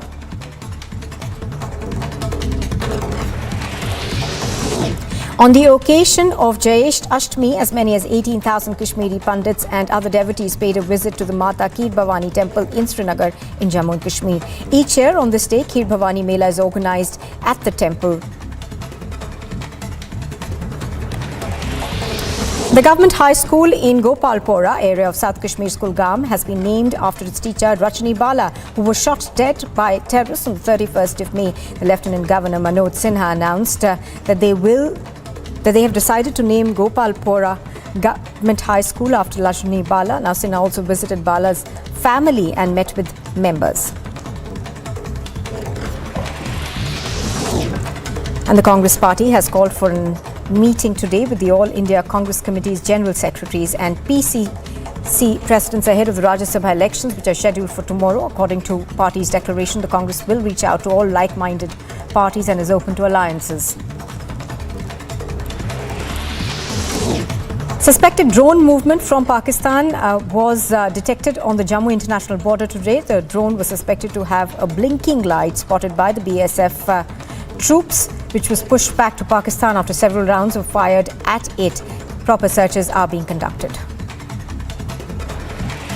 Bihar's Chief Minister Nitish Kumar has asserted that there is no need for an anti-conversion law in the state as there is complete harmony and members of different communities live in peace. The Chief Minister was responding to a query which claimed that Hindus were allegedly changing their faith.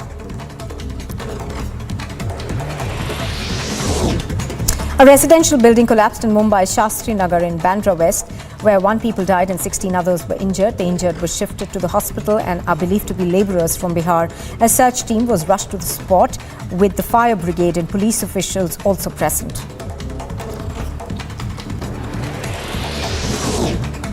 As many as 5 cases of rape involving minors have been reported within a week in Hyderabad. The BJP MP Arvind Dharmapuri has questioned the silence of the Chief Minister K. Chandrasekhar Rao and the Minister K.T. Rama Rao on the rise of crimes against women in the state.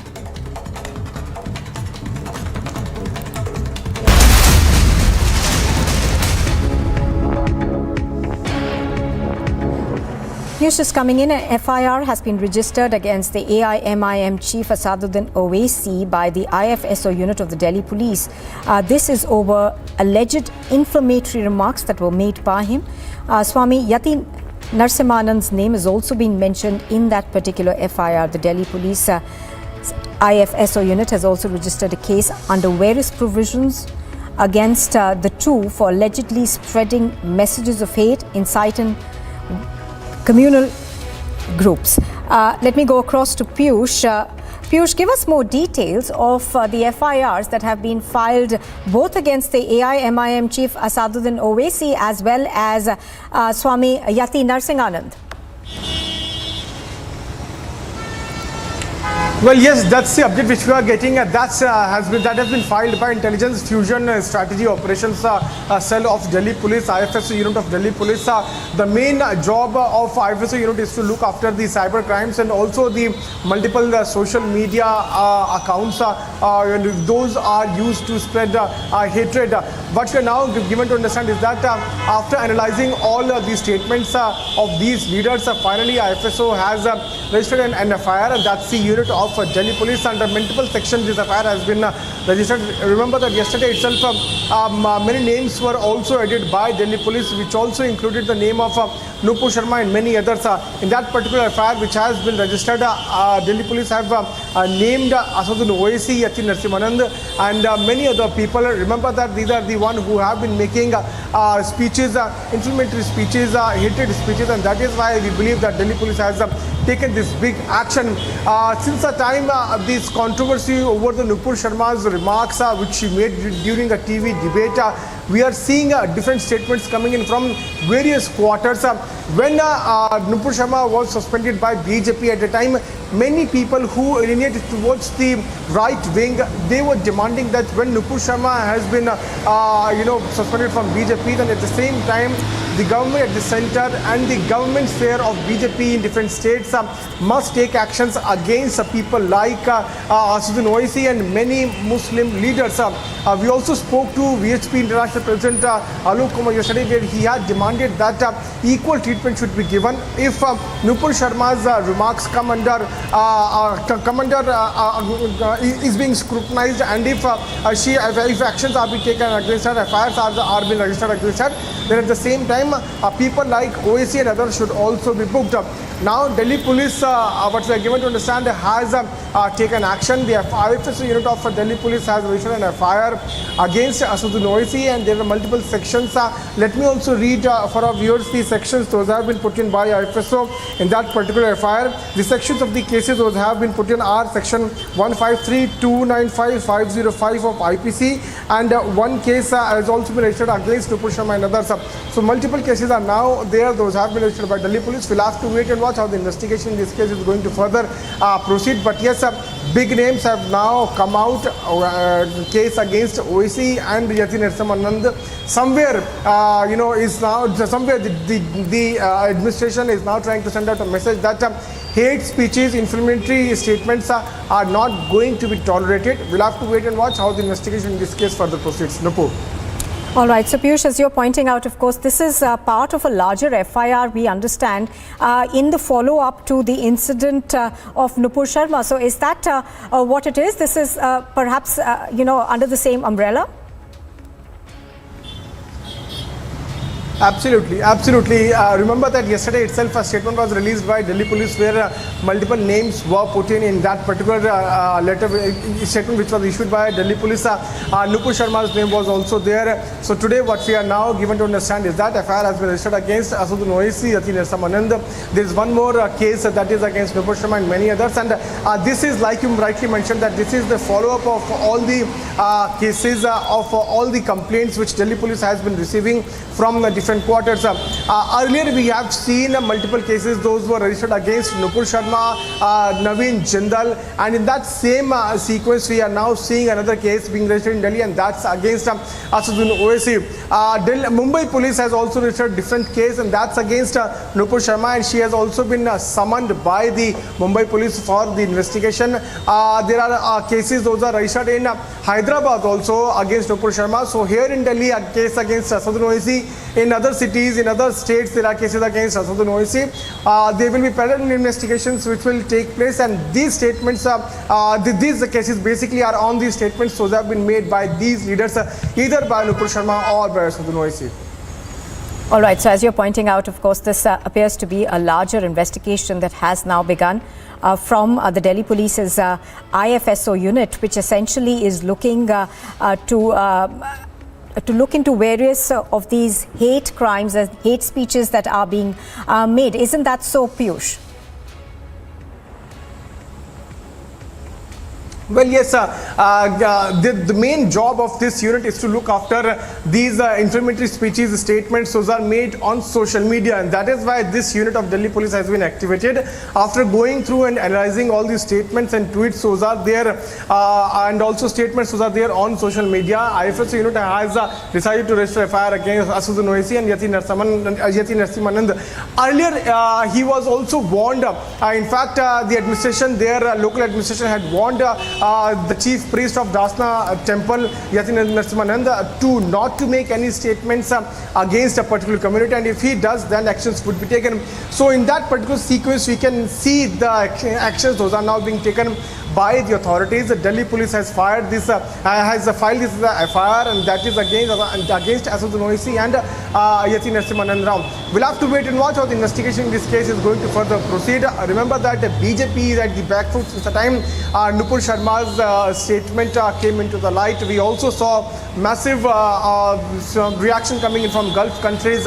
Many countries condemned her statement. After that, internal politics also began here in India.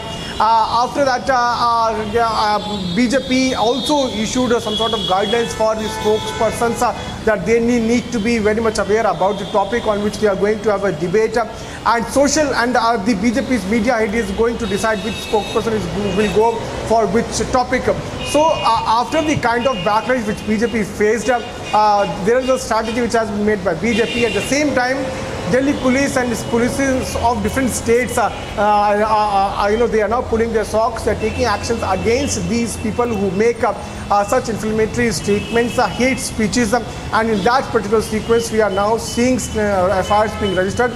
That's also against Sidhu Moose Wala, Yati Narasimhanand, and also Nupur Sharma is also, there are multiple FIRs against Nupur Sharma also, against Naveen Jindal also. They have, if we talk about these two people also of BJP, they have at the same time have also requested Delhi police to take actions against people who are giving threatening messages, threatening calls to these leaders also. Looking at that, the Delhi police has also provided them security, but the point here is about the kind of speeches and the hate comments those were made by these leaders, and that is why the IFSO unit of Delhi police was activated. And after analyzing all the statements and tweets those were made, this FIR has been registered. We'll have to wait and watch what kind of investigation the IFSO unit is further going to take, and if it is also going to summon these people who have been named in the FIR. Right, absolutely. As you're pointing out, of course, we are still waiting for reactions to come in from the AIMIM as well as other individuals who've been booked by this FIR. Now, what I wanted to understand is that various provisions under the IPC have been put in place. Now, these are spreading hateful messages, inciting groups and creating an atmosphere that is detrimental to the maintenance of public tranquility.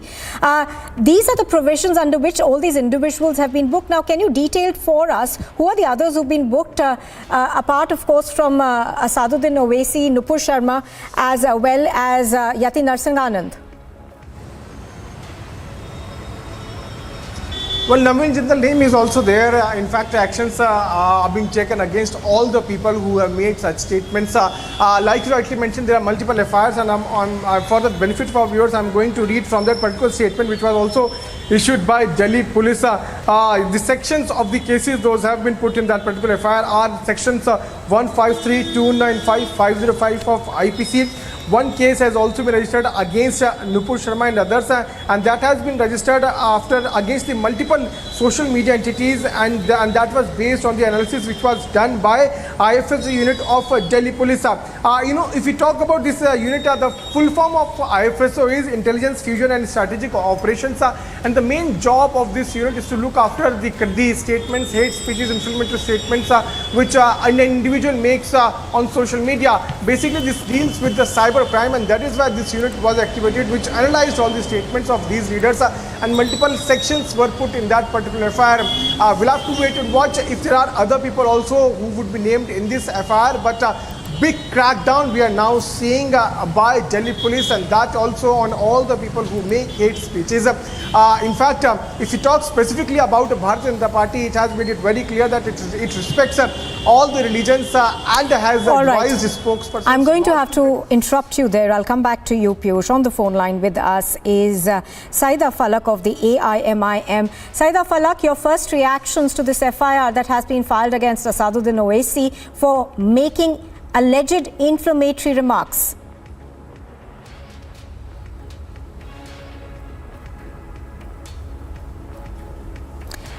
Saida Falak, are you there with us?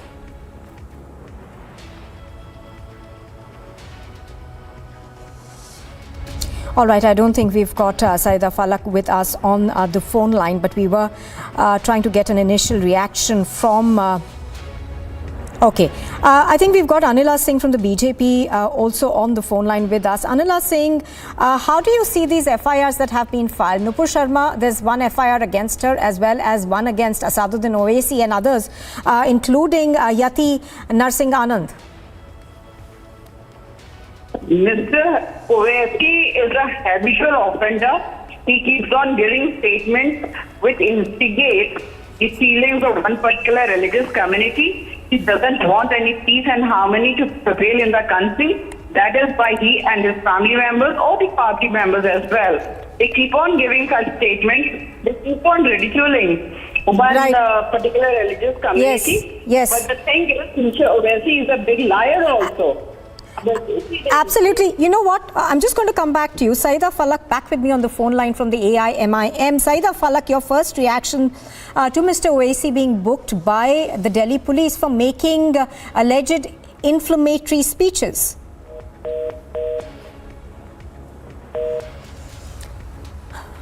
Saida Falak, are you there with us?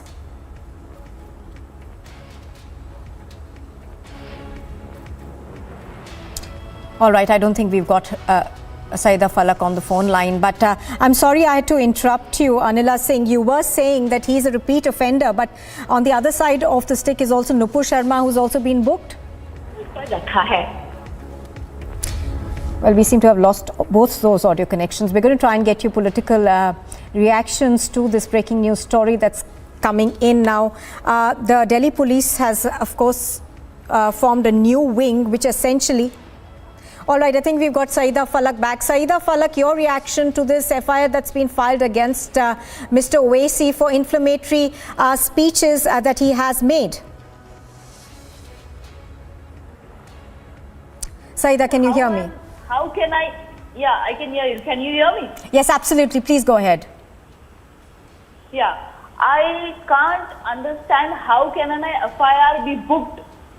How is it possible? Like what he said, what wrong did he say?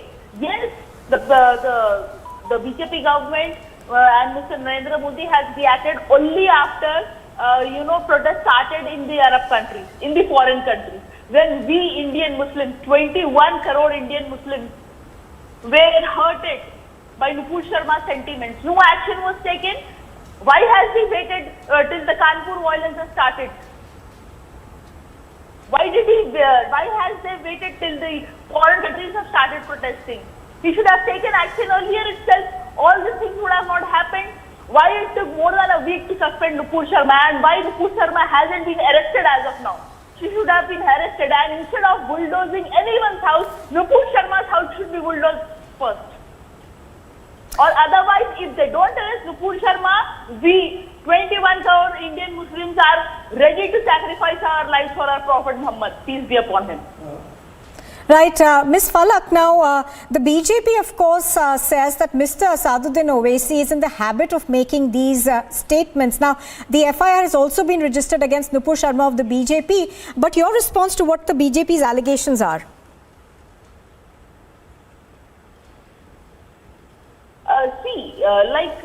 Yeah, of course, FIR has been booked, but there has been no arrest, right? And I don't think, what was the need for an FIR? How can an FIR be booked actually? What wrong he said? What wrong he's saying? I can repeat what he has said. So, will an FIR be booked on me as well? All right, I can repeat what he said. He didn't say anything wrong. All right, so essentially you are saying you defend what Mr. Owaisi has said and you think there was nothing wrong in it?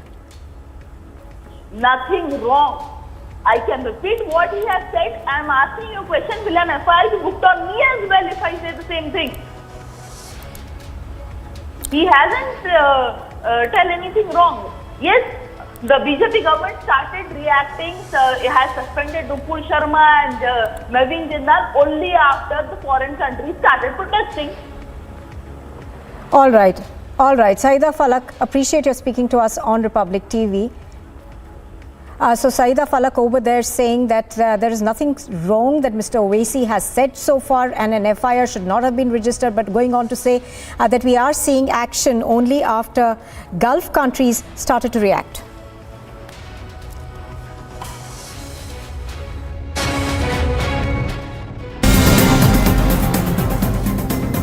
Another controversy has now erupted in Mangalore University over installations of Savarkar photo in the classroom.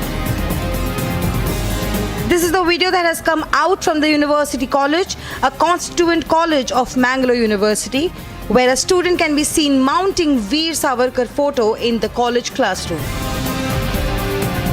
Notably, the college administration, after the video went viral, removed the portrait of Veer Savarkar and Bharat Mata that were mounted on the wall above the blackboard in a classroom. Anasuya Rai, college principal, also made students concerned write an apology letter for installing Veer Savarkar's photo in class, calling it a bid to stir controversy and violation of discipline. Bureau Report, Republic TV.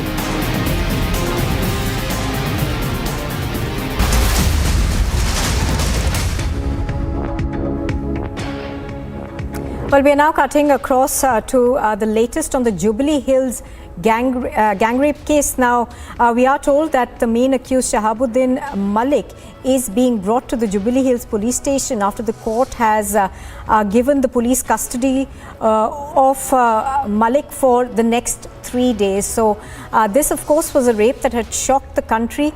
It's a gang rape case that took place in the posh Jubilee Hills area of Hyderabad, getting a lot of reactions. What we are also been learning is the fact that the police police wants to ensure that all these 5 accused who are actually minors be tried as majors in this particular case. So what you see on your screen, of course, is one of the accused in the Jubilee Hills gang rape case being taken out of court. Now the police has been granted about 3 days custody of the main accused in this case, Shahabuddin Malik. Now we are going to try and go across to our reporters in just a bit, but visuals on your screen of the accused being given in police custody.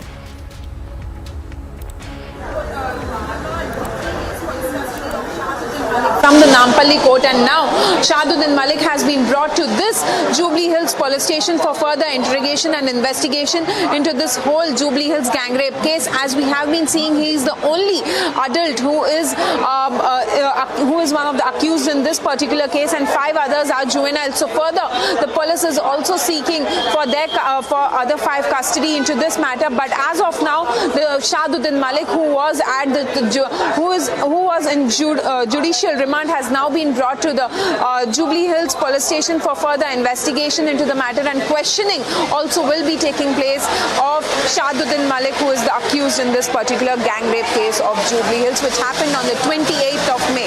This is Anil Shabbat, video journalist for Republic TV.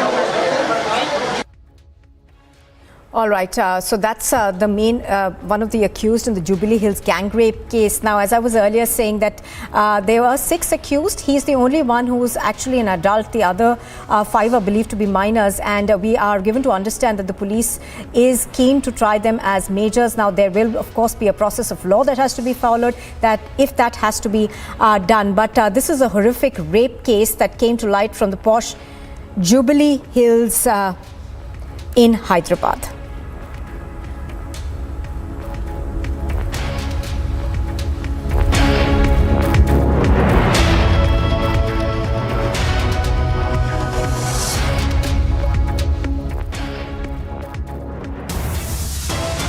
These are the first visuals of the Hyderabad gang rape accused right now. Let's have a look at all the top stories we are tracking right now. Presidential election soon.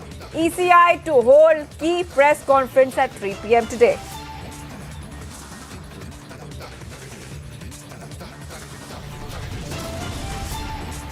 State after state, resort after resort. It's an all-out protect your flock ahead of Rajya Sabha polls.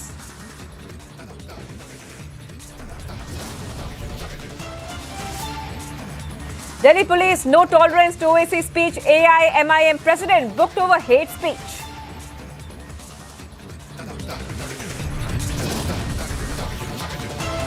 Delhi Minister Satyendra Jain's custody is extended to July 13. ED says Jain is not cooperating with authorities. Mega twist in Kerala gold scam case. Swapna Suresh claims Chief Minister aide approached her for a settlement.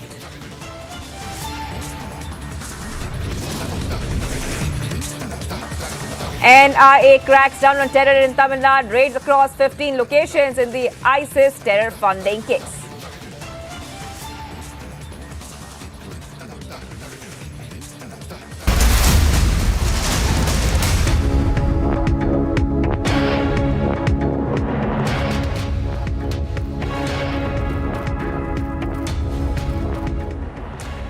Well, starting off with the breaking news at this hour, getting it inside details of Kanpur violence probe. Republic has now spoken to Kanpur DM, who has now informed Republic that cyber units are monitoring online posts around the clock in the backdrop of Kanpur violence. This is the big news coming in. More details of the Kanpur violence probe. Remember, over 54 people have been arrested.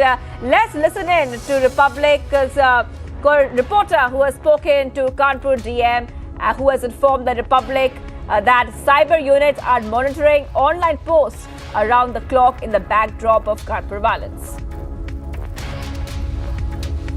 देखिए कानपुर जो पूरे देश में कानपुर का एक पहचान है as an industrial hub, as a commercial capital, और यहाँ पे जो निवेश और जो कमर्शियल एक्टिविटीज़ का एक वातावरण उसको आगे बढ़ाने के लिए शहर का एक शांति व्यवस्था कायम रखना और अमन चैन रहना बहुत ज़रूरी है।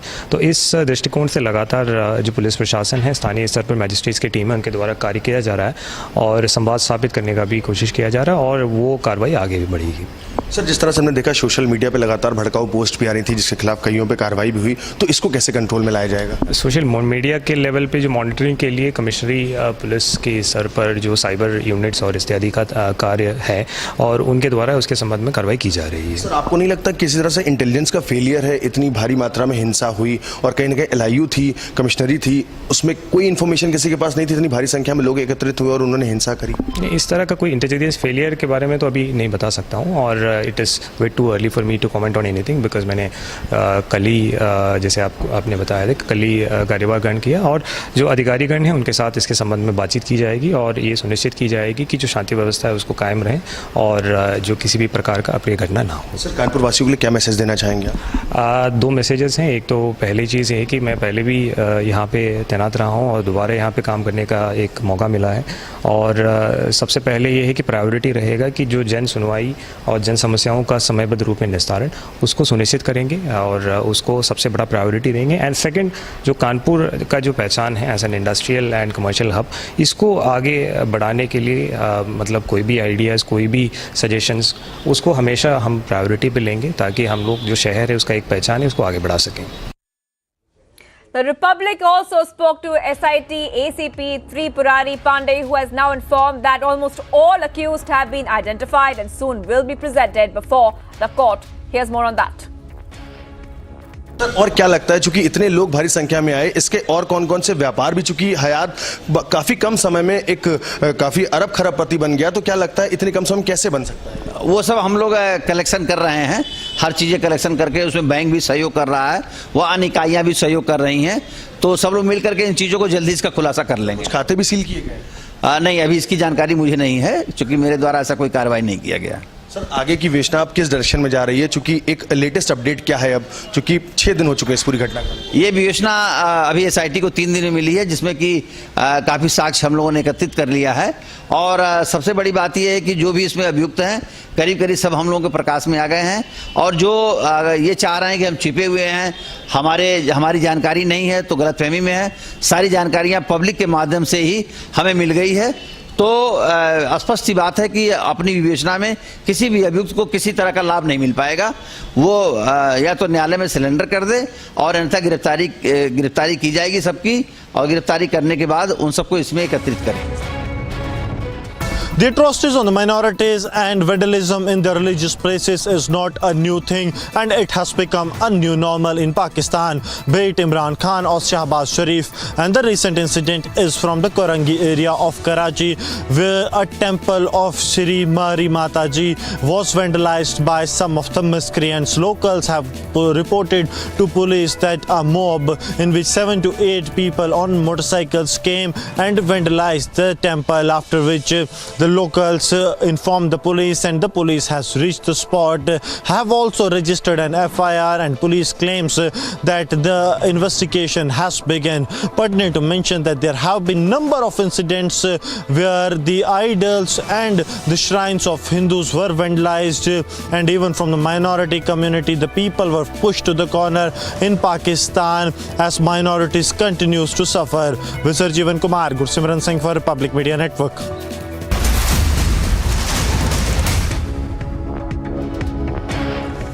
Some big breaking news coming in right now, viewers. CBI has ordered a probe in the environmentalist and TMC leader Tapan Datta murder case in Hyderabad. Big news coming in. I'm joined by Mayuk from the Bangla newsroom.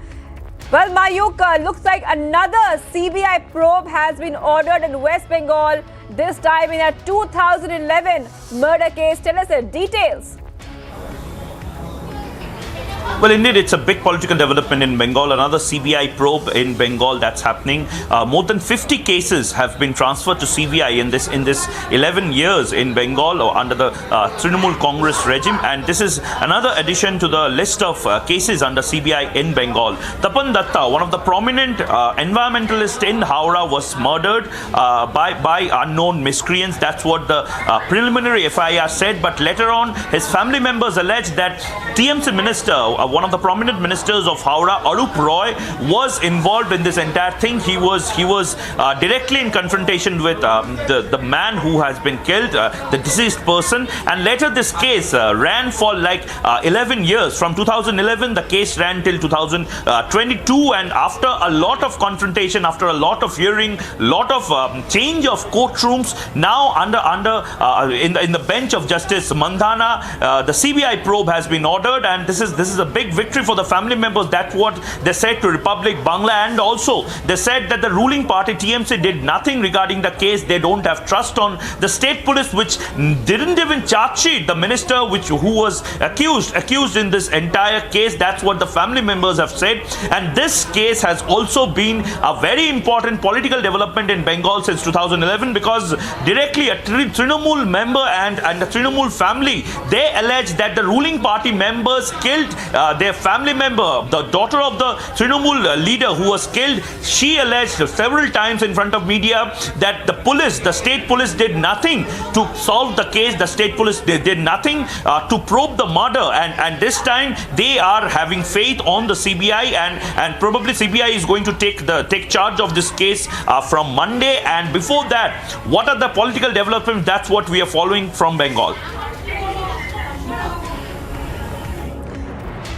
All right, Mayuk, thank you for joining us. This is Mayuk from the Republic Bangla newsroom, getting us the latest on the CBI, which has ordered the probe in environmentalist and TMC leader Tapan Datta murder case in Howrah. Thank you, Mayuk, for getting us those details. Let's see what else is making news across the nation.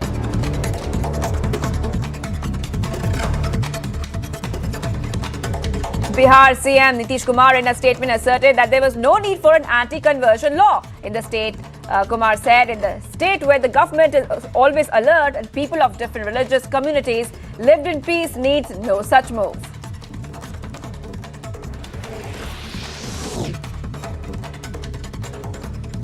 Janata Dal has moved all of its 32 MLAs to a 5-star hotel in Bengaluru ahead of the Rajya Sabha election. The move comes amidst fear of cross-voting of JDS MLAs in favour of BJP.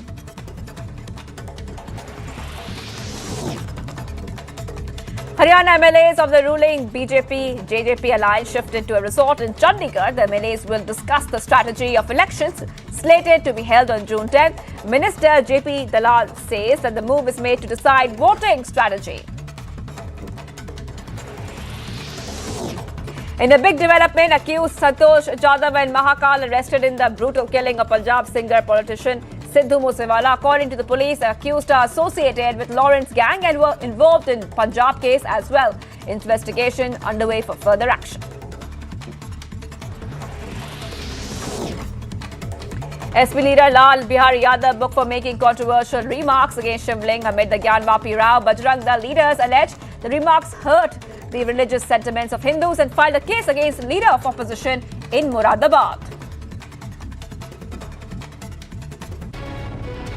Following the gruesome murder of Sidhu Moose Wala, now the Punjab police have carried out a raid at a residential area in Mohali, and in fact this raid is being carried out early in the morning and in fact detained almost 3 persons from inside the residential areas. And in fact this raid is being conducted by Mohali police following the tip off by the 2 accused who has been recently arrested by the Mansa police, Sandeep Kekda and Prabdeep Singh. And in fact, following the revolution during their interrogation, the raid is being carried out at this residential area at Jalvayu Vihar in Mohali district, and in fact 3 persons have been detained just because so many people are staying at the rented accommodation at this residential area, and that is the reason a massive raid is being carried out by the police and conducted the search of the vehicles as well as the flats which were being under the radar of Mohali police. India has recorded more than 7,240 COVID cases in the last 24 hours, taking the total tally of active cases to 32,000. Keep watching Republic Media Network to know more on this story. BSF has pushed back a Pakistani drone which tried to enter the Indian territory today morning at around 4, after which massive searches have been launched in the area to rule out any possibility of weapon or narcotics dropping. For more, stay tuned to Republic TV.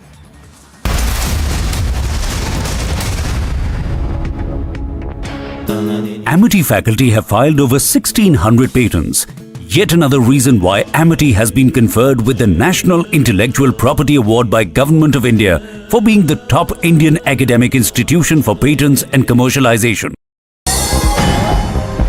The Union government has responded to a terror group Al-Qaeda's open threat of launching suicide attacks across India.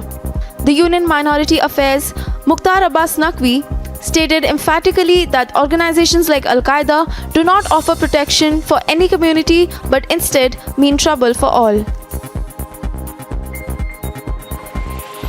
Addressing a mega rally in Aurangabad, Maharashtra Chief Minister Uddhav Thackeray reacted to Bharatiya Janata Party and MNS pressure to change the name of Aurangabad to Sambhajinagar. The Shiv Sena Supremo said that he has not forgotten the promise of his late father Balasaheb Thackeray. Jammu and Kashmir's Lieutenant Governor Manoj Sinha visited slain Hindu teacher Rajni Bala's residence and met her family members. The Lieutenant Governor also spoke to Rajni Bala's husband, who informed that they had applied for a transfer but it was neglected. The Lieutenant Governor also announced that the school that she worked at for 15 years, where she was killed, will be named after her. Assam Chief Minister indicated the expansion of his cabinet with the addition of 2 new ministers. The cabinet is to undergo a reshuffle, as the leader stated that 2 new BJP MLAs will take oath as ministers today. The ceremony is scheduled to take place at 3 p.m. at Sri Manta Shankardev Auditorium in Guwahati.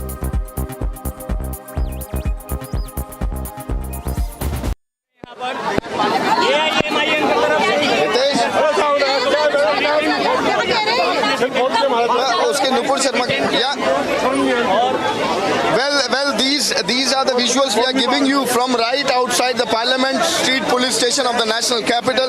We have just seen the leaders of AIMIM who just reaches here and they have been detained. Let me tell you, earlier it was 20 to 25 workers of AIMIM and they were also detained. They are protesting, they are trying to protest here against Nupur Sharma, the kind of statement she has given. So AIMIM leaders, workers reaching here at Parliament Street Police Station. Let me give you the sense of the security also, which has been beefed up over here. The arrangement of the security could be clearly seen. So there you can clearly see the bandobast of police officials as well as the forces has been deployed over here. As well as the forces has been deployed. So this is after AIMIM leaders reaching here at the Parliament Police Station in the national capital. This is just near the Parliament, and right now I'm reporting from the Sansad Marg. This exactly is the police station. I'll ask my video journalist to give you the sense from the police station. They're trying, the AIMIM leaders are trying, workers are trying to protest here. They have made in a call. They're protesting against Nupur Sharma. Nupur Sharma, the Bharatiya Janata Party former leader.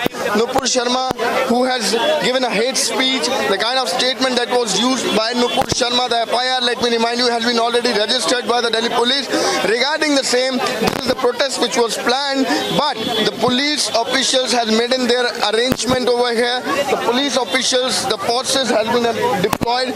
I'll ask my video journalist to continue with the visuals also from right outside the police station, the Parliament Police Station, and there you can clearly see in the visuals the kind of arrangement, the kind of bandobast that has been by the Delhi police to control the situation, to control law and order situation in the national capital, right outside the Parliament Street Police Station, just near the Parliament Police Station in the national capital, from where I'm reporting. So this is against whom the FIR has been already registered and Bihar Janata Party has already taken the action. But this is regarding Nupur Sharma, where now the leaders of AIMIM was coming and trying to protest over here. We'll continue with the visuals. We'll continue with the visuals. Visuals from the Parliament Street Police Station. We are giving you. These are the live visuals. We have just seen. We just tried to talk to some of the people. We just tried to talk to some of the people, and there they were telling us that yes, this is against Nupur Sharma. Nupur Sharma, the former Bharatiya Janata Party leader. Nupur Sharma, who has given a statement, and against her, now this particular protest is being planned in the national capital. So the police has already, let me tell you, the police has already detained 20 to 25 leaders of AIMIM. Leaders of AIMIM, and one or two leaders or workers are reaching one by one here at the police station from where I am reporting. I'm getting some sense. I'm trying to get the visuals if we can get more workers of AIMIM. This is the police bandobast, what we are seeing. This is the police arrangement, what we are seeing. And there, on my right is the main gate.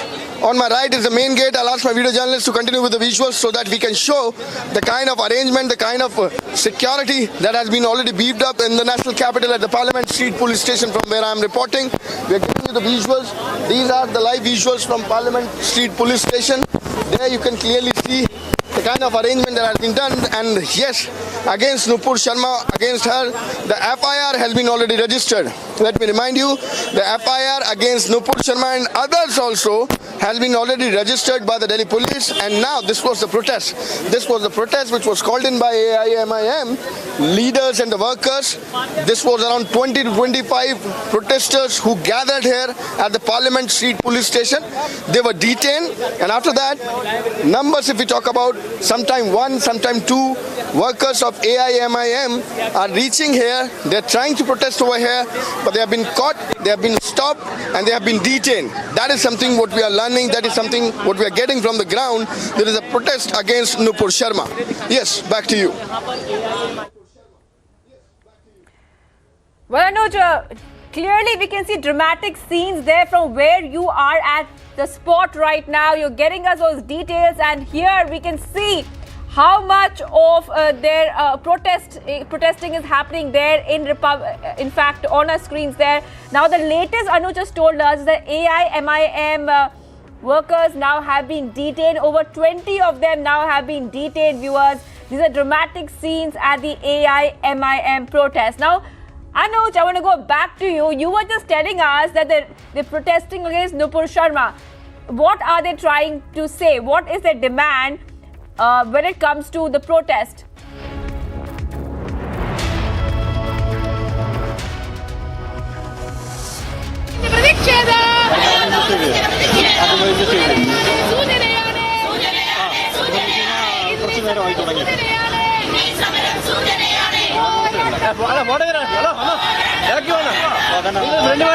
More protests coming in right now. These are in fact Congress staging protests in Thiruvananthapuram. More visuals coming there on your screen. Back-to-back updates from Delhi all the way to Thiruvananthapuram. Republic TV is getting you the latest. As news develops and breaks, we bring it to you live. Right now, the Congress there staging a protest in Thiruvananthapuram. I'll be soon joined by my colleague who will tell us more details on what is happening at this point of time. All right, Ashwin is joining me. Ashwin, the Congress is holding a protest demanding the CM's resignation, we believe. Take us through the details.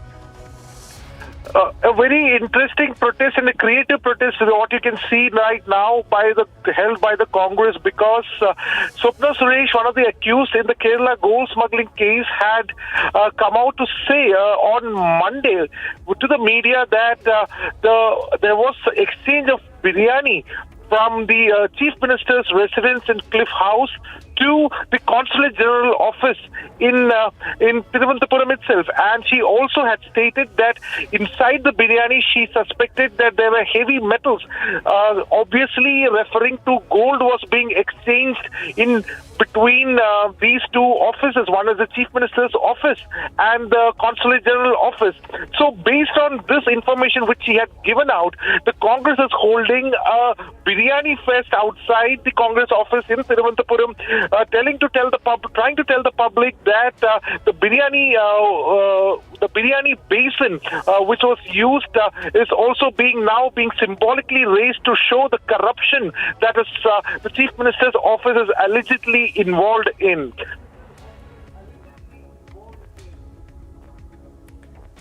Right. Well, Ashwin, tell us a little bit more about what exactly are we seeing on the screen. So you are saying it's a very creative protest. Now, what exactly are they demanding? Take us to the demands of these protesters, and why exactly do they want the CM's resignation? Just take us through the details.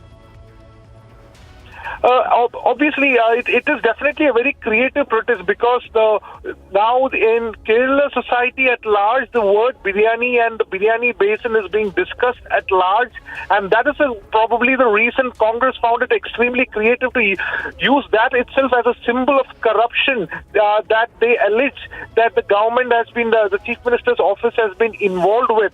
Swapna Suresh had stated few things to the media on Tuesday, where she had stated that she had met with with Chief Ministers in 2016, and she had alleged that there was reverse hawala transaction.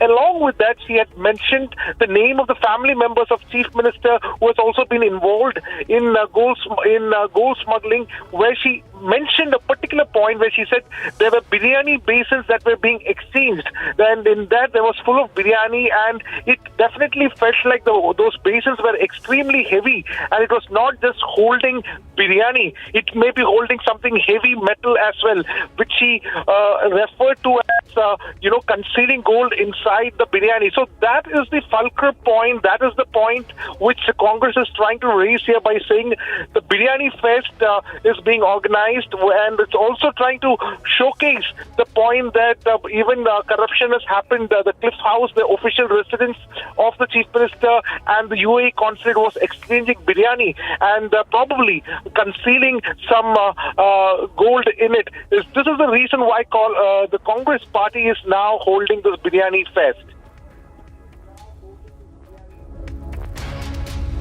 Well, viewers, the dramatic scenes coming there from Thiruvananthapuram. Remember that Swapna Suresh has already filed a petition in the High Court and claimed that the CM's aide approached her for settlement or arrest. And she also spoke to Republic TV's Nupur, where she said she fears for her life. So, Ashwin, Swapna Suresh had spoken about this. Now she says that she will reveal more details later on. But clearly we can see that there's a lot of anger there against CM Vijayan after the Kerala gold scam is exploding by the day.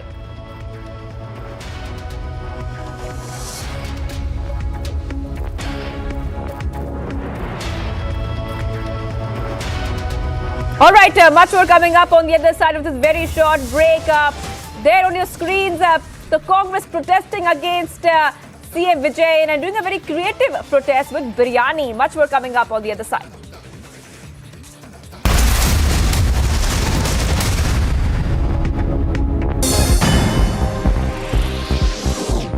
The top global updates. Iran state television reported it turned off 2 surveillance cameras of the UN nuclear watchdog that monitored one of its atomic sites.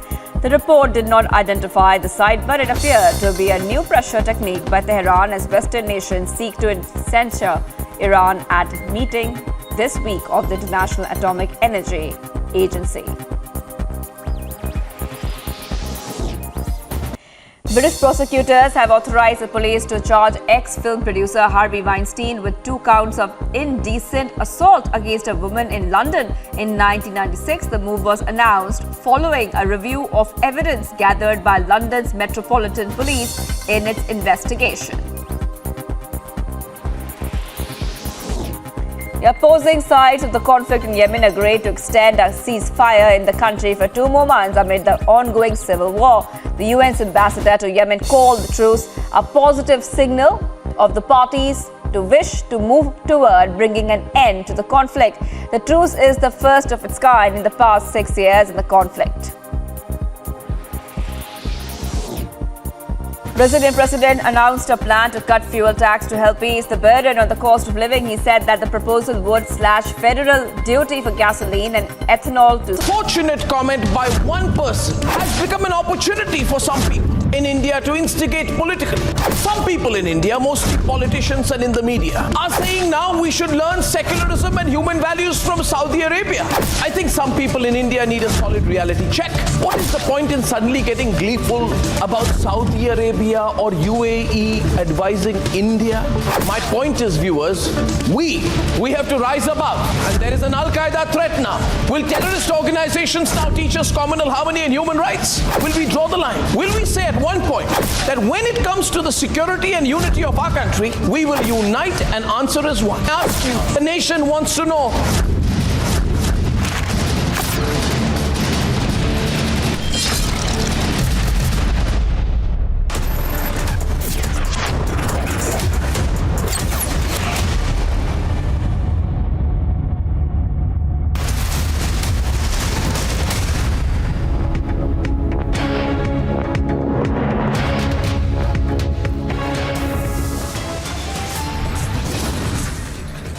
Top headlines at 1 p.m. Presidential election soon. ECI to hold key press conference at 3 p.m. today.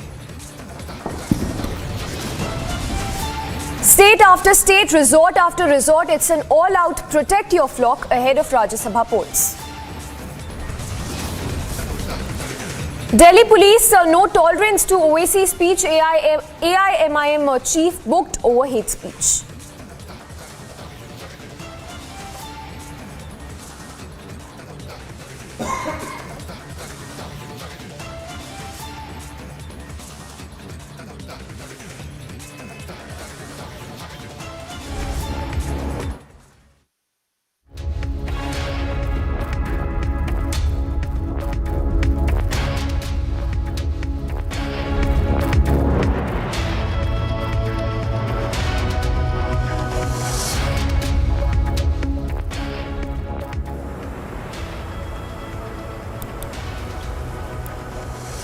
And these are the visuals that are coming in of the protest which is underway. The Congress workers there staging a protest in Chandigarh. The live visuals that we are getting right now of the Congress protest in Chandigarh.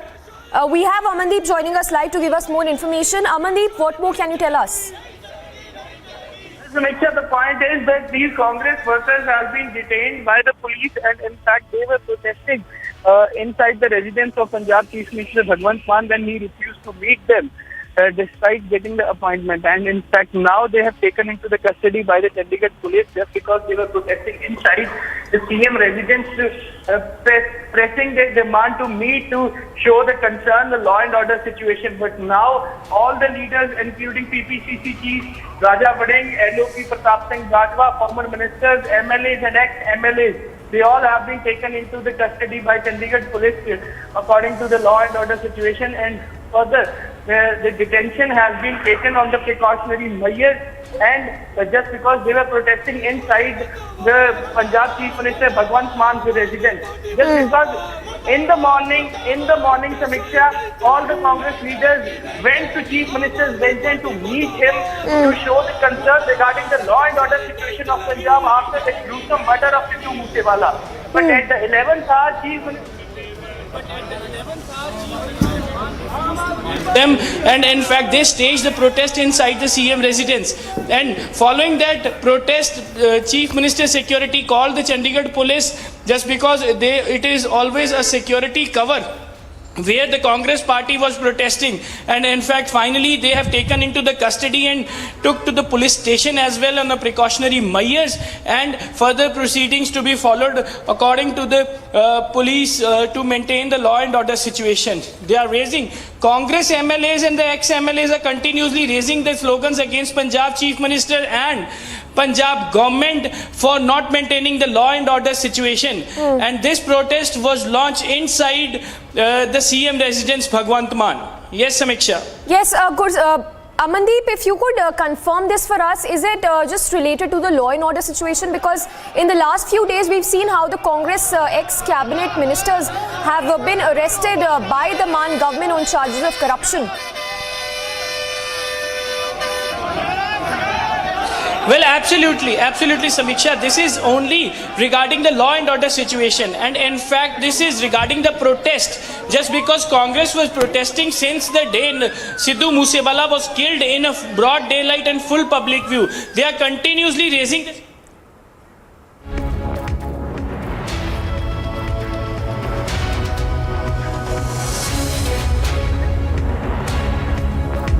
And these are the live visuals that we are getting to you right now from Jammu.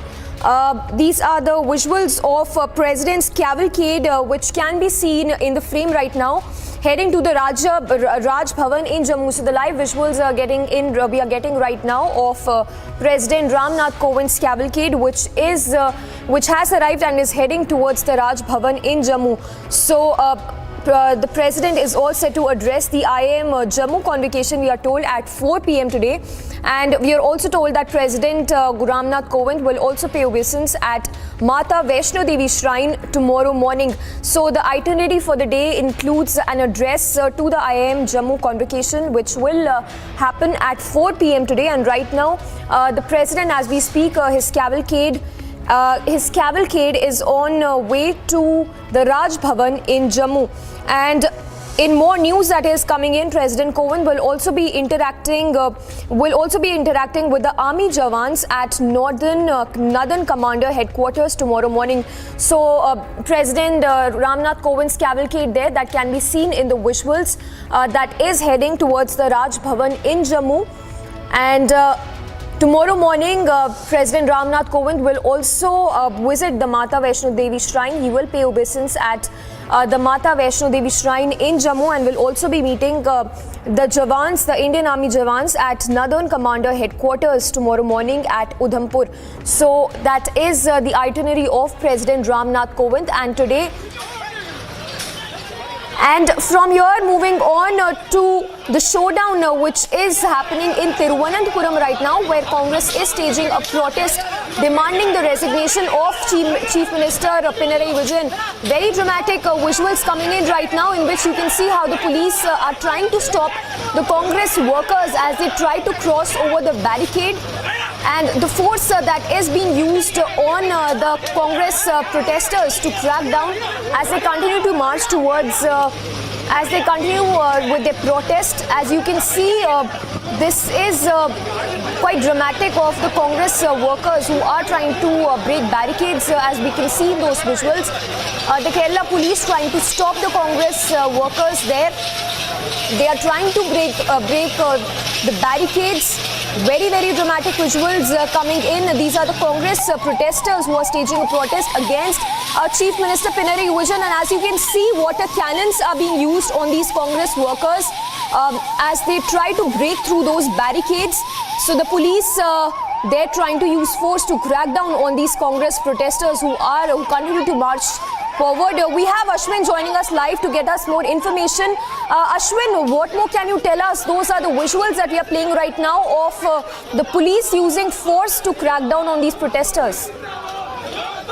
What we see right now is that the Youth Congress is gone onto the road to protest against demanding that Chief Minister Pinarayi Vijayan must step down in wake of the very, very shocking revelations that have been made by one of the accused of those public case, Swapna Suresh, where she has named the Chief Minister and his family members, stating that they are involved in those smuggling operations as well. Now the Youth Congress is on the street now demanding his resignation, and what you see is the police using water cannons to disperse the Youth Congress workers who are on the road protesting in the heart of Thiruvananthapuram, demanding that Chief Minister Pinarayi Vijayan must step down. These are visuals that are coming outside of Thiruvananthapuram, and the visuals that are coming from inside of Thiruvananthapuram, and what we see is police using water cannons to disperse. Youth Congress has been consistently demanding that the Chief Minister might step down for fair and impartial probe. In the same matter as his name has been taken out by one of the accused and his family member, and today the Section 164 under Section 164, which the conference is taking place, also to the state as well. Well, that's right, Ashwin. Stay with us while we keep up with those visuals of Congress workers, as we can see in those visuals, the Congress workers are trying to cross that barricade. Water cannons that are continuously being used to disperse the crowd, but the Congress workers there continue to relent. You can see the water cannons that are being used by the Kerala police there on the Congress youth workers who are demanding the resignation of Chief Minister Pinarayi Vijayan. Ashwin, if you could take us through the demands of Congress at this point in time, because as we know, the Kerala government, Kerala Chief Minister to be specific, faces a lot of grave allegations. That's right. When these allegations were made by Swapna Suresh, there was an official response by the Chief Minister's office which stated that this is a collusion by the BJP and the Congress together to break down the left government in the state. And after which this was a difference that state, and he also went on to say that the words of an accused cannot be taken into consideration at all. But the Congress, on the other hand, had pointed out a very important inconsistency in the Chief Minister's statement, because when the solar scam had happened and then Chief Minister Umman Chandy was held responsible, the accused in that case had reached out to Chief Minister Pinarayi Vijayan, and at that time, hearing from the accused, Chief Minister Pinarayi Vijayan had ordered a CBI probe in the same matter, where former Chief Minister Umman Chandy was alleged to be one of the accused. Now, the Congress is demanding that why is there a different set of rules for Umman Chandy and different set of rules for Pinarayi Vijayan himself, when in both the cases we can see an accused in the case has come forward with a complaint. So this is the main contention that the Youth Congress is also raising. They demand the Chief Minister must step down from his post. Even they are saying that anybody else can become Chief Minister, and the Chief Minister must step down, because the allegations made by the accused, although she is an accused in the gold smuggle case, is still grave, and it must be taken into consideration, and for moral reasons, Chief Minister must step down. That's right. Ashwin, stay with us. If you could talk to us about the visuals we are playing on our screens right now, how the Kerala police can be seen, stopping these Congress youth workers who continue to demand the resignation of Chief Minister Vijayan. Yes, absolutely. Ever since the gold smuggling case had come to fore, the BJP as well as the Congress youth workers have been consistently been on the road demanding the resignation of the minister. Now, in the wake of the new revelations that have come, especially when they itself, Swapna Suresh had stated that it's a threat to her life, a representative which he alleges is the close representation of Chief State Secretary Kodiyeri Balakrishnan tried to threaten her. An affidavit has been submitted by her. Now, in the wake of all this, the Congress camp has intensified their protest. We could see a biryani protest. Now we could see the Youth Congress on the road demanding the Chief Minister must step down. Now, these are youth workers, so obviously they are trying to step up the protest, and the police is trying to disperse the workers by using water cannons. And meanwhile, you can see that the Youth Congress workers are trying to break the barricade which has been set forth in front of them, but relentlessly they are trying to break the barricade and also mark the protest, because this is being beamed across all the news channels in Kerala, and so they want the public opinion in this matter to come to against the left government in the state of Kerala.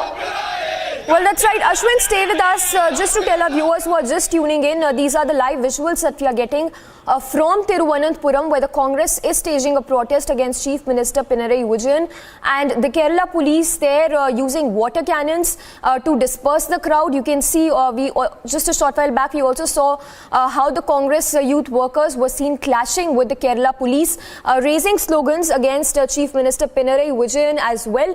And of course, this comes in the backdrop of the sensational charges that have been levelled by Kerala gold scam accused Swapna Suresh against Chief Minister Pinarayi Vijayan. Ashwin, if you are still with us, take us through the kind of allegations that have been levelled by Swapna Suresh against Chief Minister Pinarayi Vijayan.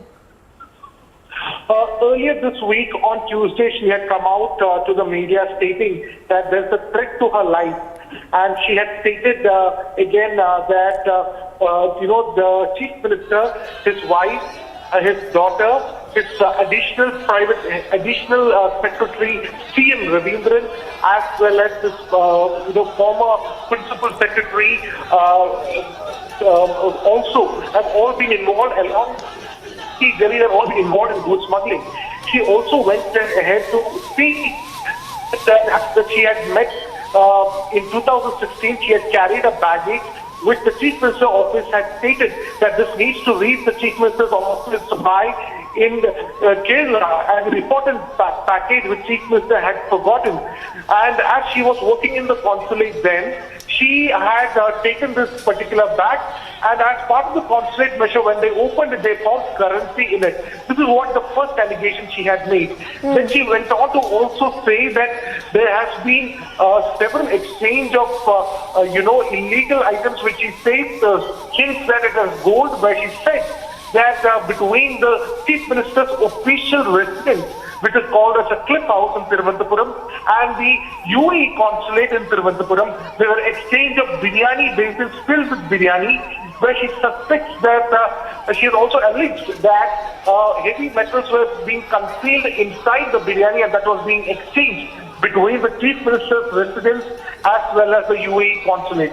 Now, these were the grave allegations that has been raised, and followed by which Swapna Suresh today has come on record as an affidavit she has submitted in the Kerala High Court, stating that a person called as Shaji Kiran, which she claims is the representative of Chief Minister Pinarayi Vijayan and the CPM State Secretary Kodiyeri Balakrishnan, tried to tell her to not to go ahead with with filing the section under or confidential statement under section 164, where this man had also allegedly threatened that she will have to face a lot of jail time, as a lot of cases will be filed against her if she goes ahead with giving statement against Chief Minister and the people involved with the gold smuggling. Now, these are the set of allegations that we have seen that has come across in this week itself, and this is what we see the Congress is protesting against. There has been several intense protests before also, but we could see that the probe by the central agencies was being slowed down. There were multiple reasons, because this was a multi-agency probe. For instance, the then Customs Commissioner had also come on to tell Republic, when he was working, he had told that there has been several attempts of, killing him also. And 5 times there were threats, and so he was transferred by the central government to another location because of series of threats that he received while he was investigating. Number one. Number two, the Enforcement Directorate was also probing this matter. There were 2 audio tapes that emerged in which had Swapna's voice stated that she was being forced to give a statement against Chief Minister Pinarayi Vijayan, which eventually turned out to be a fake audio tape. And this was being used by the state missionary to say that Enforcement Directorate is trying to, pin Chief Minister unnecessarily. Number 3, the Central Bureau of Investigation had tried to come in for investigating the linked case of, Life Mission, where the same accused were also involved. And that also, the state government has stopped the CBI from investigating. There were a lot of political measures that were put in place to stop the CBI. So as you can see, the CBI, the Enforcement Directorate, as well as the Customs, were always stopped. The entire investigation process was always obstructed using different means. And this is why the probe had also slowed down to a large extent, because these central agencies cannot function so freely if the state machinery itself is trying to create obstruction. This was the allegation that had come forward. Now, what we see today is that after the elections, this is a fresh bout of protest that is happening ever since Swapna Suresh has come out with a new set of revelations. And this is what we see on the street today in Thiruvananthapuram, where Congress is clearly protesting, demanding resignation of Chief Minister Pinarayi Vijayan. That's right, Ashwin, and also, while the CPIM has outrightly rejected the kind of allegations that Swapna Suresh has made, if you could take us through what exactly has the Kerala Chief Minister, we are learning, has also responded, what exactly has he said in his defense, as well as K.T. Jalil, who has also filed a complaint against Swapna Suresh. Absolutely. There was a statement that was issued by Chief Minister Pinarayi Vijayan, and where he had stated that in visual media there was a reference by an accused, and it was noticed, and he had alleged that the state, he had also went on to say that the state government was the first party to call in the central agencies to probe the matter for effective investigation. He also went on to say that there has been issues with the legitimate concerns about investigative methods by the central agencies as well. He also stated in a defense for himself, he stated that there are unsubstantiated allegations have been made by the media from certain quarters for narrow political reasons. And he also went on to say that agenda is to stop the left government, and he also said that the people of Kerala will reject all these agendas which are being set by the opposition at large, as there is not even a shred of evidence. Now, this was the official statement which was made by the Chief Minister after Swapna Suresh had come out revealing all these details since last Tuesday. Yes. Ashwin, stay with us just to bring our viewers up to speed as to what is happening in Thiruvananthapuram right now. These are the live visuals that we are getting of the Youth Congress workers who are staging a protest against the Kerala Chief Minister, the Kerala government, demanding the resignation of Pinarayi Vijayan. You can see the protesters clashing with the cops. As you can see in those visuals, we can see many are also being the police is trying to detain some of the protesters as well.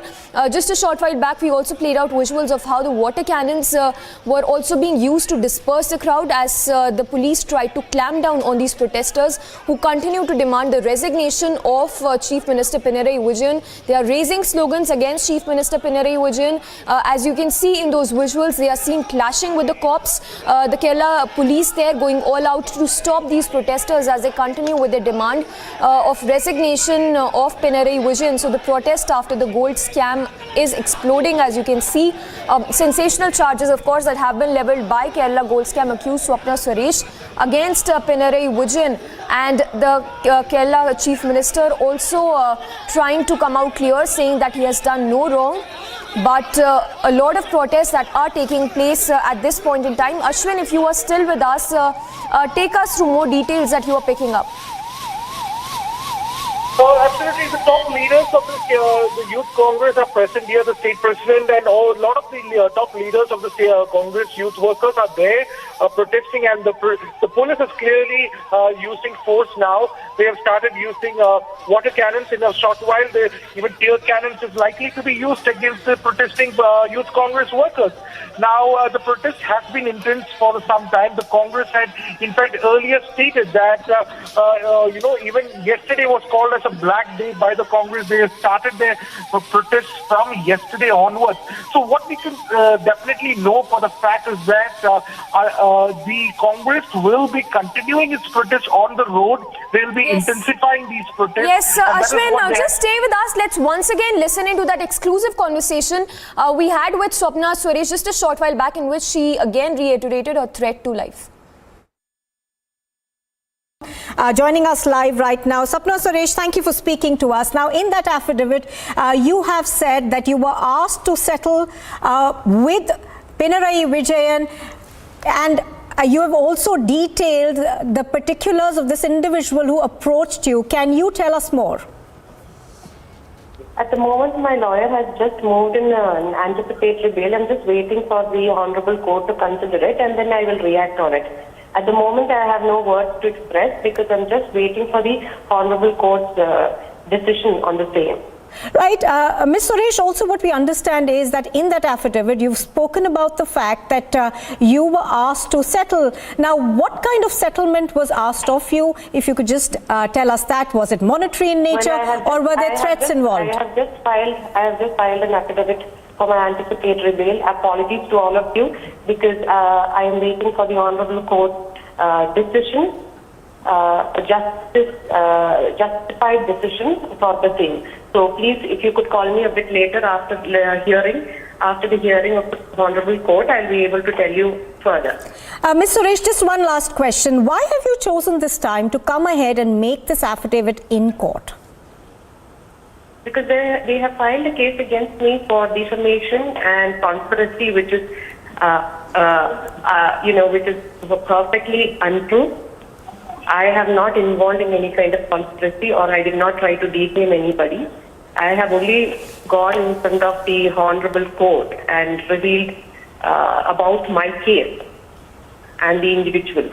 So there wasn't any kind of defamation or political agenda. Any which way, I'm just waiting for the Honorable Court to look into the matter and provide me justice. All right, Swapna Suresh, we understand that you're still waiting for the court order, but on a side issue, you've just filed that affidavit, and we understand that you don't want to talk about it, but I just wanted to understand from you, are you afraid of something? The kind of attacks that has been happening against me and my colleagues, I am scared. I have threat to life, and I do not know what's my future.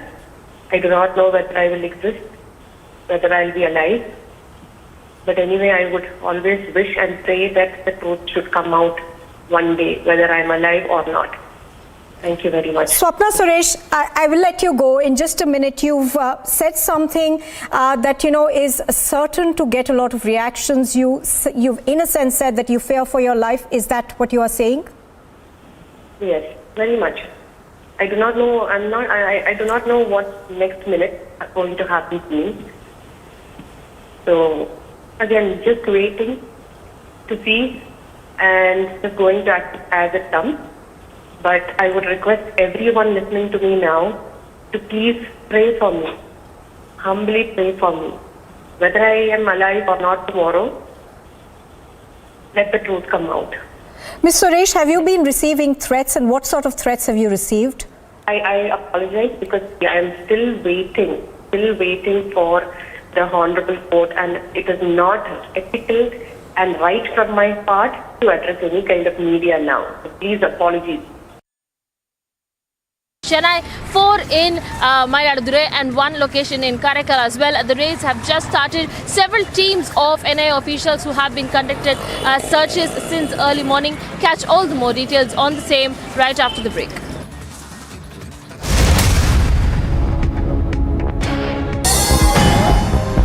The union government has responded to a terror group Al-Qaeda's open threat of launching suicide attacks across India. The Union Minority Affairs Mukhtar Abbas Naqvi stated emphatically that organizations like Al-Qaeda do not offer protection for any community but instead mean trouble for all. Addressing a mega rally in Aurangabad, Maharashtra Chief Minister Uddhav Thackeray reacted to Bharatiya Janata Party and MNS pressure to change the name of Aurangabad to Sambhajinagar. The Shiv Sena Supremo said that he has not forgotten the promise of his late father Balasaheb Thackeray. Jammu and Kashmir's Lieutenant Governor Manoj Sinha visited slain Hindu teacher Rajni Bala's residence and met her family members. The Lieutenant Governor also spoke to Rajni Bala's husband, who informed that they had applied for a transfer but it was neglected. The Lieutenant Governor also announced that the school that she worked at for 15 years, where she was killed, will be named after her. Assam Chief Minister indicated the expansion of his cabinet with the addition of 2 new ministers. The cabinet is to undergo a reshuffle as the leader stated that 2 new BJP MLAs will take oath as ministers today. The ceremony is scheduled to take place at 3 p.m. at Sri Manta Shankardev Auditorium in Guwahati.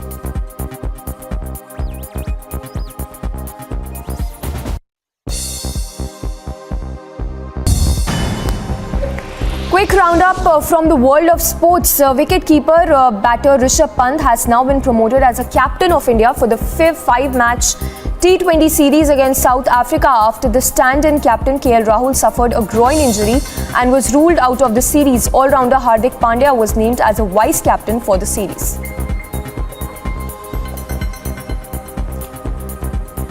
I think it's a very good feeling didn't came under very good circumstances, but at the same time I'm feeling happy. I would like to thank BCCI for giving me this opportunity to lead the Indian side. I'll try to make most of it. But first of all, thank you to all my well-wishers throughout my journey for supporting me through my thick and thinks of a cricketing career. But I would like to make this as a base and keep improving and keep making my life better and better each and every day. South African captain Themba Bavuma said his team will not expect anything to come easy against India in the 5-match T20 series, even though the hosts are fielding a fairly inexperienced team. Bavuma looks to repeat the success of South Africa have had against India in the previous T20 series played in India. They are yet to lose a series, having tied the last one in 2019 and won the other in 2015.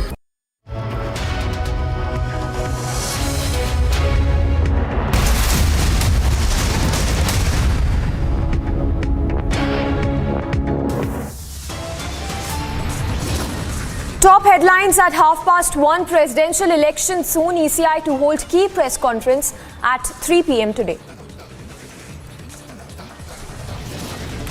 State after state, resort after resort, it's an all-out protective lock ahead of Rajya Sabha polls. Delhi police, no tolerance to Owaisi speech. MIM president booked over hate speech. Delhi Minister Satyendra Jain's custody is extended till 13th of June. ED says Jain not cooperating with authorities. Mega twist in Kerala gold scam case. Swapna Suresh claims Chief Minister's aide approached her for a settlement. Mega showdown in Kerala. Congress stages protest against Chief Minister Pinarayi Vijayan. NIA cracks down on terror in Tamil Nadu, raids across 15 locations in ISIS terror funding case.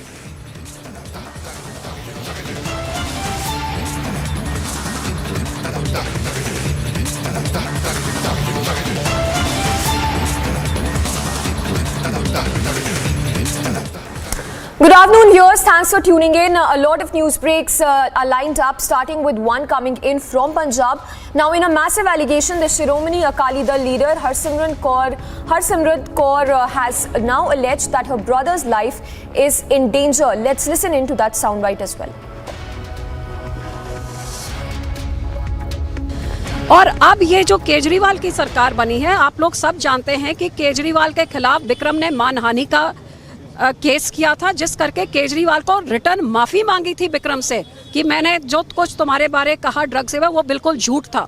ये केजरीवाल के मन में चिढ़ है। अभी भी संजय सिंह के खिलाफ विक्रम का डेफेमेशन केस चल रहा है, जिस करके उन्होंने अब एक बार फिर वही हरप्रीत सिद्धू जो हमारा पारिवारिक जिसके साथ रंजिश है, अब उसको प्रिजन जेल का उसको एडीजीपी बना दिया है। और प्रिजन में जहां विक्रम कैद है, जहां वो अंडर ट्रायल है, उसको फांसी वाले उसमें 6 बाय 6 फुट के 8 बाय 8 फुट के उसको एक 6 साढ़े 6 फुट का आदमी को उसमें बंद किया 3 महीने से। और अब हमें ये डर है कि ये हरप्रीत सिद्धू के आने से विक्रम की जान को भी खतरा है, उसके ऊपर उसका जानलेवा हमला भी। आप पंजाब के हालात आपके सामने, बाहर क्या हो रहा है, हर एक पंजाबी डरा हुआ है। और जेल के अंदर जो हालात हैं वो तो आप समझ भी नहीं सकते, क्योंकि गैंगस्टर्स के उसको थ्रेट्स आते रहे हैं और एडीजीपी प्रिजन के अंडर विक्रम के ऊपर किसी तरह का हमला हो सकता है, उसका जान भी जा सकती है। और इससे भी बड़ी बात, अपने केस को मजबूत, बेबुनियाद केस को मजबूत करने के लिए उसके ऊपर कुछ प्लांट भी किया जा सकता है। तो ये हरप्रीत सिद्धू का जो एक ही एजेंडा है, और आज केजरीवाल का भी वही एक ही एजेंडा है, अपनी बदला लेना, क्योंकि विक्रम ने माफ़ी मंगाई। और हरप्रीत सिद्धू में जो ये झूठा केस बनाए, जहाँ 3 डीजीपी बदले गए, ब्यूरो ऑफ इन्वेस्टिगेशन 3 बारी बदला गया, एसएसपीज बदले गए, ये पिछली सरकारों ने किया। और रात के अंधेरे में जाके विक्रम के ऊपर झूठा केस ताकि वो इलेक्शन ना लड़ सके, और ये सरकार ने आके 3 महीनों के अंदर उस So that was Harsimrat Kaur Badal about her big claim that her brother's life is in danger. A massive allegation that has been made by Akali leader Harsimrat Kaur, saying that her brother's life is in danger. So that's the allegation that has been leveled by the Akali leader Harsimrat Kaur Badal, saying that her brother's life is in danger.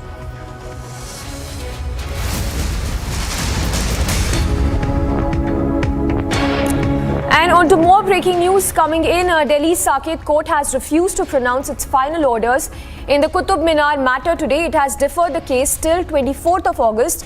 The court has meanwhile said that the final orders can't be passed till the application is decided. So Delhi court there refusing to pronounce its final order in the Qutub Minar matter, saying that the final orders cannot be passed till the application is decided.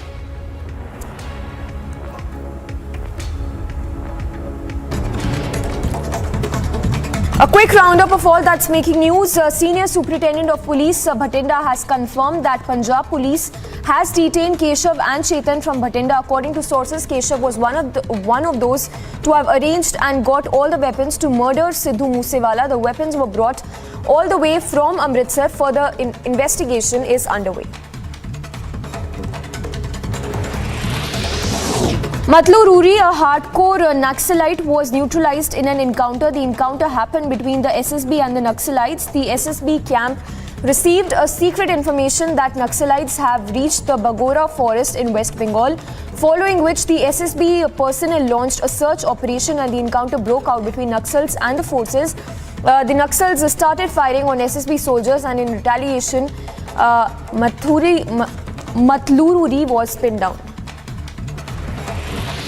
The Koregaon Bhima Judicial Commission of Inquiry has issued summons to the chiefs of 6 political parties, including the Shiv Sena, BJP and Maharashtra Nav Nirman Sena. They have been asked to appear for submitting an oral statement before the commission and to file an affidavit to the commission before 30th of June. The presidents of Vanchit Bahujan Aghadi, a Republican Party of India, and Maharashtra Pradesh Congress Committee too have been summoned. Just a day before the Rajya Sabha polls, MLAs of the ruling BJP-JJP alliance in Haryana have been shifted to a resort in Chandigarh to discuss the strategy for the June 10th Rajya Sabha polls. State Minister JP Dalal said that it is not the move to hold MLAs at the resort and that they have only gathered to discuss the polling procedure with the new MLAs. Resort politics has now reached Karnataka ahead of Rajya Sabha polls. Janata Dal has moved all its 32 MLAs to a 5-star hotel in Bengaluru. Now this comes when the race for the last seat from the state seems to be tight, while the JDS continues to seek Congress support to ensure its candidate's victory. The Congress, on the other hand, is also expecting all the 32 votes of JDS MLAs. However, in fear of poaching and cross-voting in favour of the BJP, the Janata Dal has moved all its MLAs to an hotel.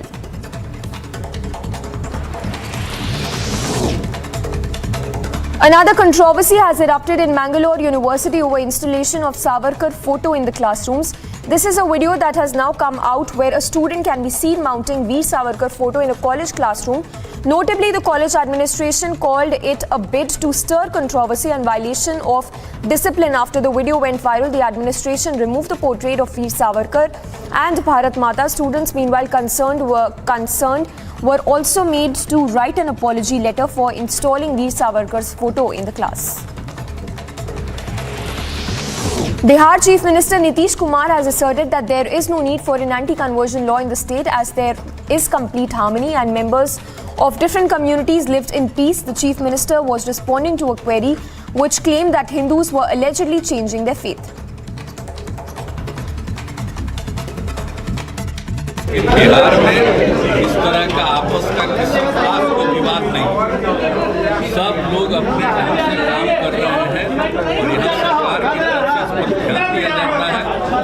और आप जानते ही न हैं कि दंगा फंगा बिल्कुल नहीं के बराबर पसंद कर दिया हम लोगों ने, सब तरह से पूरा का पूरा अलर्टनेस रहता है, इसलिए बिहार में सब कोई समस्या नहीं।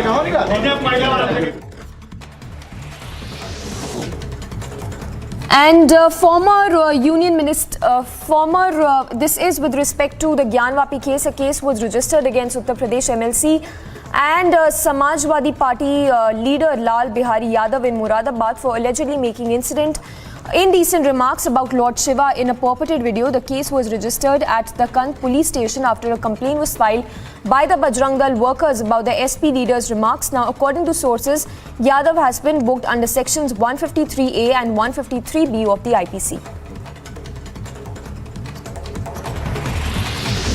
Former Union Minister and BJP leader Uma Bharti criticized the terror group Al-Qaeda over its threat letter of launching suicide attacks in the country and said that their threats are useless. Speaking exclusively to Republic TV over Al-Qaeda's open threat letter, Uma Bharti said that the terror group had also given threats to Nobel Prize winner Malala, but they failed in their motives. अब al Qaeda ये धमकी दे रहा है कि भारत में वो आत्मघाती हमले करेंगे। उन्होंने तो क्या नाम था उसका, मलाला यूसुफजई को भी धमकी दी थी, तो उसका तो कुछ नहीं बिगाड़ पाया, उसको तो नोबेल पुरस्कार मिला। इसलिए अलकायदा की जो धमकियां होती हैं वो तो गिदड़ भपकी होती है, उसका कोई महत्व नहीं है। हम भारत के लोग हैं, हम अलकायदा की धमकियों को मतलब नहीं समझते। According to the Union Ministry of Health and Family Welfare, India witnessed another jump in the daily COVID cases as the country reported over 7,300 infections in the last 24 hours. There's a steep 41% jump in the case. This increase is believed to be led by another surge in COVID cases in Maharashtra. With the surge in COVID cases, the active caseload in the country stands above 33,000 mark, constituting about 0.8% of the total tally.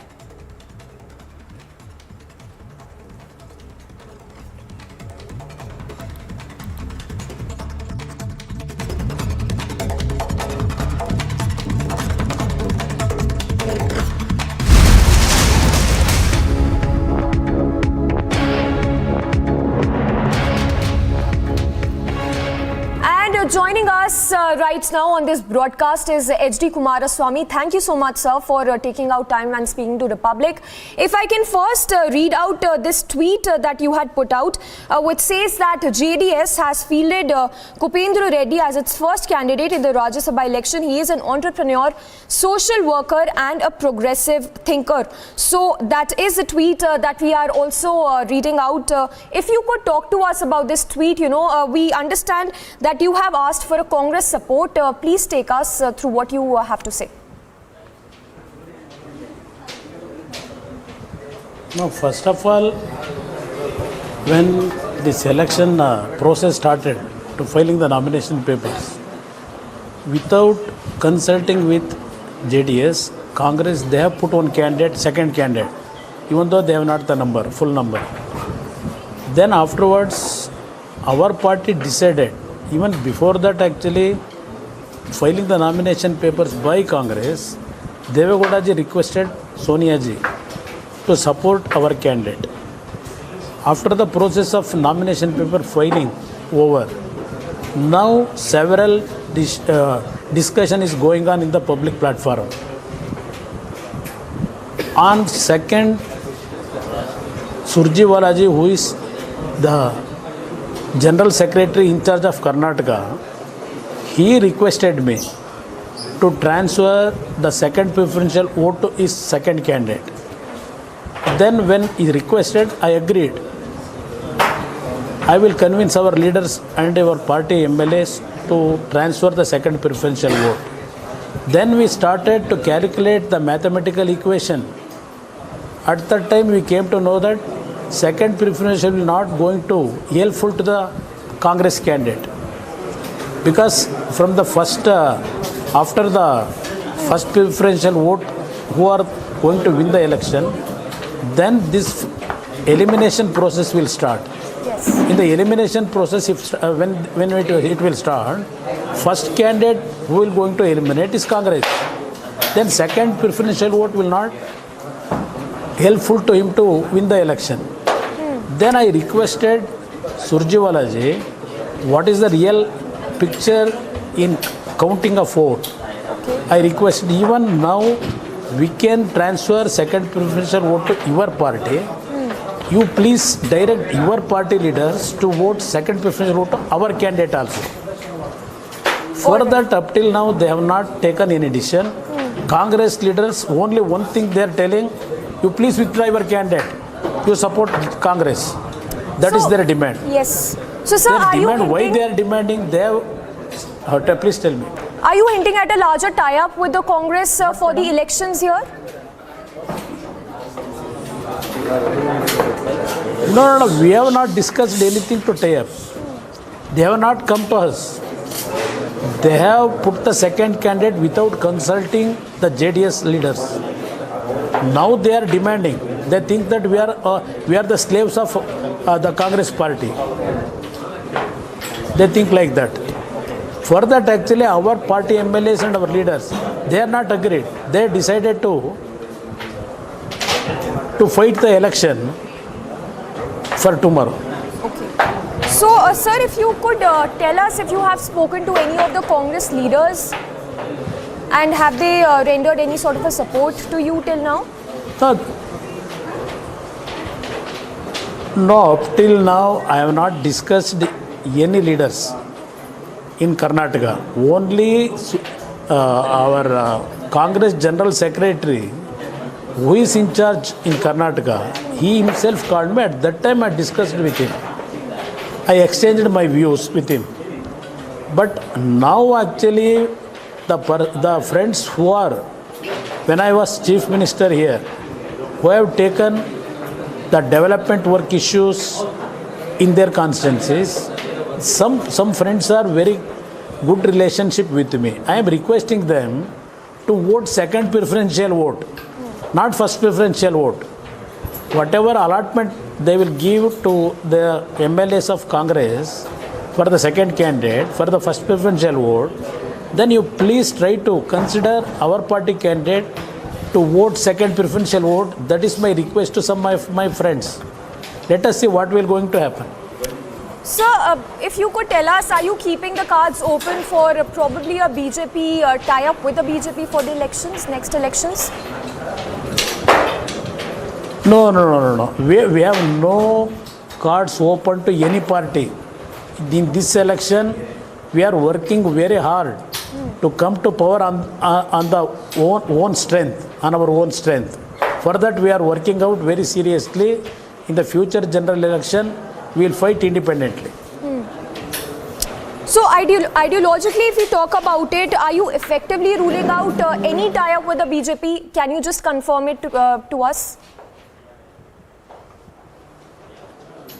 200% any tie-up with any party. Okay. We are free to fight the election. All right, and sir, just your last comments on the Rajya Sabha polls. Your first thoughts about all eyes on the Rajya Sabha polls, which is set to take place tomorrow.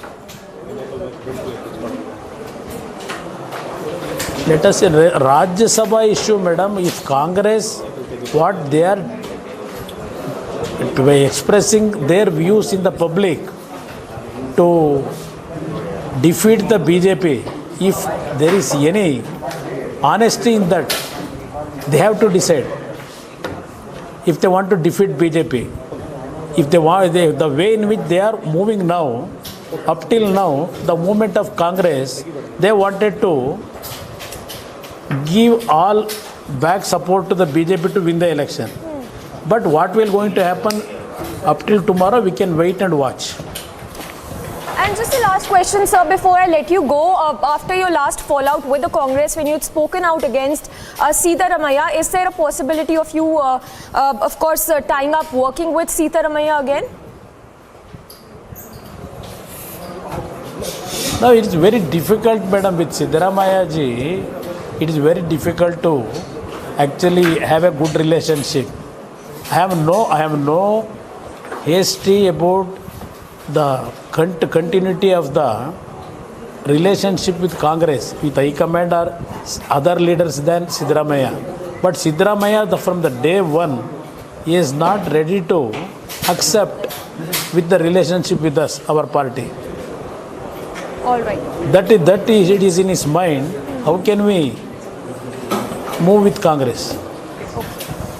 All right. Appreciate you speaking to us. That was H.D. Kumaraswamy. Thank you so much for speaking to Republic. And H.D. Kumaraswamy there ruling out the possibility of a tie-up and also going on to say that there is no scope of him or of his party tying up with Sitaramaiah in the near future. India has recorded more than 7,240 COVID cases in the last 24 hours, taking the total tally of active cases to 32,000. Keep watching Republic Media Network to know more on this story. BSF has pushed back a Pakistani drone which tried to enter the Indian territory today morning at around 4, after which massive searches have been launched in the area to rule out any possibility of weapon or narcotics dropping. For more, stay tuned to Republic TV.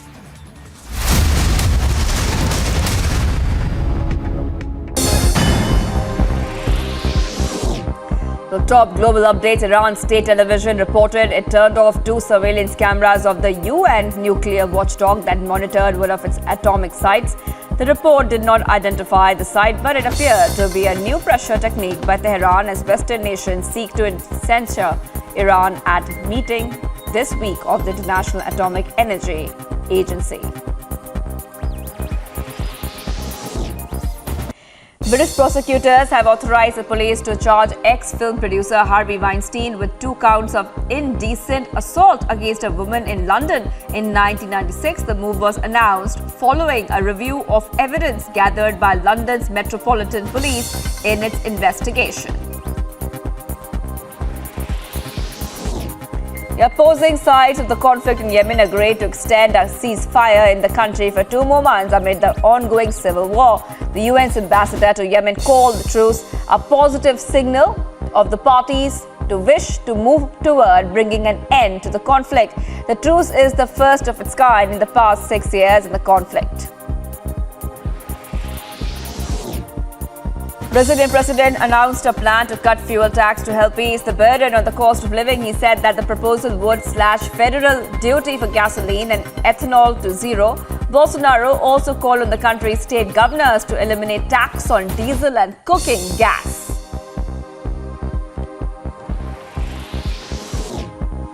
Ukrainian foreign minister said his country needs security in Odessa to be ensured by trusted partners such as Turkey in order to restart shopping grain exports. He said that a mission to patrol the channel through which grain will be delivered should be ensured by countries Ukraine trusts. He added that Turkey is one of them.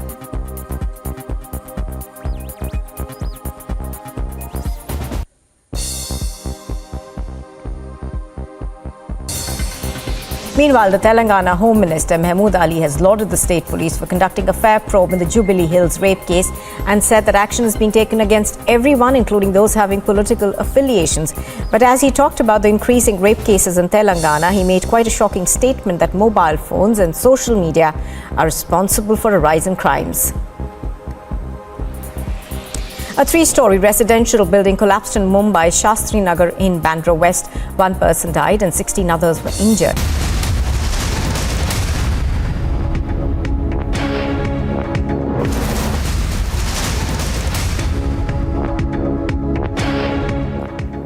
And getting in first response of the Congress on H.D. Kumaraswamy interview, let's listen into what Congress has to say, Siddaramaiah, on H.D. Kumaraswamy's interview. Our appeal is, we have filed our nomination. Mansoor Ali Khan filed his nomination 1 day earlier to Kupendra Reddy. Is it not? Yes. He belongs to minority community. If they really interested that communal candidate should not win in this election, they should support us. Kumaraswamy should realize when Devegowda got elected, did we file our nomination?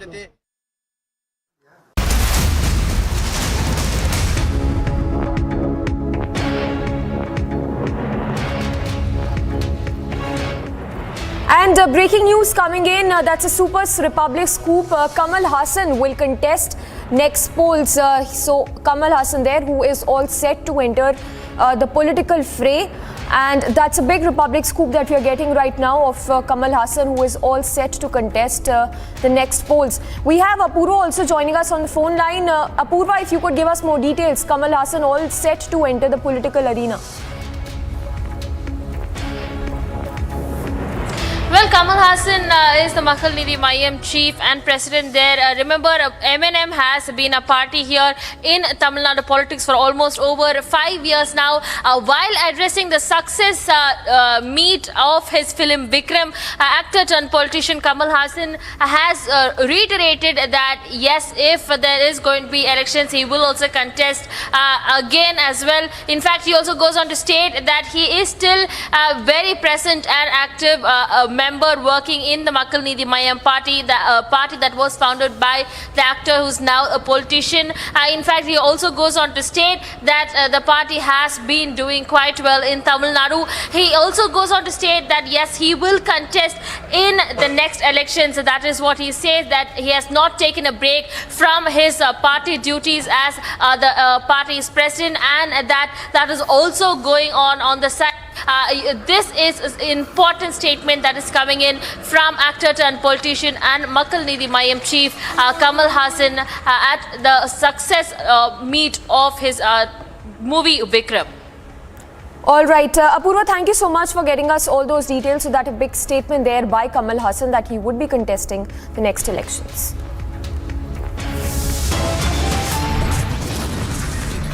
A Pakistani drone which tried to enter the Indian territory today morning at around 4, after which massive searches have been launched in the area to rule out any possibility of weapon or narcotics dropping. For more, stay tuned to Republic TV. Ahead of Rajya Sabha election, BJP to hold important meeting at 4 p.m. in Taj Precedent in Cuff Parade, whereas NCP going to hold a meeting at 6 p.m. in a hotel in Worli. Watch the story only on Republic TV after a short break.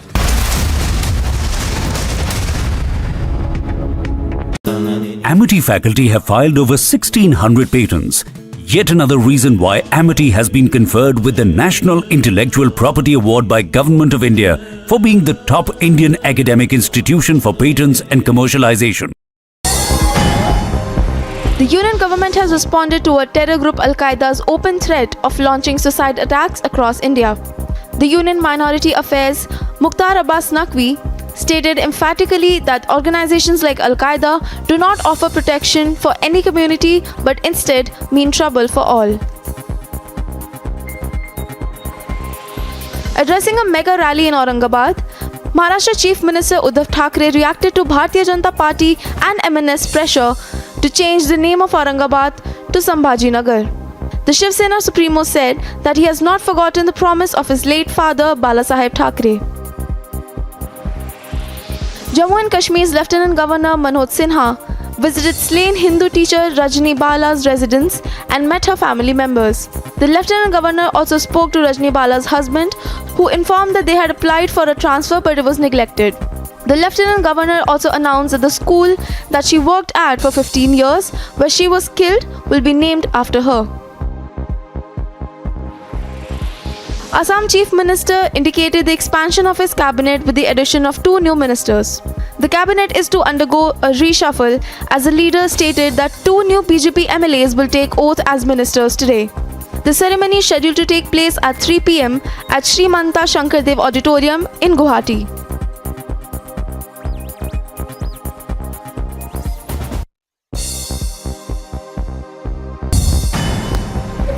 Quick roundup from the world of sports. Wicket-keeper batter Rishabh Pant has now been promoted as a captain of India for the 5-match T20 series against South Africa after the stand-in captain KL Rahul suffered a groin injury and was ruled out of the series. All-rounder Hardik Pandya was named as a vice-captain for the series.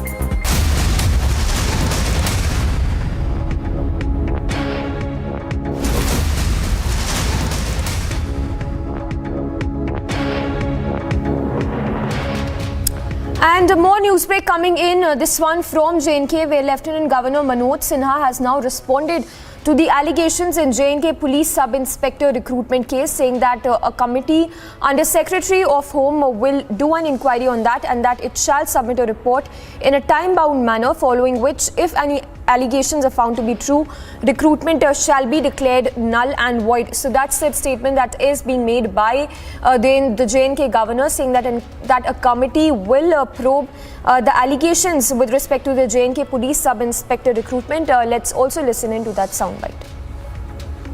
एक ऐसी समस्या है जिसका स्वरूप प्रतिदिन बदल रहा है। जिस प्रकार क्रिमिनल लैंडस्केप में परिवर्तन हो रहा है, उसी प्रकार पुलिस फोर्स में भी लगातार स्किल सेट में परिवर्तन की आवश्यकता महसूस की जा रही है। कौन उस मीडिया को किस प्रकार इस्तेमाल कर रहा है और कहीं कुछ गड़बड़ है तो उसको काउंटर कैसे किया जाए, ये महत्वपूर्ण चुनौती भी आपके सामने होगी। साथियों, मैं मानता हूं पुलिस के सामने बहुआयामी चुनौतियां हैं। वर्षों से भारतवर्ष अपने पड़ोसी मुल्क द्वारा निर्यात किए जा रहे आतंकवाद का शिकार रहा है।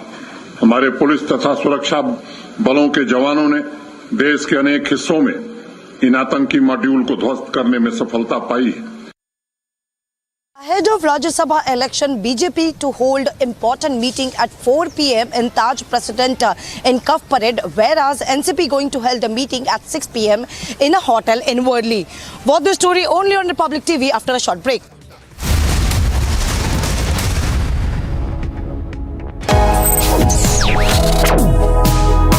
Reading allows us to become familiar with ourselves. We don't read, we won't know what is knowledge. I just find it very interesting to know people's lives, how they went through certain situations, how they dealt with things. So wherever you want to go in life, if you read books along those lines, then that would really help you in growing. Reading could mean a million different things to every individual. What does it mean to you? Visit readindia.info to find out more.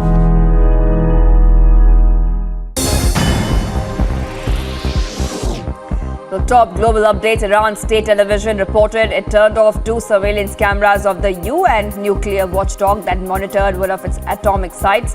The report did not identify the site, but it appeared to be a new pressure technique by Tehran as Western nations seek to censure Iran at meeting this week of the International Atomic Energy Agency. British prosecutors have authorized the police to charge ex-film producer Harvey Weinstein with 2 counts of indecent assault against a woman in London in 1996. The move was announced following a review of evidence gathered by London's Metropolitan Police in its investigation. The opposing sides of the conflict in Yemen agreed to extend a ceasefire in the country for 2 more months amid the ongoing civil war. The UN's ambassador to Yemen called the truce a positive signal of the parties to wish to move toward bringing an end to the conflict. The truce is the first of its kind in the past 6 years in the conflict. Brazilian president announced a plan to cut fuel tax to help ease the burden on the cost of living. He said that the proposal would slash federal duty for gasoline and ethanol to zero. Bolsonaro also called on the country's state governors to eliminate tax on diesel and cooking gas.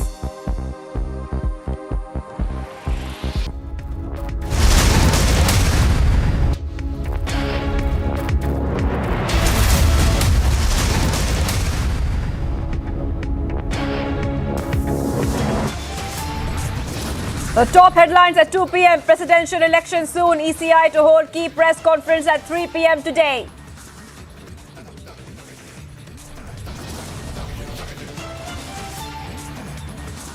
State after state, resort after resort. It's an all-out protect your flock ahead of Rajya Sabha polls.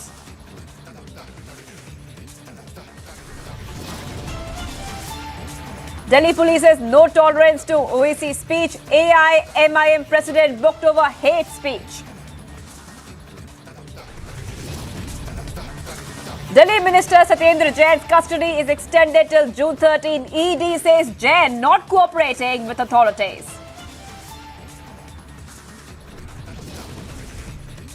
Mega twist in the Kerala gold scam case. Swapna Suresh claims Chief Minister's aide approached her for a settlement.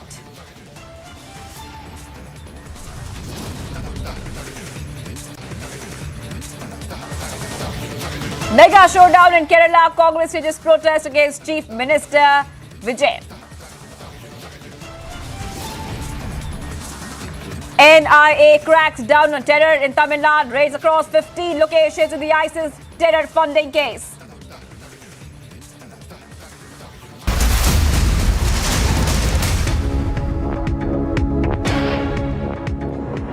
Anger mounts shocks over Telangana Home Minister's shocking justification of Hyderabad gang rape case, and we are now getting in a response from women activists who are now demanding action against the KCR minister. Listen in. Sexual assault, gender-based violence happens because of patriarchal mindsets, misogyny and sexism. If the Telangana Home Minister says that mobiles are the reason, this man must step down today. He has no right to represent the citizens who voted him into power because mobiles are not the reason. The reason is you not giving the correct education to children and to people in schools, in colleges and in communities. Your courts and your police not functioning in the manner they should. Your sexist, misogynistic, patriarchal language. How dare you say that mobiles are the reason? It is the reason that leaders are not speaking the correct language. Why as a leader you are not telling that values and ethical behavior, respect for women, men, LGBTQ and honor and dignity must be maintained by everybody? Why are you not speaking this language? You want to switch off mobiles of everybody? Are you Khap Panchayat? You are an elected representative of the Constitution, under the Constitution. So talk the language of the Constitution of rights and of honor, of dignity and respect for everyone, especially women and children. And also say that you will make laws and policies that respect everybody. Also come out and say mobiles are not the reason. The courts and the state agencies' apathy is the reason that rapes continue to happen.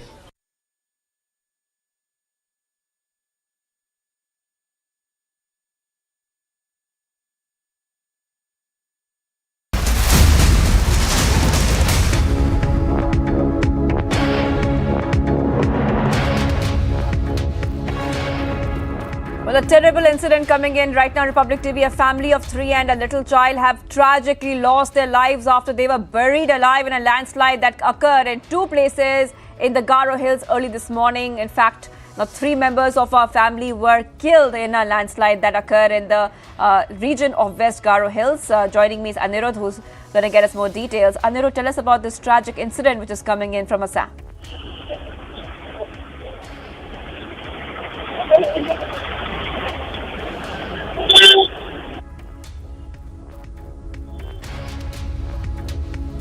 Anirudh, if you can hear me, tell us more about the incident which is coming in from, I believe, Meghalaya.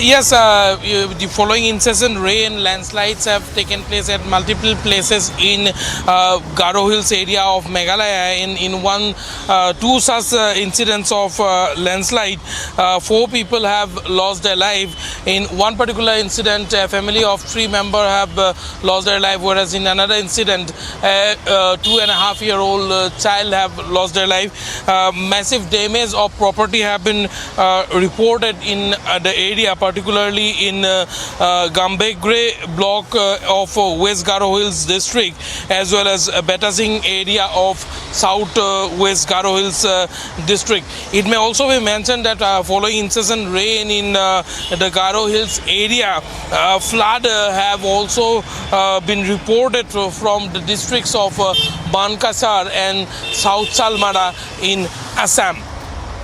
Studio.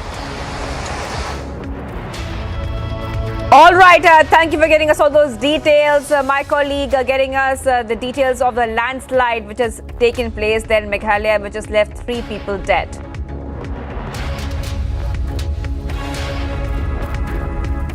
Defence Minister Rajnath Singh has handed over 12 high-speed guard boats to Vietnam during his 2-day visit in Vietnam.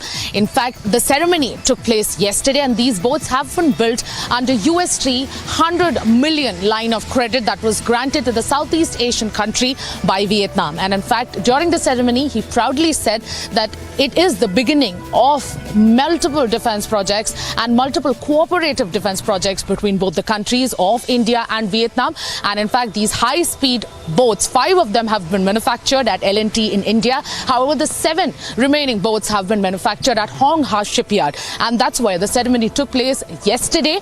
And in fact, the ceremony was part of his 2-day visit to Vietnam, and in fact, he went on to say that it is a major initiative under the Make in India, Make for the World mission, and it gives it the much needed push that was needed for the same. This is Sumi Rajapun for Republic Media Network with video journalist Bhishma Giri, New Delhi.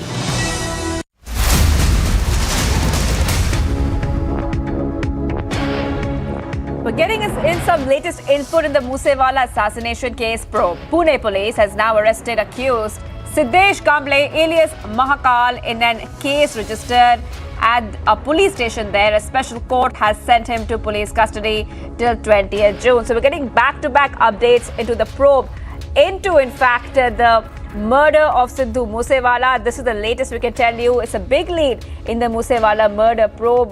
The Pune police right now arresting accused Sidhu Kamble. Earlier, remember that there were a couple of raids also happening in Mohali where a couple of people were detained. 2 key suspects were detained from Bhatinda. The probe continues to be underway. Right now, the latest there, first visuals of Mahakal's arrest. Many people have been arrested in connection with Sidhu Moose Wala's assassination in broad daylight from Pune, from Mohali as well. Remember, this is the case when Sidhu Moose Wala, who was a rapper, a singer and a Congress politician, he was killed in broad daylight around 5:30 p.m. on May 29th. He was traveling in his own vehicle with 2 other people, his friend and a cousin, and his vehicle was intercepted by 2 cars and heavy firing took place soon after, which led to his death. So the investigation continues to find the killers of Sidhu Moose Wala. The investigation happening in multiple places from Pune to Mohali. All right, I'm joined by Amandeep. Amandeep, tell us the latest about the new lead we are getting in the Sidhu Moose Wala investigation.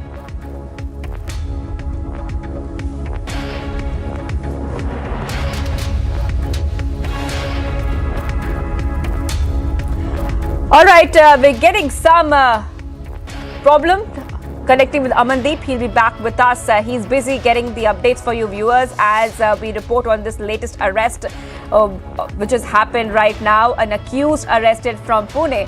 Amandeep, thank you for joining us again. Amandeep, take us through Mahakal, the accused who has now been arrested. Who is he and what is his suspected role? Well, Rukma, the point is that the police of Punjab Police and Delhi Police Special Cell has identified 5 shooters in this case, and in fact Mahakal is one of the suspected shooter, and in fact now the police is verifying their role just because these 5 shooters have the prime role in the killing or gruesome killing in fact of Sidhu Moose Wala. And in fact the latest person, Mahakal, who was arrested from Pune, and in fact he has a very crucial role in the killing of Sidhu Moose Wala, and he is suspected to be the prime shooter who intercepted the car of Sidhu Moose Wala on 29th of May in the evening, and in fact from the front and from the rear side, from both the sides they opened fire almost 40 rounds, and one of the shooters is suspected to be the Mahakal, but now police will question him and also verify his role, his connection and his network also. Just because, Rukma, it is not only the 1 or 2 persons are involved, a huge group of persons, almost 24 people are involved into this gruesome killing, and from Punjab till Maharashtra, till Delhi to the northeast, and in fact this entire connection is being spread in the different parts of the country. Yes. Right, Amandeep, thank you for joining us with all those details. Accused Mahakal now has been arrested from Pune. Investigation going on in the Sidhu Moose Wala case. Let's check out the other news that we have been tracking at this point of time. Now, the Koregaon Bhima Inquiry Commission has summoned 6 party presidents of Maharashtra and asked them to file an affidavit to the commission before 30th June. They also have to appear for submitting their oral statements before the commission. Here's more on that. Well, this is an inquiry that has been constituted by the Maharashtra government, and importantly now they have been looking into each and every aspects. We even know that some of the IPS officer who was summoned during that time, even including Parambir Singh was asked to come. He was Thane commissioned there, and he was looking into the matter. So there are many statements that has already been recorded by the commissions, and the later all this report will be submitted to the Maharashtra government, because Koregaon Bhima Inquiry Commission, who was in the Pune before, now has been looking into the matter and been doing inquiry in Mumbai Sahyadri guest house that has been appointed by Maharashtra government. But yes, the ground that has been given to understand is what this people who have been summoned is some of the either way have been included in this matter. Might be there were some of the statement that has been given by the political party, and after which they have been summoned and asked to file their reply, to file an affidavit on 30th June.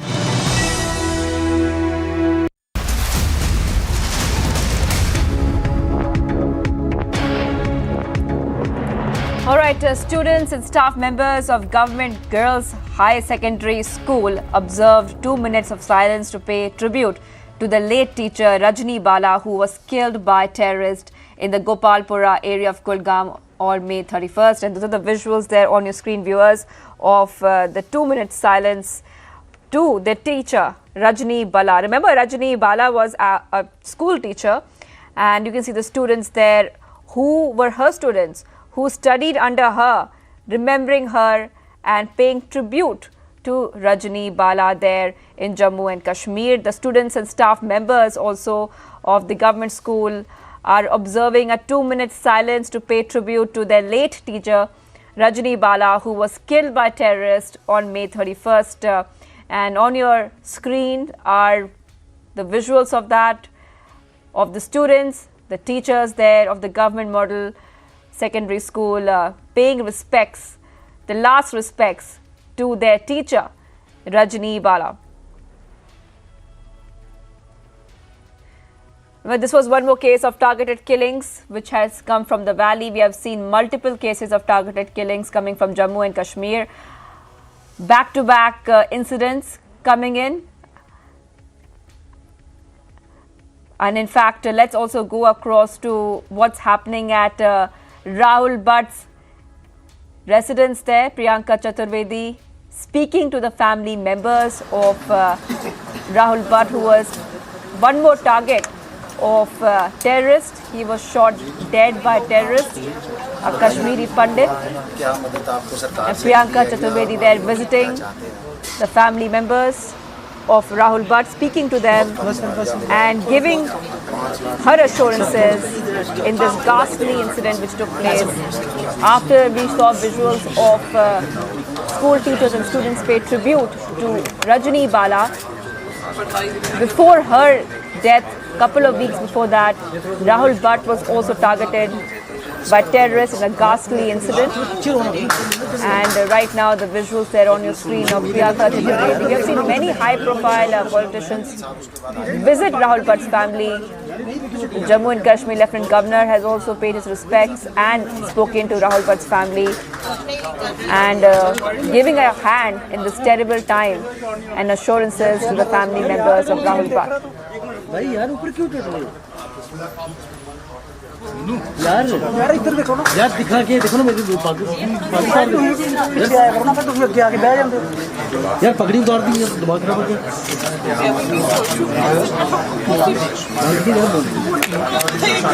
पगड़ी उतार देंगे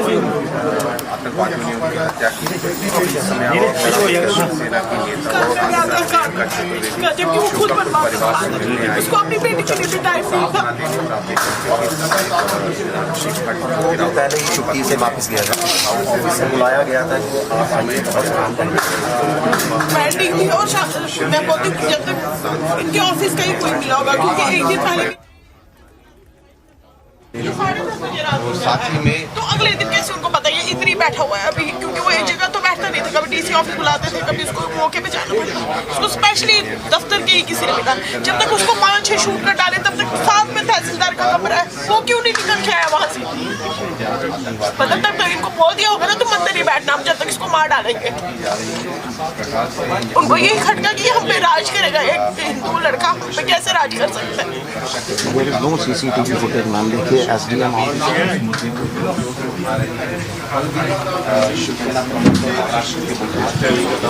So Shiv Sena Member of Parliament Priyanka Chaturvedi here in Jammu, where she is meeting the family of Rahul Bhatt, who was killed by the terrorist inside the government office in Badgam last month. She's interacting with the father Betaji Bhatt and her wife Meenakshi Bhatt, who is sharing details that how these things have unfolded, how this brutal killing took place. Pertinent to mention that after Rahul Bhatt, we have also seen the killing of school teacher Rajni Bhatt in Kulgam, and there have been many protests, and now the Kashmiri Pandits are demanding that the teachers who are working in the Kashmir Valley, they be transferred to Jammu region, though the government has decided that they will be put into the divisional cadre and will be shifted in within the Kashmir Valley only. Now the Shiv Sena Member of Parliament here in Jammu interacting with, sharing grief with the family of Rahulji Bhatt. She is also scheduled to visit the residence of Rajni Bala at Samba, wherein she will be meeting the family members of Rajni Bala also. Right. Okay, on your screen, viewers, is Shiv Sena MP Priyanka there meeting Rahul Bhatt's families. And this was one of the terrible incidents of targeted killings which we have been covering on Republic TV. Let's have a look at all the other stories that are making news. Senior Superintendent of Police Bhatinda have confirmed that Punjab Police have detained Keshav and Chetan from Bhatinda. According to sources, Keshav was the one who arranged and got all the weapons to murder Sidhu Moose Wala. The weapons were bought all the way from Amritsar. Further investigation is underway.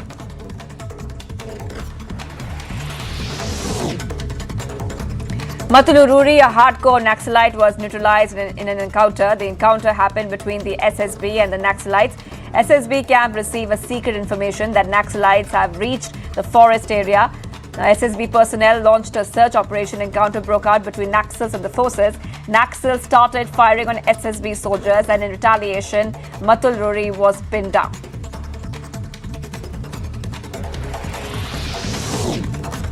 The Koregaon Bhima Judicial Commission of Inquiry has issued summons to the chiefs of 6 political parties, including Shiv Sena, Bharatiya Janata Party and Maharashtra MNS also. They have been asked to appear for submitting an oral statement before the Commission and to file an affidavit to the Commission before 30th June. The presidents of Vanchit Bahujan Aghadi, Republican Party of India, Maharashtra Pradesh Congress Committee too have been summoned.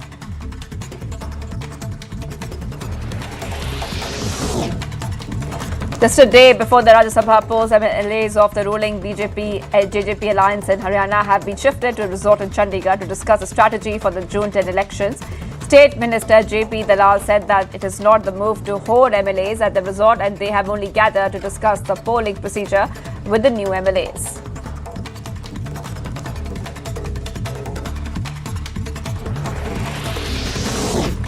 Resort politics has now reached Karnataka ahead of Rajya Sabha polls. The Janata Dal has moved all of its 32 MLAs to a 5-star hotel in Bengaluru. This comes when the race for the last seat from the state seems to be tight, while the JDS continues to seek Congress support to ensure its candidate's victory. The Congress, on the other hand, is also expecting all of the 32 votes of JDS MLAs. However, in fear of poaching and cross-voting in favour of the BJP, the Janata Dal has moved its MLAs in the same hotel.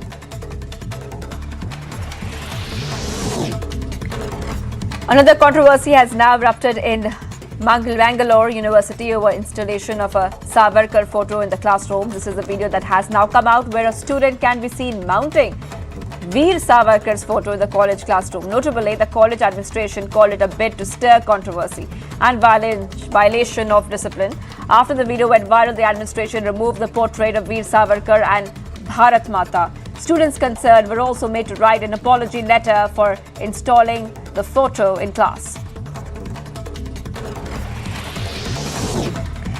Bihar CM Nitish Kumar asserted there is no need for an anti-conversion law in the state as there was complete harmony and members of different communities lived in peace. The Chief Minister was responding to a query which claimed that Hindus were allegedly changing their faith. Bihar में इस तरह का आपस का किसी खास कोई विवाद नहीं, सब लोग अपने ढंग से काम कर रहे हैं और यहाँ सरकार की तरफ से इस पर ध्यान दिया जाता है। और आप जानते ही न हैं कि दंगा फंगा बिल्कुल नहीं के बराबर पसंद कर दिया हम लोगों ने, सब तरह से पूरा का पूरा अलर्टनेस रहता है, इसलिए बिहार में सब कोई समस्या नहीं। A case was registered against UP MLC and Samajwadi Party leader Lal Bihari Yadav in Moradabad for allegedly making indecent remarks about Lord Shiva in a purported video. The case was registered at the Kanpur police station after a complaint was filed by Bajrang Dal workers about the SP leader's remarks. Yadav has been booked under sections 153A and 153B of the IPC. Former Union Minister and Bharatiya Janata Party leader Uma Bharti criticized the terror group Al-Qaeda over its threat letter of launching suicide attacks in India and said that their threats are useless. Speaking exclusively to Republic TV over Al-Qaeda's open threat letter, Uma Bharti said that the terror group had also given threats to Nobel Prize winner Malala Yousafzai, but they failed in their motives. अब al Qaeda ये धमकी दे रहा है कि भारत में वो आत्मघाती हमले करेंगे। उन्होंने तो क्या नाम था उसका, मलाला यूसुफजई को भी धमकी दी थी, तो उसका तो कुछ नहीं बिगाड़ पाया, उसको तो नोबेल पुरस्कार मिला। इसलिए अलकायदा की जो धमकियां होती हैं वो तो गिदड़ भपकी होती है, उसका कोई महत्व नहीं है। हम भारत के लोग हैं, हम अलकायदा की धमकियों को मतलब नहीं समझते।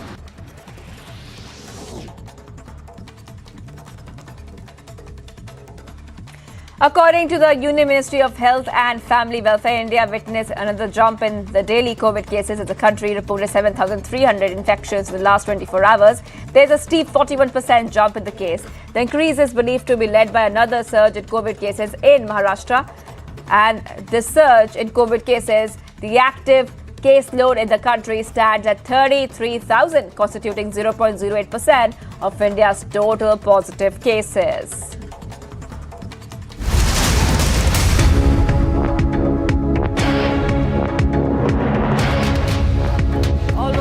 Getting some breaking developments this afternoon, viewers. There's a fire which has been now reported at Delhi's Jamia Nagar. You can see the visuals there on your screen. It seems as if some rescue operations are on right now as we speak, from what it looks like.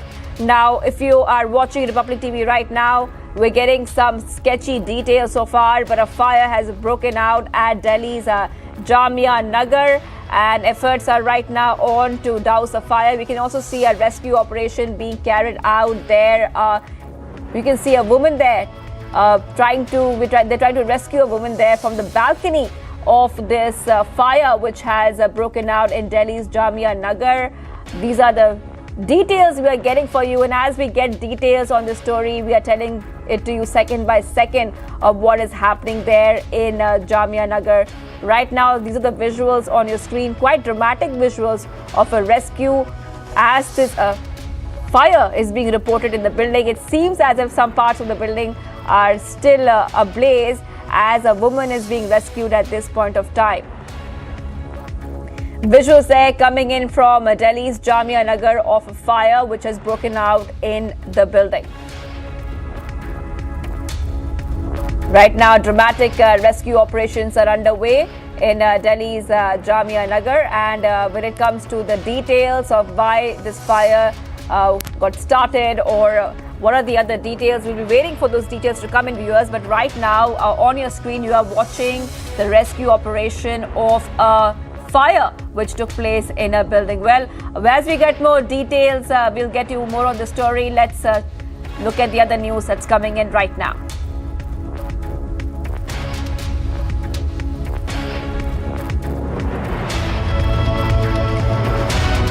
So the other big news we've been tracking today is Mohali police conducting and checking at residential apartment complex in the city. In fact, according to DIG AGTF GS Bhullar, the operation is being carried out to make sure tenants undergo police verification. A similar exercise is being carried out at other apartment complexes in the city. Here is a full report on that. Following the gruesome murder of Sidhu Moose Wala, now the Punjab police have carried out a raid at a residential area in Mohali, and in fact this raid is being carried out early in the morning and in fact detained almost 3 persons from inside the residential areas. And in fact this raid is being conducted by Mohali police following the tip off by the 2 accused who has been recently arrested by the Mansa police, Sandeep Kekda and Prabdeep Singh. And in fact following the revolution during their interrogation, the raid is being carried out at this residential area at Jalvayu Vihar in Mohali district, and in fact 3 persons have been detained just because so many people are staying at the rented accommodation at this residential area, and that is the reason a massive raid is being carried out by the police, and conducted the search of the vehicles as well as the flats which were being under the radar of Mohali police. Chennai, 4 in Mayiladuthurai and 1 location in Karaikal as well. The raids have just started. Several teams of NIA officials who have been conducted searches since early morning. Catch all the more details on the same right after the break.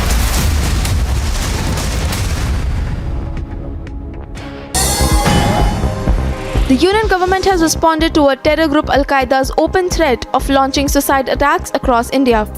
The Union Minority Affairs Mukhtar Abbas Naqvi stated emphatically that organizations like Al-Qaeda do not offer protection for any community but instead mean trouble for all. Addressing a mega rally in Aurangabad, Maharashtra Chief Minister Uddhav Thackeray reacted to Bharatiya Janata Party and MNS pressure to change the name of Aurangabad to Sambhajinagar. The Shiv Sena Supremo said that he has not forgotten the promise of his late father Balasaheb Thackeray. Jammu and Kashmir's Lieutenant Governor Manoj Sinha visited slain Hindu teacher Rajni Bala's residence and met her family members. The Lieutenant Governor also spoke to Rajni Bala's husband, who informed that they had applied for a transfer but it was neglected. The Lieutenant Governor also announced that the school that she worked at for 15 years, where she was killed, will be named after her. Assam Chief Minister indicated the expansion of his cabinet with the addition of 2 new ministers. The cabinet is to undergo a reshuffle, as the leader stated that 2 new BJP MLAs will take oath as ministers today. The ceremony is scheduled to take place at 3 p.m. at Sri Manta Shankardev Auditorium in Guwahati.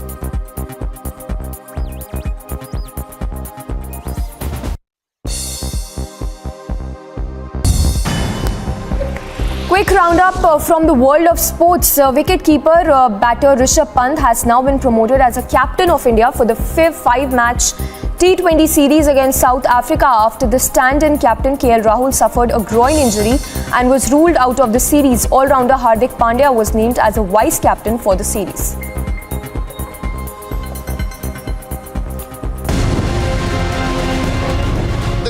Of AIMIM, they have been detained. They are protesting. They are trying to protest here against Nupur Sharma. The kind of statement she has given, the FIR has been already registered by the Delhi police. Regarding the same, this is the protest which was planned, but the police officials have made their arrangement over here.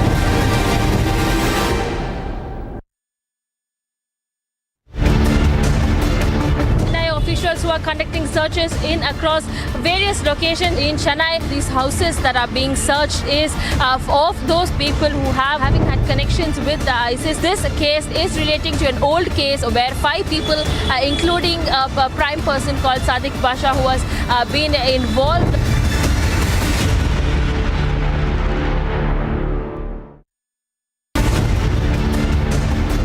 Commission will announce a date for presidential elections soon. At 3 p.m. there will be a press conference. All eyes on polls for India's next president. President Ramnath Kovind's tenure is set to end on July 24th. The Election Commission of India will announce a schedule for the polls.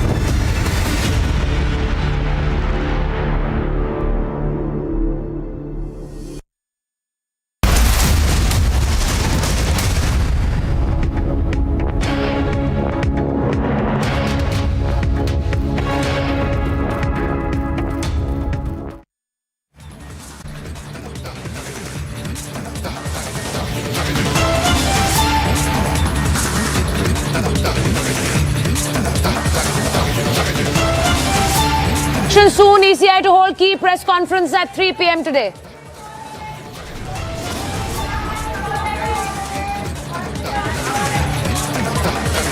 State after state, resort after resort, it's an all-out protect your flock ahead of Rajya Sabha polls.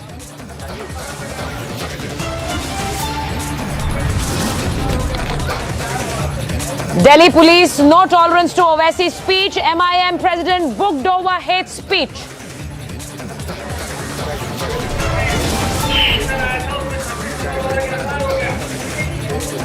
Delhi Minister Satyendra Jain's custody is extended till June 13th. ED says Jain not cooperating with authorities.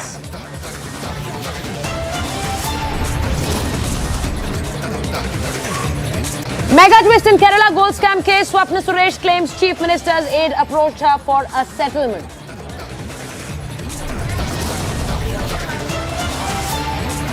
Mega showdown in Kerala. Congress stages protest against Chief Minister Pinarayi Vijayan.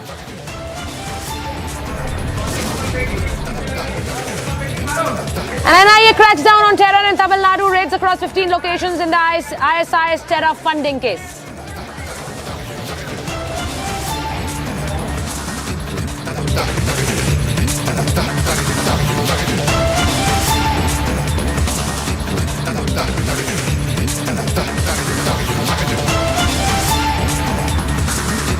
Hello and good afternoon. I'm Sucharita Kukreti. You're watching Republic TV, and it's an all-out protect your flock right happening right before the Rajya Sabha elections, be it Haryana, Rajasthan or Maharashtra. Parties are getting their MLAs together, trying to get them together and trying to save them from poaching by other parties. That is the big story that we are tracking.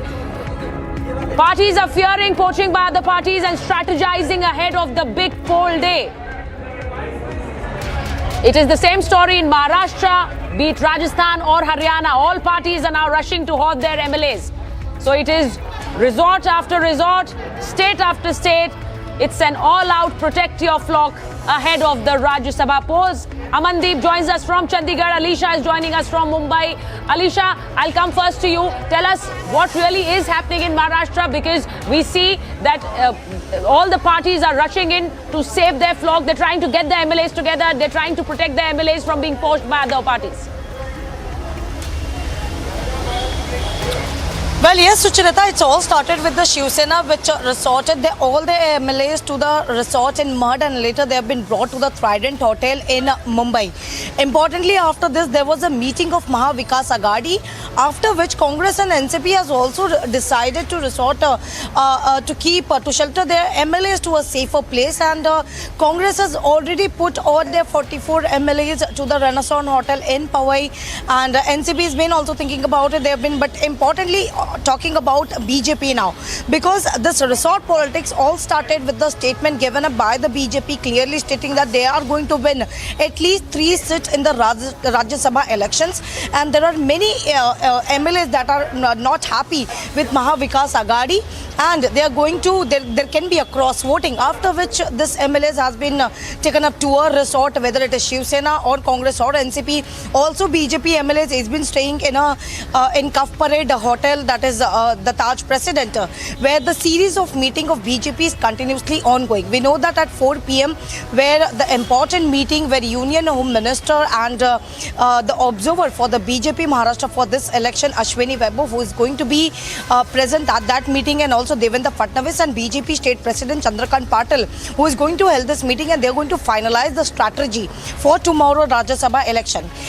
Even the fact, looking after where the resort politics that has already been started, right. But yes, Shiv Sena has already issued a whip to all the MLAs and clearly stating that from tomorrow, that is from 9 a.m. till evening, where this Rajya Sabha voting is going to held, every MLA is going to come, because the fighting for the 6th seat is between the Shiv Sena and BJP. Already Shiv Sena, NCP and Congress, they have decided that they are going to fight for a single seat, and the second seat has been come up from the Shiv Sena, because they are saying that this Rajya Sabha election they are going to fight for a 2, whereas BJP is stating that the two candidates, that is Piyush Goyal and Anil Borade, they have already been appointed, but the third candidate, that is Mahadik, that will be the point of view to check what is the BJP is going to do for the strategy, because the vote that is going to be comments tomorrow is going to be very important. And Amandeep, tell us more. Amandeep, tell us more, because all the BJP MLAs were asked to reach Chandigarh by yesterday evening, and although officially it's being said that they are being trained how to be part of the voting process for the Rajya Sabha elections, but we really know what is transpiring within those resort walls.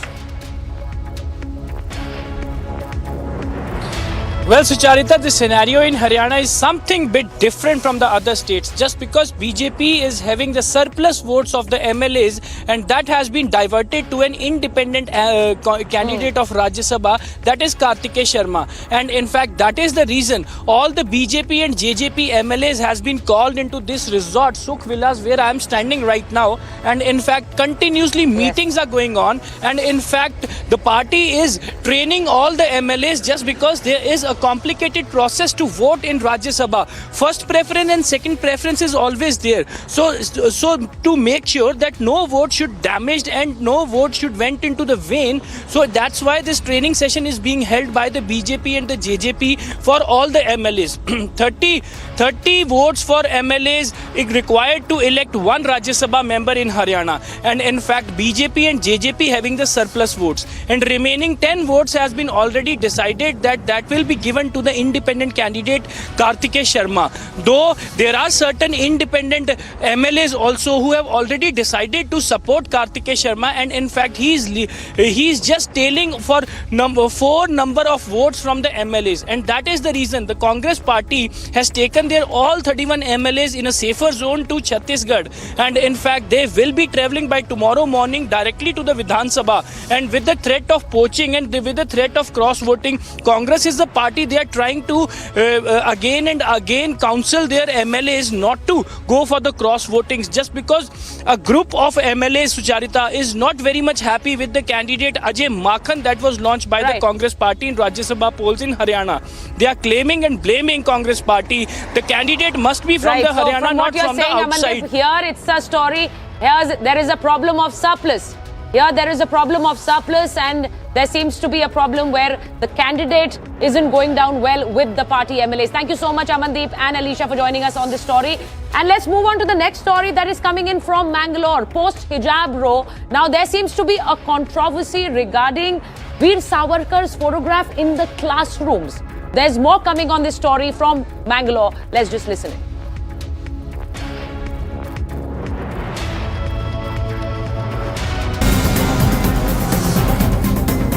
Another controversy has now erupted in Mangalore University over installations of Savarkar photo in the classroom. This is the video that has come out from the University College, a constituent college of Mangalore University, where a student can be seen mounting Veer Savarkar photo in the college classroom. Notably, the college administration, after the video went viral, removed the portrait of Veer Savarkar and Bharat Mata that were mounted on the wall above the blackboard in a classroom. Anasuya Rai, college principal, also made students concerned write an apology letter for installing Veer Savarkar's photo in class,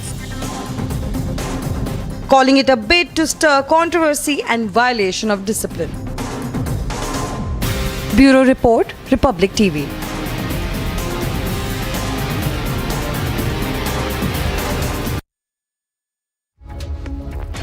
And moving on to Kashmir, the Muslim Rashtriya Manch today took out a rally from Press Enclave to the Tower Clock in Lal Chowk area, demanding justice against the targeted civilian killings. Zeenat joins us more on this story. The crowd that gathered here were holding placards, Zeenat. They were asking for justice, and the Muslim Rashtriya Manch very clearly saying that the civilians are being targeted. Yes, Sucharita, there was a march from the Press Enclave to the Clock Tower, which is also known as Ghanta, against the killing of civilians in the Kashmir Valley.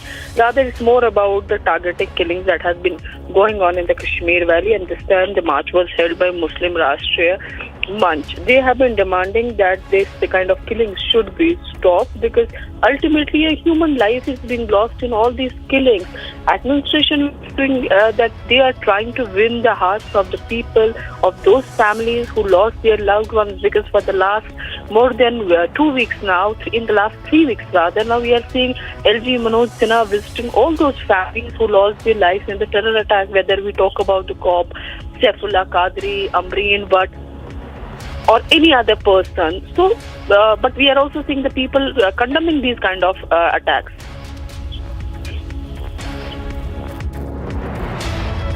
Right, Veena, thank you so much for joining us on that story. So those visuals coming in from Lal Chowk where the Muslim Rashtriya Manch paraded and they asked for justice. They asked for justice for the families of innocents who've been killed in targeted killings across Kashmir. And more on the Satyendra Jain story, getting in first reaction from Satyendra Jain's lawyer after the Kejriwal minister custody was extended. He speaks to Republic, who's the lawyer of Satyendra Jain. He is now alleged that remand was extended on false grounds. Satyendra Jain's remand was extended on false grounds is what Jain's lawyer had to say.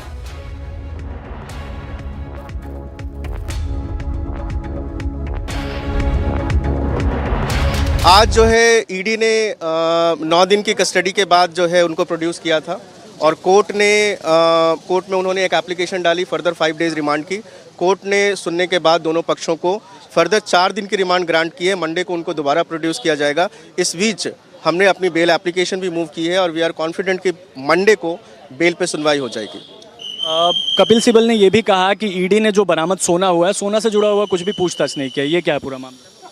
ये सवाल सिर्फ court का भी था और ये सवाल जो है हमने इसको आर्ग्यू भी किया कि जो बरामदगी हुई है सत्येंद्र जैन के यहाँ से कोई बरामदगी नहीं हुई है और जहाँ से ये बता रहे हैं सीजर वहाँ का कोई भी कनेक्शन जो है वो सत्येंद्र जैन से नहीं जोड़ पाए, कोई भी तार नहीं जुड़ पाया। और कोर्ट के समझ जब स्पेसिफिक क्वेश्चन पूछा गया कि क्या आपने 6 तारीख को जो है आपने सर्च किया, आज जो है 9 तारीख है, आपने 3 दिन में क्या ऐसे सवाल पूछे, उनके पास कोई जवाब नहीं था। तो ये दर्शाता है कि किस तरीके से ईडी जो है फर्दर रिमांड लेने के लिए ये सारे झूठे ग्राउंड्स इसमें बनाए। कोर्ट में तबीयत खराब होने की भी खबर आ रही थी, क्या कुछ है पूरा मामला? पहले से तबीयत खराब थी, अचानक तबीयत खराब? कोर्ट ने जब उनसे सीधे सवाल जवाब किया तो सत्येंद्र जैन ने बताया कि इस दौरान उन्होंने पूरा कोऑपरेट किया है, उनकी तबीयत ठीक नहीं है, उनको ट्राइकार्डिया की प्रॉब्लम होती है, उनको स्लीप एपनिया की भी प्रॉब्लम होती है और इन सब चीज़ों के बावजूद वो कोऑपरेट कर रहे हैं। लेकिन इतने तनाव के बाद जब वो बाहर निकले तो उनकी तबीयत अचानक से बिगड़ गई है और मुझे ऐसा बताया जा रहा है कि शायद ED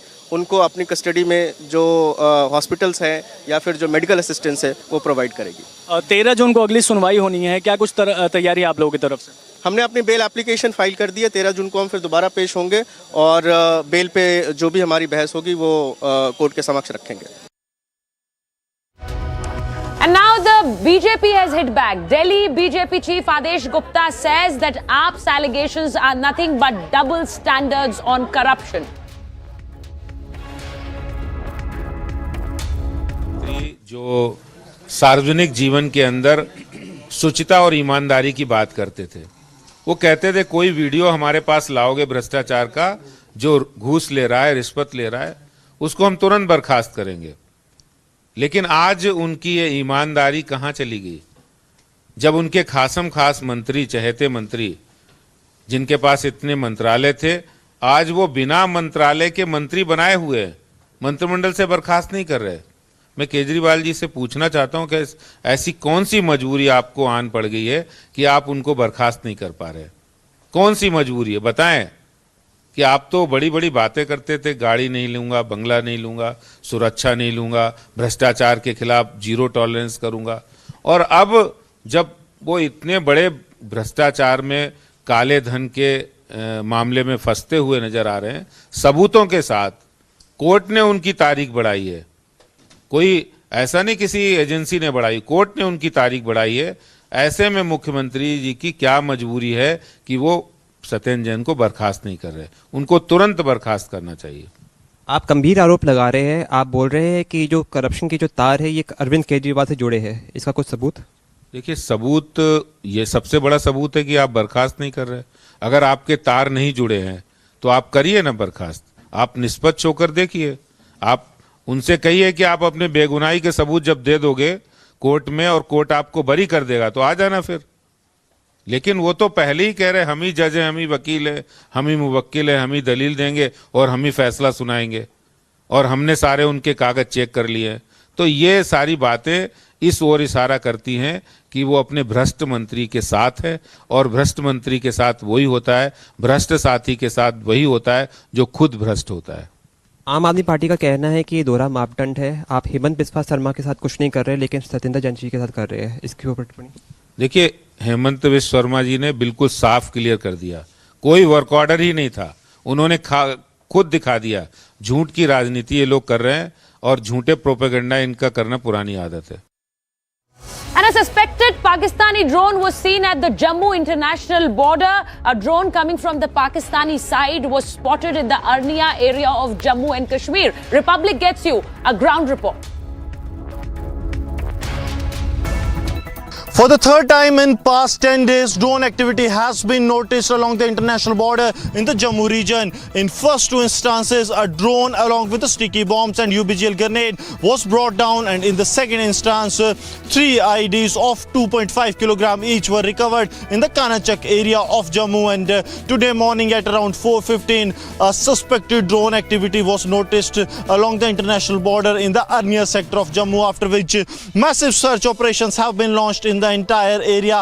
This is the joint operations that have been launched by the Border Security Force as well as the Jammu and Kashmir Police. Even the explosive detecting dog squad of the BSF-2 has been pushed into the search operations. Pertinent to mention that ahead of Amarnath Yatra, there has been an alert that has been issued by the various intelligence agencies with regard to the Pakistan's plot to destabilize Jammu and Kashmir, to carry out multiple attacks in the area, as Pakistan wants to disturb the peace. And news coming in on bail for Chidambaram's aide. That's the story that's coming in right now. Special CBI court has granted bail to Karthi Chidambaram's CA S. Bhaskaraman in China visa scam case. So the big story that's coming in right now on Republic: special CBI court grants bail to Karthi Chidambaram's CA S. Bhaskaraman has been granted bail in the China visa scam case. Routine answers, nothing much has happened. Sir, आप लगातार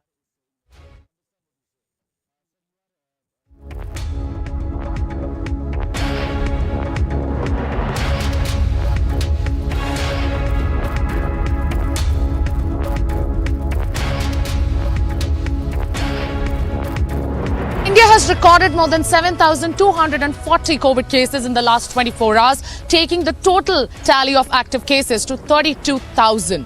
Keep watching Republic Media Network to know more on this story.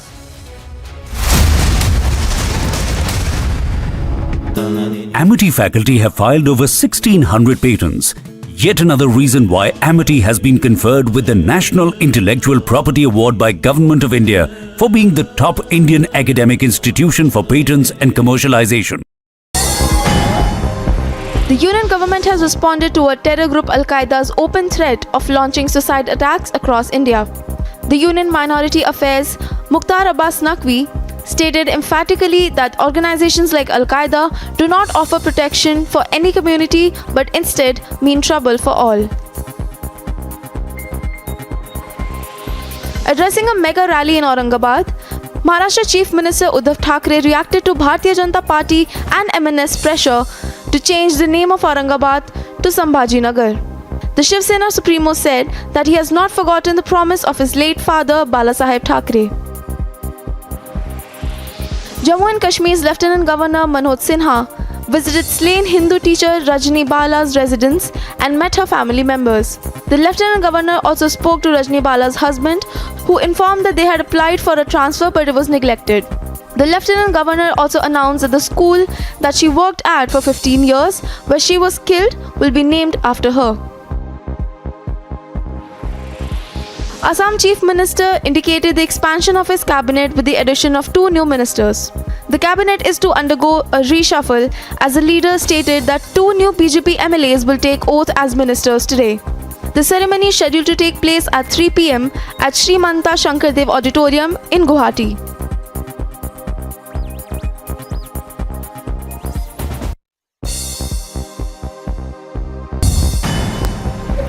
Quick roundup from the world of sports. Wicket-keeper batter Rishabh Pant has now been promoted as a captain of India for the fifth five-match T20 series against South Africa.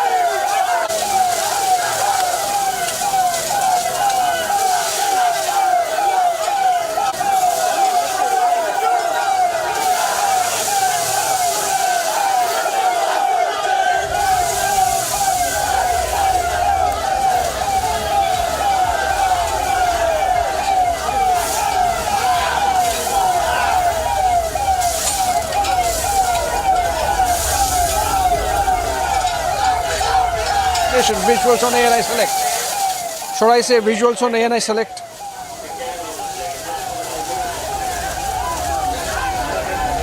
Okay.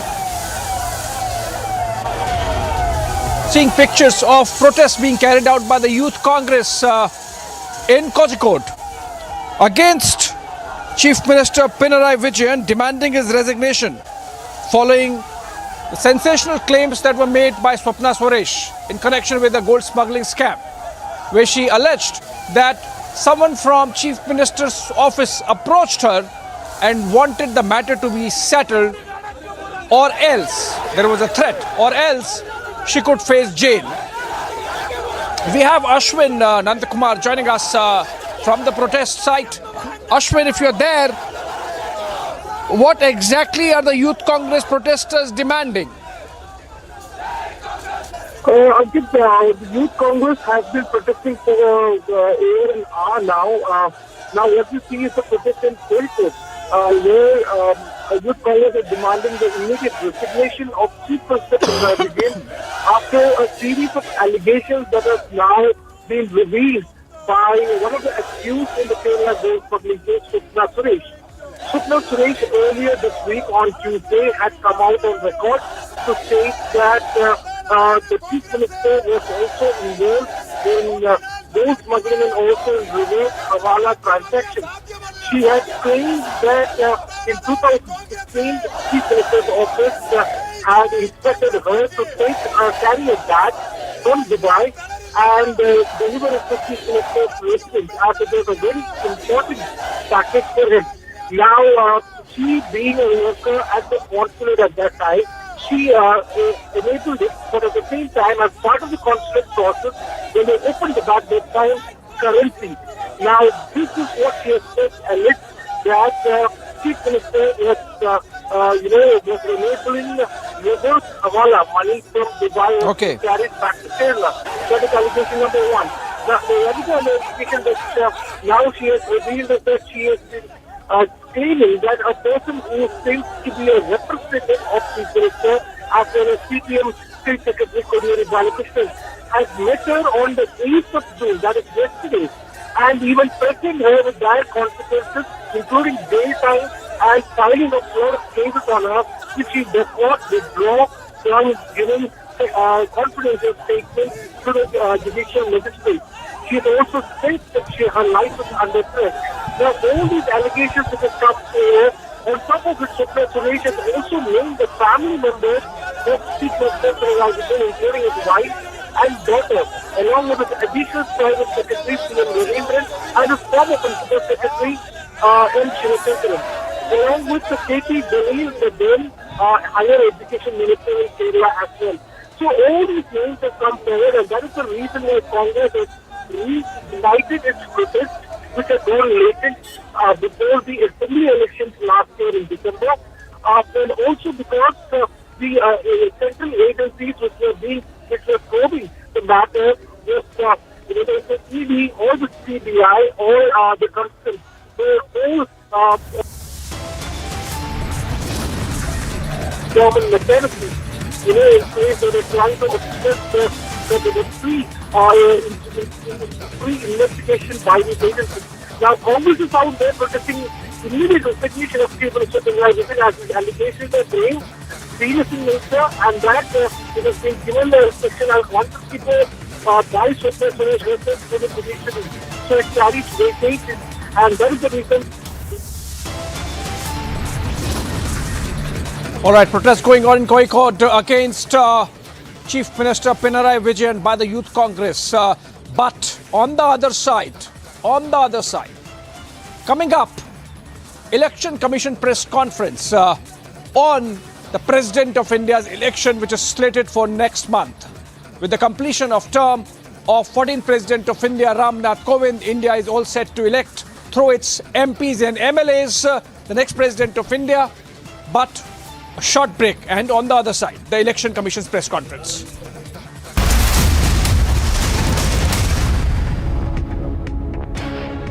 Amity faculty have filed over 1,600 patents. Yet another reason why Amity has been conferred with the National Intellectual Property Award by Government of India for being the top Indian academic institution for patents and commercialization. The top global updates. Iran state television reported it turned off 2 surveillance cameras of the UN nuclear watchdog that monitored one of its atomic sites. The report did not identify the site, but it appeared to be a new pressure technique by Tehran as Western nations seek to censure Iran at meeting this week of the International Atomic Energy Agency. British prosecutors have authorized the police to charge ex-film producer Harvey Weinstein with 2 counts of indecent assault against a woman in London in 1996. The move was announced following a review of evidence gathered by London's Metropolitan Police in its investigation. The opposing sides of the conflict in Yemen agreed to extend a ceasefire in the country for 2 more months amid the ongoing civil war. The UN's ambassador to Yemen called the truce a positive signal of the parties to wish to move toward bringing an end to the conflict. The truce is the first of its kind in the past 6 years in the conflict. Brazilian president announced a plan to cut fuel tax to help ease the burden on the cost of living. He said that the proposal would slash federal duty for gasoline and ethanol to zero. Bolsonaro also called on the country's state governors to eliminate tax on diesel and cooking gas.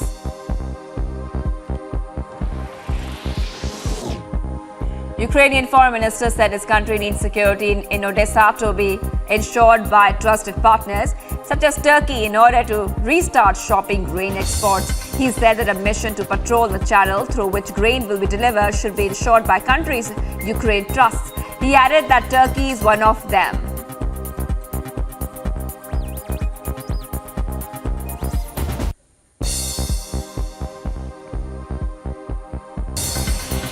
Meanwhile, the Telangana Home Minister Mahmood Ali has lauded the state police for conducting a fair probe in the Jubilee Hills rape case and said that action is being taken against everyone, including those having political affiliations. But as he talked about the increasing rape cases in Telangana, he made quite a shocking statement that mobile phones and social media are responsible for a rise in crimes. A 3-story residential building collapsed in Mumbai, Shastri Nagar in Bandra West. 1 person died and 16 others were injured. The injured have been shifted to hospital and are believed to be labourers from Bihar. A search team was rushed to the spot along with the fire brigade and police officials who were present at the spot. Violence erupted at 2 polling booths under the Duar Amla Council constituency in Assam's West Karbi Anglong district during the Karbi Anglong Autonomous council elections yesterday, mobs destroyed ballot boxes and 2 polling booths and also a large number of ballot papers. Security personnel were forced to fire in the air to control the situation. Meanwhile, heavy security deployment has been made in the area.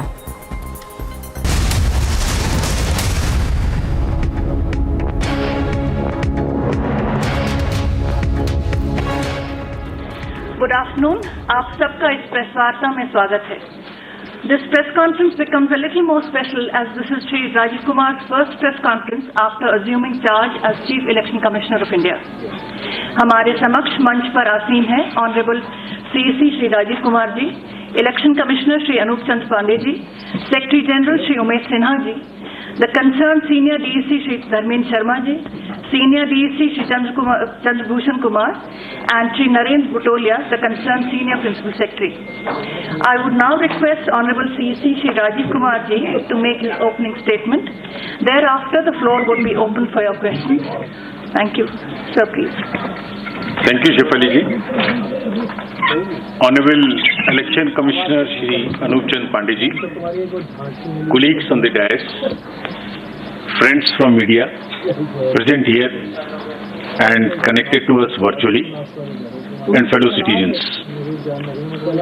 I feel highly privileged and honored to announce before you the schedule of election for the office of the President of India. But of the largest democracy of the world. Bharat के राष्ट्रपति का पद दुनिया के सबसे बड़े लोकतंत्र का सर्वोच्च चयनित पद है और जिसके चुनाव कराने की जिम्मेदारी संविधान के आर्टिकल 324 के अंतर्गत भारत निर्वाचन आयोग को सौंपी गई है। मैं अपने सहयोगी निर्वाचन आयुक्त श्री अनूप चंद पांडे जी एवं संपूर्ण निर्वाचन आयोग के साथ भारत के 16वें राष्ट्रपति पद के लिए चुनाव के कार्यक्रम की घोषणा करते हुए